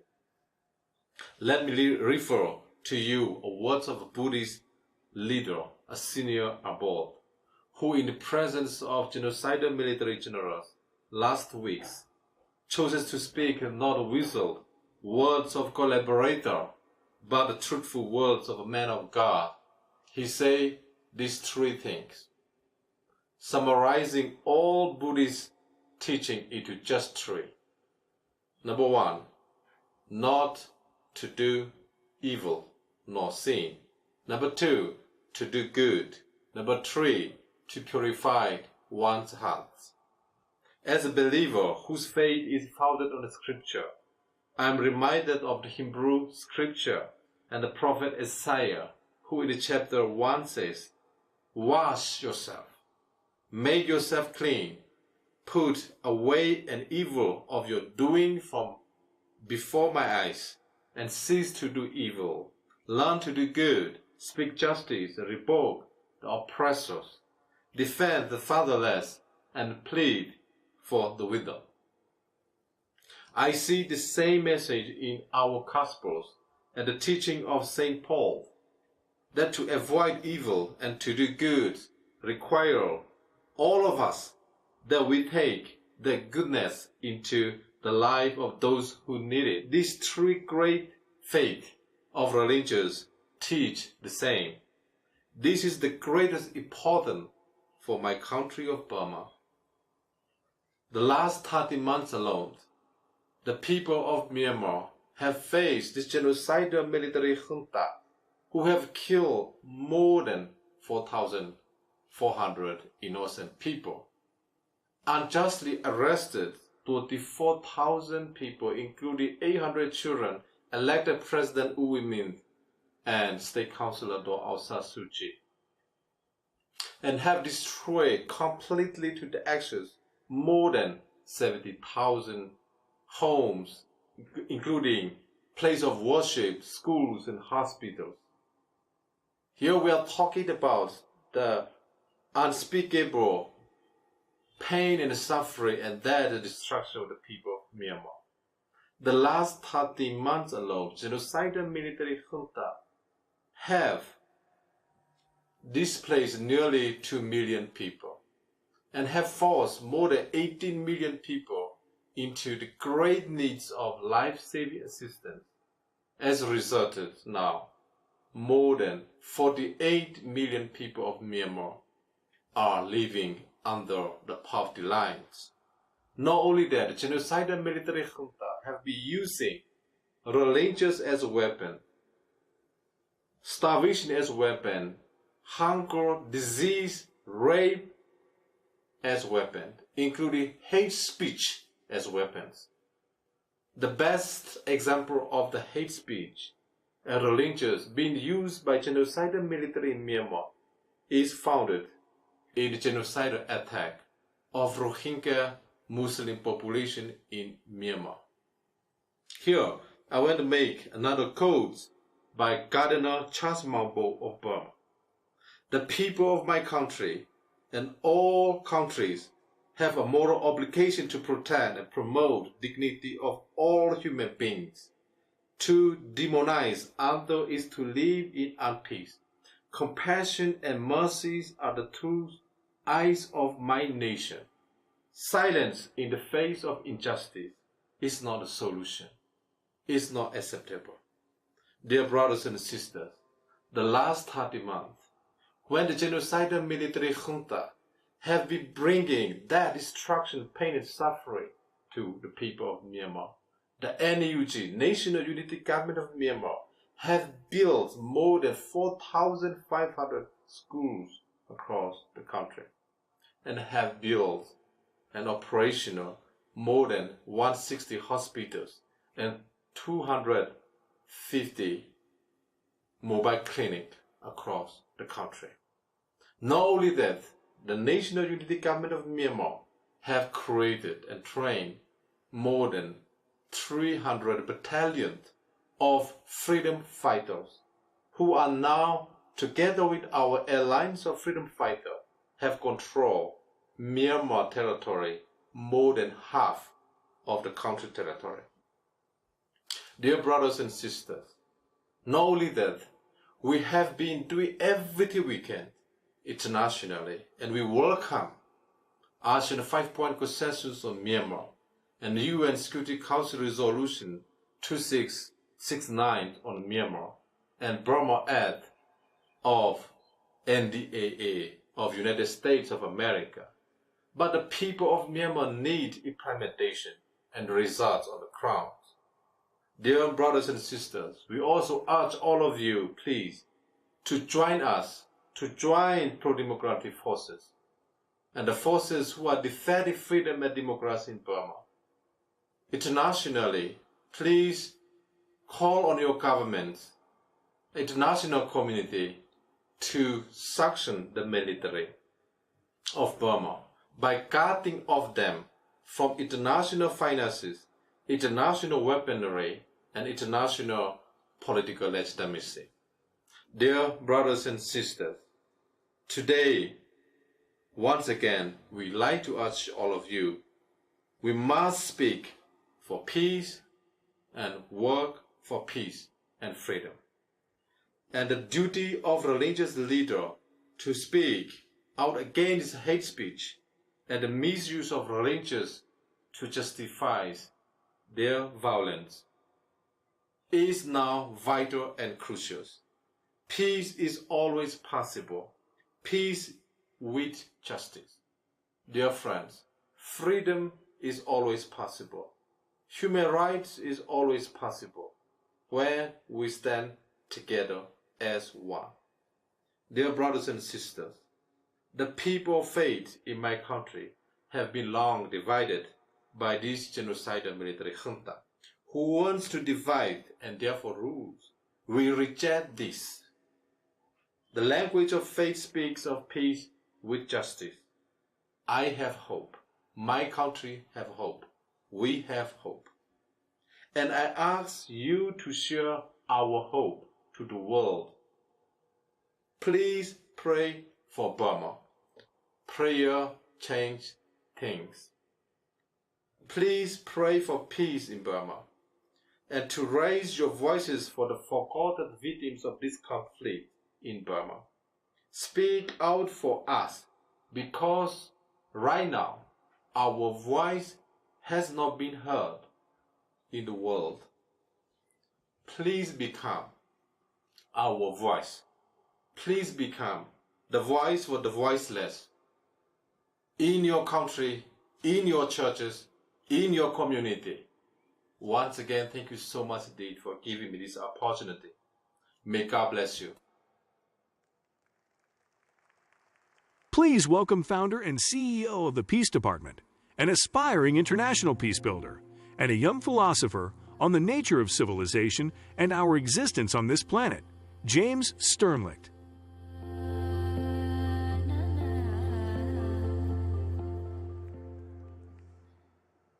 Hello, everyone, and thank you for being here. My name is James Sternlicht. I run a small nonprofit organization called the Peace Department, which is focused on tackling global issues through a systems-based leverage points approach and through improving cross-sector collaboration. Our work thus far, we have worked with the Elijah Interfaith Institute, the Interfaith Center for Sustainable Development, and a number of other organizations to address the dysfunctions that we see in the global system, from leading interfaith mission of peace to Ukraine at the beginning of the conflict with Russia, to building solar and water systems for marginalized communities in the Holy Land and abroad. I also used to have more hair, apparently. So as our panel today focuses on crises, I will be highlighting a macro set of crises relating to conflict and climate change. And the interplay of these forces with the rise of authoritarianism, and our vision for how communities of faith across the globe can work together to counter these threats and aiding the continued thriving of humanity on our planet, as well as a call to action. And there's a lot to cover in 8 minutes, so I'll try to be as concise as possible. So at this point, we are all familiar with the ongoing and brutal conflict that is currently raging in Ukraine. What we may be less familiar with is the role that Ukraine plays in global agriculture and food systems. Before the war, Ukraine would produce food for an estimated 400 million human beings around the world, the vast majority of which was for export largely to the Middle East and North Africa. The Russia-Ukraine-Belarus base was also responsible for a substantial portion of the world's fertilizer exports, with these countries being responsible for nearly 20% of the global export supply. Now, if we look at where this fertilizer and food was going, it is largely to regions which are highly vulnerable not only to the supply chain issues, but to the effects of climate change, such as reduced water access, more violent flooding, crop failures due to heat, and the like. The combination of these factors is likely to cause severe insecurity for many of the most vulnerable across the developing world, which is on its own is a major challenge that obviously needs to be addressed. But where this intersects with the rise of authoritarianism is the nexus of this reduction of food systems and its influence on the movements of people and politics. There's an old adage that no society is more than 3 meals away from a revolution, or 3 missed meals away from a revolution. While the historicity of this statement is somewhat suspect, adding the stressor of food insecurity to areas which already face significant political instability and will have notable and significant effects. Putin has notably been offering African nations he deems as friendly small amounts of food in a bid for support in his war effort. And with various conflicts continuing to pop up in Africa, the ability of so-called strongmen to provide food to their people can exacerbate existing tensions and give power to authoritarian leaders. Further, and where it ties into the politics of the global north, is the displacement of people who are seeking a better life. In the US and Europe, a form of nativist, nationalist, and xenophobic rhetoric has already taken hold in certain elements of the population. The narrative around open borders, the odious claims of a great replacement, and a general frustration with or fear of immigration has already been used as a talking point for groups with more authoritarian leanings, paired with rhetoric around criminality and societal decline. Groups using this rhetoric include Putin's state-run propaganda machine, Hungary's Viktor Orban, the far-right AfD in Germany, and far-right political organizations in Italy, Argentina, and elsewhere, as well as white supremacist groups in the United States. From a faith-based perspective, where we are to love our neighbors and to love the foreigner, this is a rather heinous tack to take, but the threat to xenophobia, or the threat the xenophobia poses to democracy, is very real. Groups animated with trumped-up feelings of grievance and xenophobia have already taken action in the micro scale of localized hate crimes and mass shootings, both of which are on the rise, with attacks on not only individuals and communities, but houses of worship, with which we are all familiar. Those animated by these feelings also have shown a willingness to attack democratic institutions, because the perception of a threat, in essence, emotionally hijacks otherwise normal and rational people into a fight-or-flight response. Put another way, those who have made to understand that there is an enemy at the gates are far more willing to go along with the schemes to seize power as a way to have their supposed champions empowered to fight such a threat, even if it means overriding the will of the people or the institutions that allow for the collective freedoms we so enjoy and so allow us to prosper.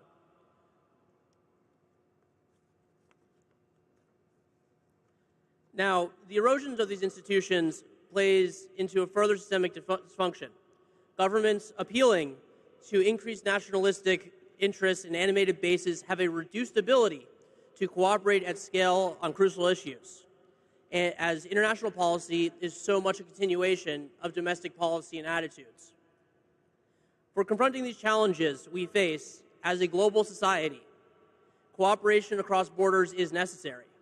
Whether we are helping our brothers and sisters across the world through aid and development assistance, or whether we're coming together to tackle the climate crisis, it's going to take all of us working together, sharing knowledge, sharing resources to move us towards a more stable path for a bright future.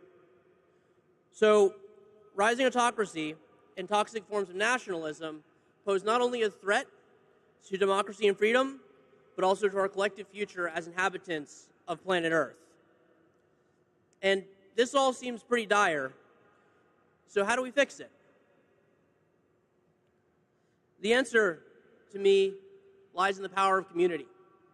Across God's green earth, there are north of 5.5 billion people of faith.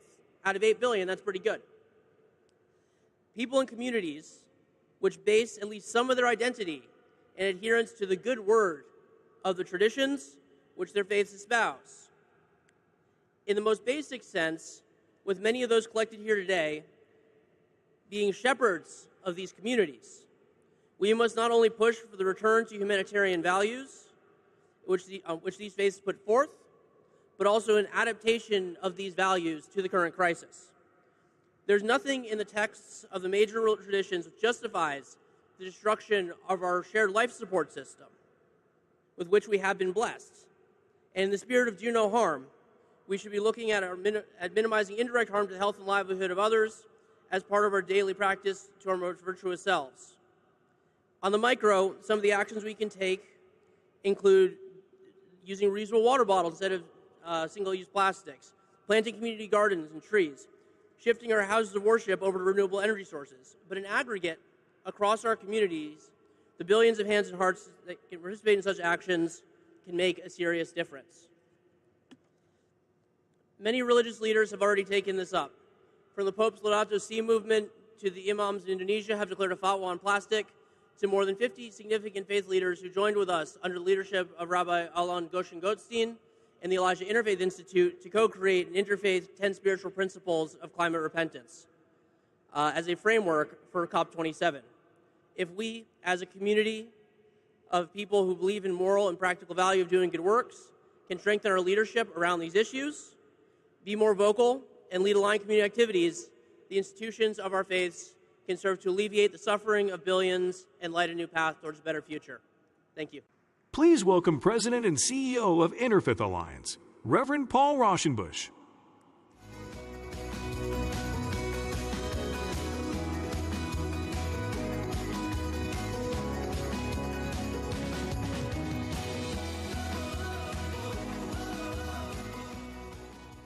It is an honor to be with you here at the Parliament of the World's Religions.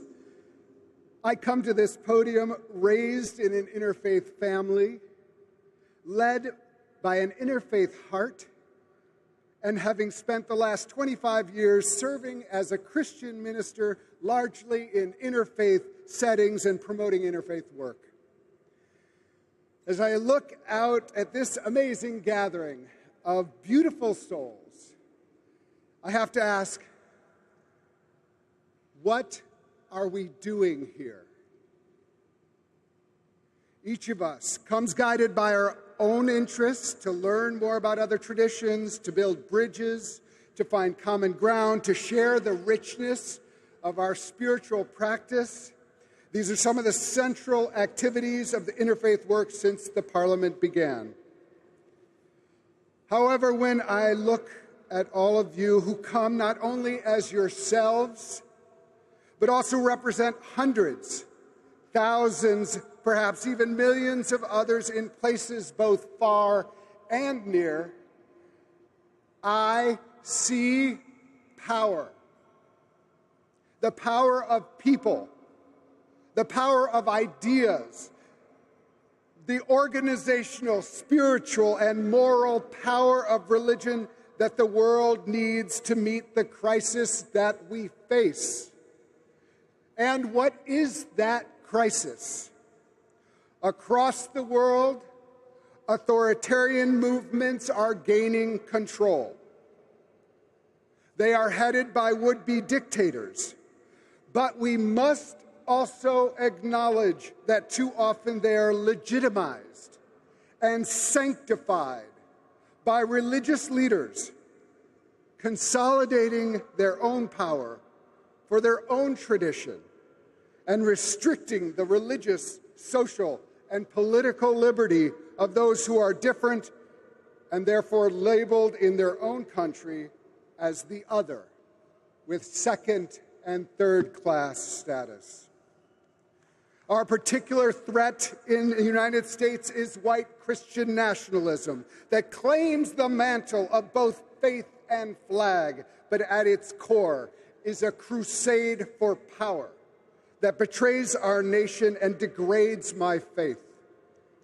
They are guided by a Christian and white supremacist narrative that defines who can be a true American, a true Christian, and who really belongs in the country. As we are holding this Parliament, Christian nationalists are attacking churches that do not agree with them. They are attempting to rewrite our history. They are banning our books. They are restricting voting and women's rights and targeting minority faiths. I come to this Parliament with a particular vantage point. As a gay man who is married to my husband, and we have two precious children, my own family is a target, as books about LGBT people are among those that are most banned in this nation. Not saying gay has become the law of the land in Florida, and there are millions of my fellow Americans who do not believe I should be married or have children or even exist. Recently, the Supreme Court in the United States has ruled that people who provide services to the public can turn my family away. And here's the kicker. People point to the religious beliefs for the inspiration and rationale behind these attacks. Worse, there are right-wing activists from different faiths who have traditionally attacked one another, who are now banding together to target me and my family and other LGBTQ people under the misuse of the principles of religious freedom. To which I respond, whose religion and whose freedom? So I ask again, what are we doing here? To do interfaith work is by definition to perform the radical act of refusing to insist on our own way, even as our own traditions might invite us to such an impulse. Instead, the very genesis of the interfaith movement is to publicly declare that we will refrain from acting on those dogmas within each of our traditions that continues to provide a rationale to hate and to murder one another. The real difference among religions today is not between traditions, but how we understand our religion's mandate to act in the world. Does our tradition inspire us to celebrate or to discriminate? Do our beliefs prompt us to liberate or subjugate? Will we interpret our scripture and teachings in such a way that our religion is a bridge or a bludgeon? What are we doing here? Parliament of the World's Religions, we are here to love one another and to love the world. We are here to collectively and politically and publicly say no to the fascists of our time, and we will be guided by the ethos and the tactic of love that has guided so many great movements in the past. Gandhi, King, Mandela, Malala, and so many others across the world, each of them tapped into the deepest wells of the spirit and practiced a powerful, nonviolent resistance against the forces of cruelty and tyranny. Parliament of the World's Religions, let us join together in a love that refuses to hate, a love that diffuses lies, a love that targets no one, a love that casts a vision for a future in which everyone has dignity and worth. Parliament of the World's Religions, let us join together with a love that resists the fist with an open hand, that reaches to our neighbors for their hand and creates an ever-expanding circle of diverse people, faiths, races, backgrounds, and makes the irresistible invitation, join us. Together we will be powerful. Together we will meet this global crisis of authoritarianism. Together we will be guided by love. Together we will win. Thank you so much.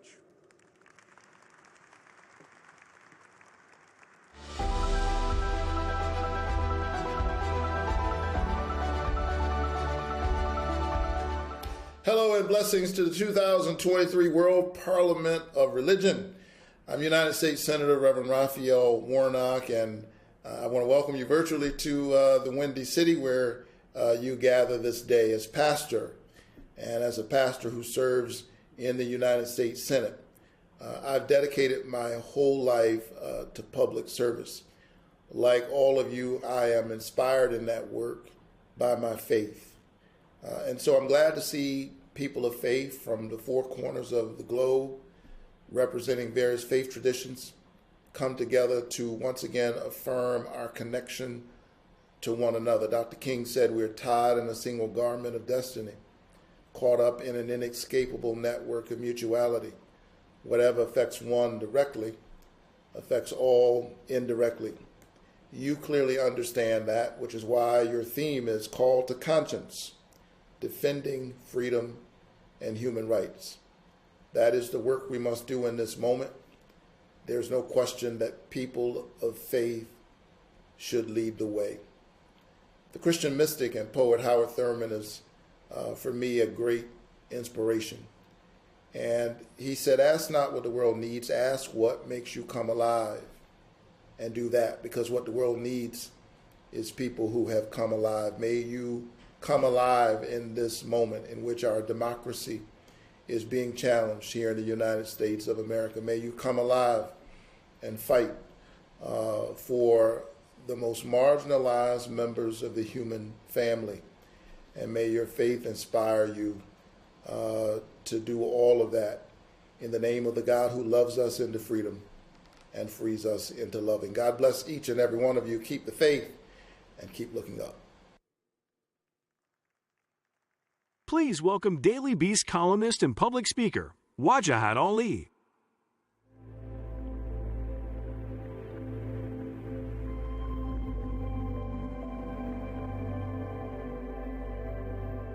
Assalamu alaikum. How's everyone doing? Thank you for that vibrant, amazing response. I appreciate it. I have been invited here to convert you all to Islam, the one true religion. All right, raise your finger. I'm just kidding. I just had to wake you all up. It was a joke. It was a joke. Thank you all for inviting me to participate in this important plenary on the multiple crises facing our communities, which include The rise of right-wing authoritarianism, global warming, disinformation, mass shootings, a pandemic, book bans, anti-Semitism, homophobia, and the normalization of cruelty and ignorance masquerading as piety and religious freedoms. But other than that, things are going great. Thank you. You need some dark humor for dark times. I am the son of Muslim Pakistani immigrants and an exhausted father of 3 cute kids, born and raised in the Bay Area, California, in the year of Empire Strikes Back, 1980.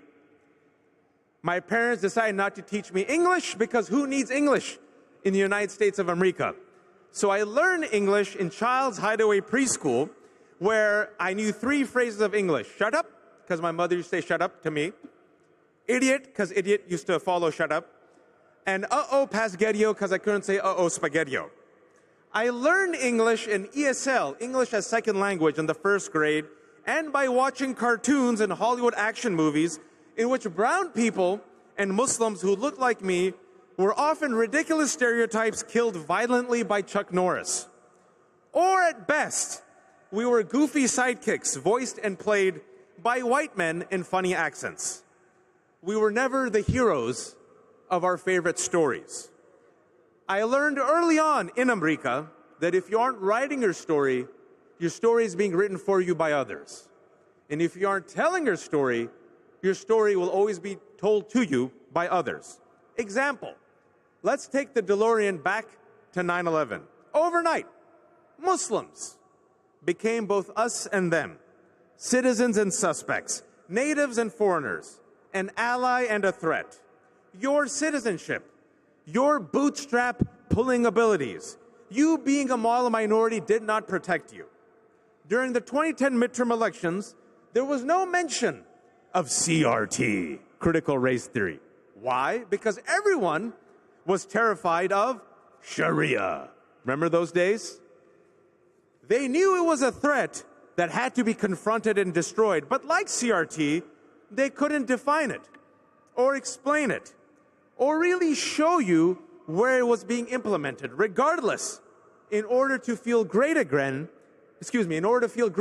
a coordinated, well-funded, right-wing incestuous ecosystem created this fictitious boogeyman to promote mosque bans, encourage the surveillance of Muslim communities, pass anti-Sharia bills, and win a few elections. Fast forward to today. And the Muslim threat has temporarily been replaced by the gays. Have you heard of the gays? Apparently in some places, and I don't want to get too political, but in some places you can't say gay. I won't mention the place, but it rhymes with Florida. Too soon? I'm a creature of the 80s, so I'm going to use old school pop cultural references. Have you seen the movie Beetlejuice? Yes? All right. So if you've seen the movie Beetlejuice, in order to get Beetlejuice, you have to say Beetlejuice 3 times. I think the same rule applies with the gays. I think if you say gay 3 times, the gay portal opens up and magically gays appear. Let's try it out. Gay, gay, gay. Are there any gays? Any gays? 1 gay, 2 gays, 3 gays. Magically, the gays have appeared. Welcome, gays. For the rest of us who are straight, we're still straight? Good? Yes, the world has not ended. But apparently don't say gay even though gay people exist. Don't say diversity, because if you say in some states, in some educational facilities, in some corporations, you will get fired. Also, don't teach African American AP studies. Don't teach AP psychology. In fact, some parents are more comfortable with their kids potentially getting COVID or shot at school than reading a book written by a black woman or being read a book by a drag queen at a library. The exact same anti-Sharia playbook that was used to win elections, stoke fear, and divide communities back in the day is being used today by the right wing to co-opt and win over religious communities, your communities, ahead of the 2024 elections. This time, instead of Muslims, they're scapegoating the LGBTQ communities, and specifically targeting transgender kids, the most marginalized of the marginalized communities. And folks, it's working like gangbusters, especially in the suburbs.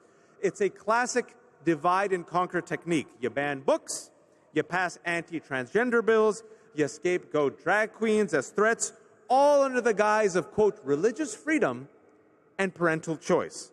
And I am disheartened and saddened and shocked to see a few of my Muslim friends and leaders fall prey to this cynical and cold-hearted tactic. According to a few, the gay agenda has become an existential threat. Not climate change, not income inequality, not fascism. Nope, the biggest threat are the gays, specifically the trans, who are allegedly coming after your children. And you forget that this same fear-mongering was and is used against Muslims and Jews and Irish Catholics and Japanese Americans and Latinos and black people and women and immigrants. And despite that, some of us have still sadly volunteered to become halal chickens for Colonel Sanders, or kosher or vegan chickens. Why? Just to temporarily feel safe and comfortable. Look, I'm not Pollyanna. I don't do BS. I'm not here for a kumbaya. No offense to the kumbayas. I know we all have our differences on controversial topics such as abortion and gay marriage. But the question I ask for all of you is, how can we live in a pluralistic society, stand with a straight face, and demand our neighbors defend us when we are actively participating in spreading fear and hate? It is hypocritical. It is shameful. While your house is burning, I shouldn't be the one pouring gasoline. I should be the one pouring water. A healthy relationship requires reciprocity, good faith, and showing up for each other in moments of crisis. It does not require unanimous agreement on all things. At the very least, it requires an acknowledgement that your family, like mine, deserves to live with peace, security, and human dignity. We don't have to agree on everything, but we can at least agree on that. So, let's ride the DeLorean for the last time. I recall when a twice impeached, 4 times indicted Bulgarian, thank you, Georgia, said, "I think Islam hates us." When he was elected, he passed a Muslim ban. Surprise.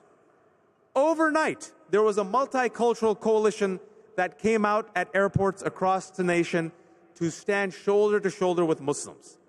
There were some rainbow flags there, folks. And I guarantee you all the folks that were there didn't agree with Islam or were down with a lot of our practices and teachings, but they were there. They showed up. And collectively we said, not on our watch, not here, don't try that hate in our small town. Too soon? Shout out, especially to Montgomery, Alabama, and Fade in the Water. I want to end by offering an invitation to all of you, especially the religious leaders. I invite you to choose discomfort. I invite you to choose to share and tell dangerous stories. Choose the short-term pain and rejection that you might face from some of your funders and loud community members, because you know, in the long run, our vibrant collective story is under threat from a global movement of hate that has hijacked terms like patriotism, nationalism, and religious freedom to pursue a perverse ideology of cruelty and white supremacy. The term for this movement is fascism. No need to play the game taboo. Call it for what it is. And they're coming after all of us. And once they're done with the gays, it'll be the Muslims, then the Jews, then the immigrants, then black people, and yes, even white Christians. If you don't believe me, talk to Mike Pence. The only way to confront this Thanos is to join and create what I call the multicultural Avengers. Diverse communities coming together to create a pluralistic society where all of our children have the chance to become the superheroes of the ongoing unfinished American story, inshallah. And to quote Edna from The Incredibles, no capes. Thank you, take care, be well.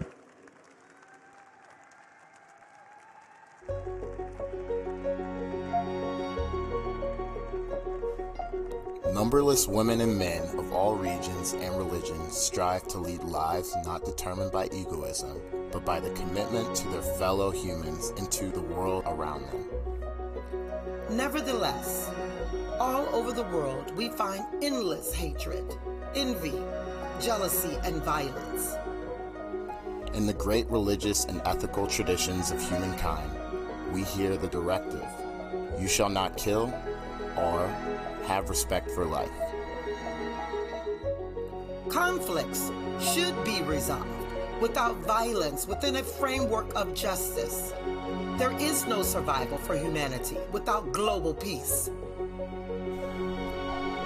A human person is infinitely precious and must be unconditionally protected. But likewise, the lives of animals and plants which inhabit this planet with us deserve protection, preservation, and care.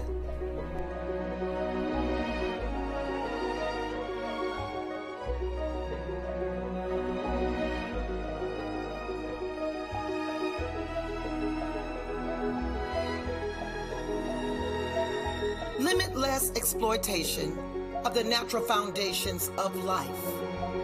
Ruthless destruction of biosphere and militarization of the cosmos are all outrageous. We must cultivate living in harmony with nature and the cosmos. Every people, every race, every religion must show tolerance and respect.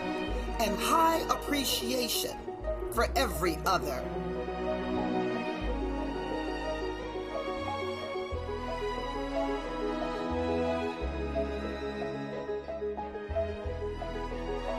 We invite all people, whether religious or not, to do the same. The Parliament of the World's Religions calls all people, religious or not, to commit themselves to the values and principles of a global ethic. The Parliament also calls for people all over the world to signal their support for the global ethic by signing it. To show your support or to learn more, visit our website at www.parliamentofreligions.org/global-ethic-signatures.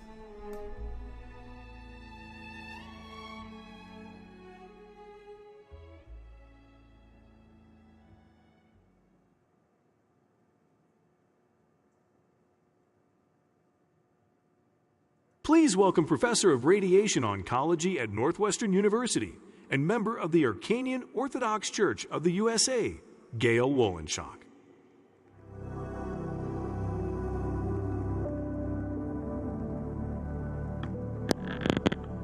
Good afternoon, everybody, and thank you for sort of sticking with us for the duration of this program. I'm grateful for the opportunity to talk to the Parliament of World Religions about the Global Ethic Committee's first directive, and in particular to talk about the situation in Ukraine. I am a Ukrainian American and a member of the Ukrainian Orthodox Church of the USA. My cousin from Ukraine is currently a refugee in my home, and I house a refugee from Ukraine as a postdoctoral fellow in my research lab. We each hear daily of the atrocities that Putin is carrying out in Ukraine, the bombings, the butcherings of people in Bucha and elsewhere, the forced deportation of children and civilians, the sexual violence, and so much more. And while the photo and video images that come across our screens almost daily influence us, it is sometimes contact with persons that have experienced the war in Ukraine that help us understand it best. Recently, I had the opportunity to teach a theology class in Volos, Greece. It was offered for students from Ukraine. They were young clergy who were trying to understand theology better, and I particularly talked to them about some of the more modern innovations that are going on. Over the days when I was there, I got to know them well, and of course we talked about their lives and how they had changed because of the war. Every one of them had lost family and friends to the war. In some cases, a brother, and in other cases, a father. They lost cousins. Everybody had lost numerous friends. While they were generally positive about life in general, when they spoke of their losses, they clearly felt them deeply and some wept as they talked about them. In Ukraine, there are 2 Ukrainian Orthodox churches. I don't want to get into the politics there, but one church is independent of the Russian Orthodox Church, the other is under the Russian Patriarch, and is supportive of Putin's policies in Ukraine. These groups have argued about church property, alliances, and much more. In this group of 12 scholars, 3 were from the Ukrainian Orthodox Church that is under the Russian Patriarchate. The others were independent of Russia. What I found most interesting was how they got along well with each other and how they were blinded to the political alliances of their respective churches. Perhaps I could wish for that more here in the U.S. They had driven from Ukraine to Greece together in a minibus. They shared their stories and time on the road together and had become friends. This friendship occurred despite everything, and to me, I found it very comforting. But what was most uncomfortable to me was the great anger they all university felt toward Russia. It made me realize that the damage done by this war is not just physical, but is in the hearts and souls of Ukrainians who once loved and trusted their Russian brothers and sisters and others. And probably for the remainder of their lives, they will see them as the enemy. This will live for many generations as a long-lasting legacy to this war.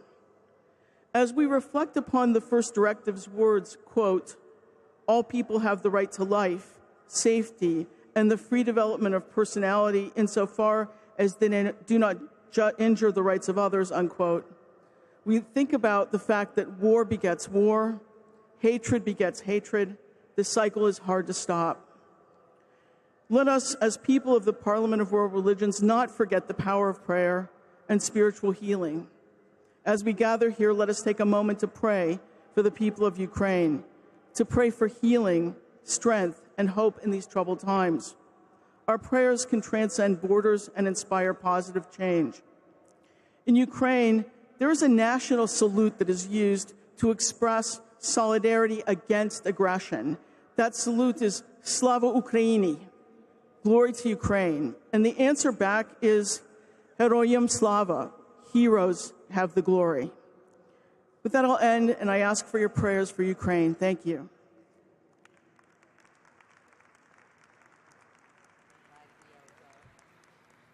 Please welcome Sandor Ironrope, member of the Lakota tribe.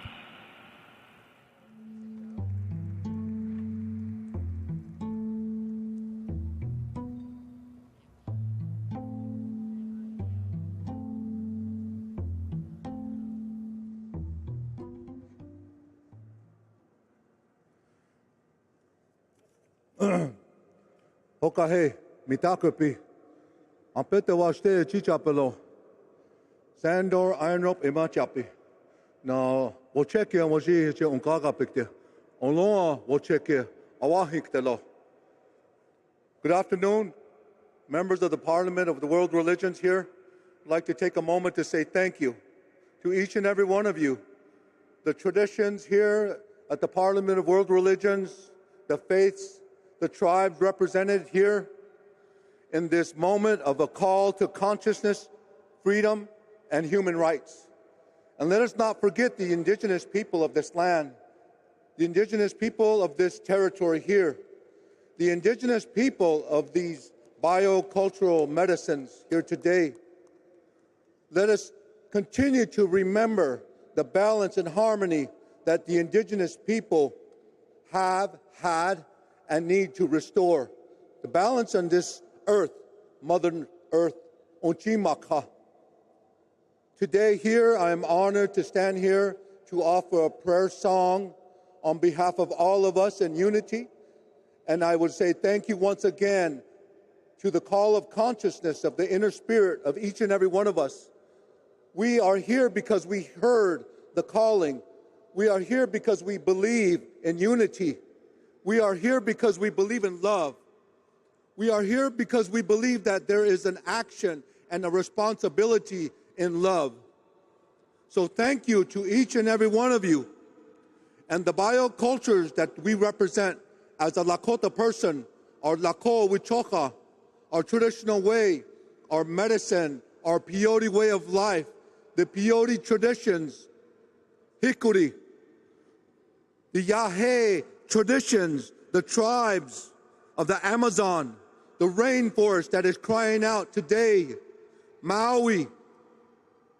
Each and every one of these atrocities of the imbalance of the earth, the tribes of the Iboga, the Buiti traditions, the toad traditions of Mexico, the mushroom, the Mazotec tribes of Mexico, our indigenous people here in the United States.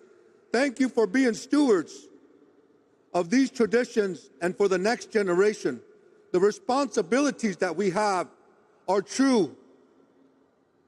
Today here, I would like to offer a song that this song says that in our prayer, whatever it is that we are praying about shall be. Pray along with me in your wonderful prayerful thoughts. And this unity and this call to consciousness, let it be so.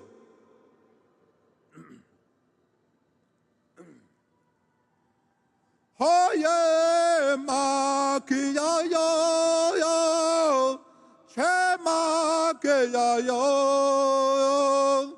Hoye ma ki ya yo yo, che ma ki ya yo yo. Ai ro, tako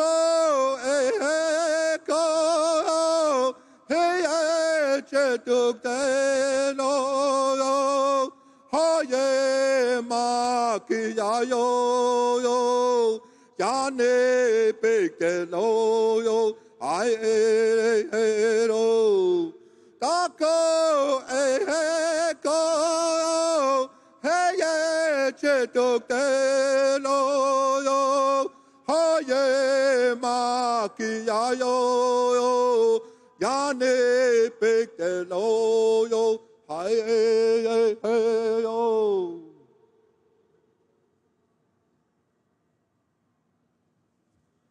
Oh, wakanta ka niashte pelo. May peace and love and safety be with you all. Thank you. Pilama apelo.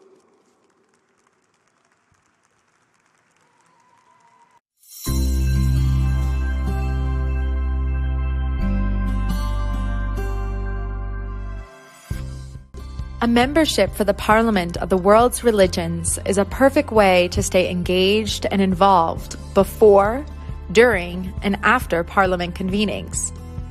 Your Parliament of the World's Religions membership is an essential way to support the Parliament's mission and efforts. Your membership supports the Parliament's efforts in a variety of ways by helping fund causes like religious and economic justice, climate action and commitments, women's dignity, fostering a global ethic, among many others. Your Parliament of the World's Religions membership also comes with many exclusive benefits. We created the member program in 2018 as a way to keep members engaged after the Parliament convenings. With exclusive virtual events, digital content, and social forums, your membership is designed to continue your interfaith-based learning while keeping you connected to fellow Parliament of the World's Religions members.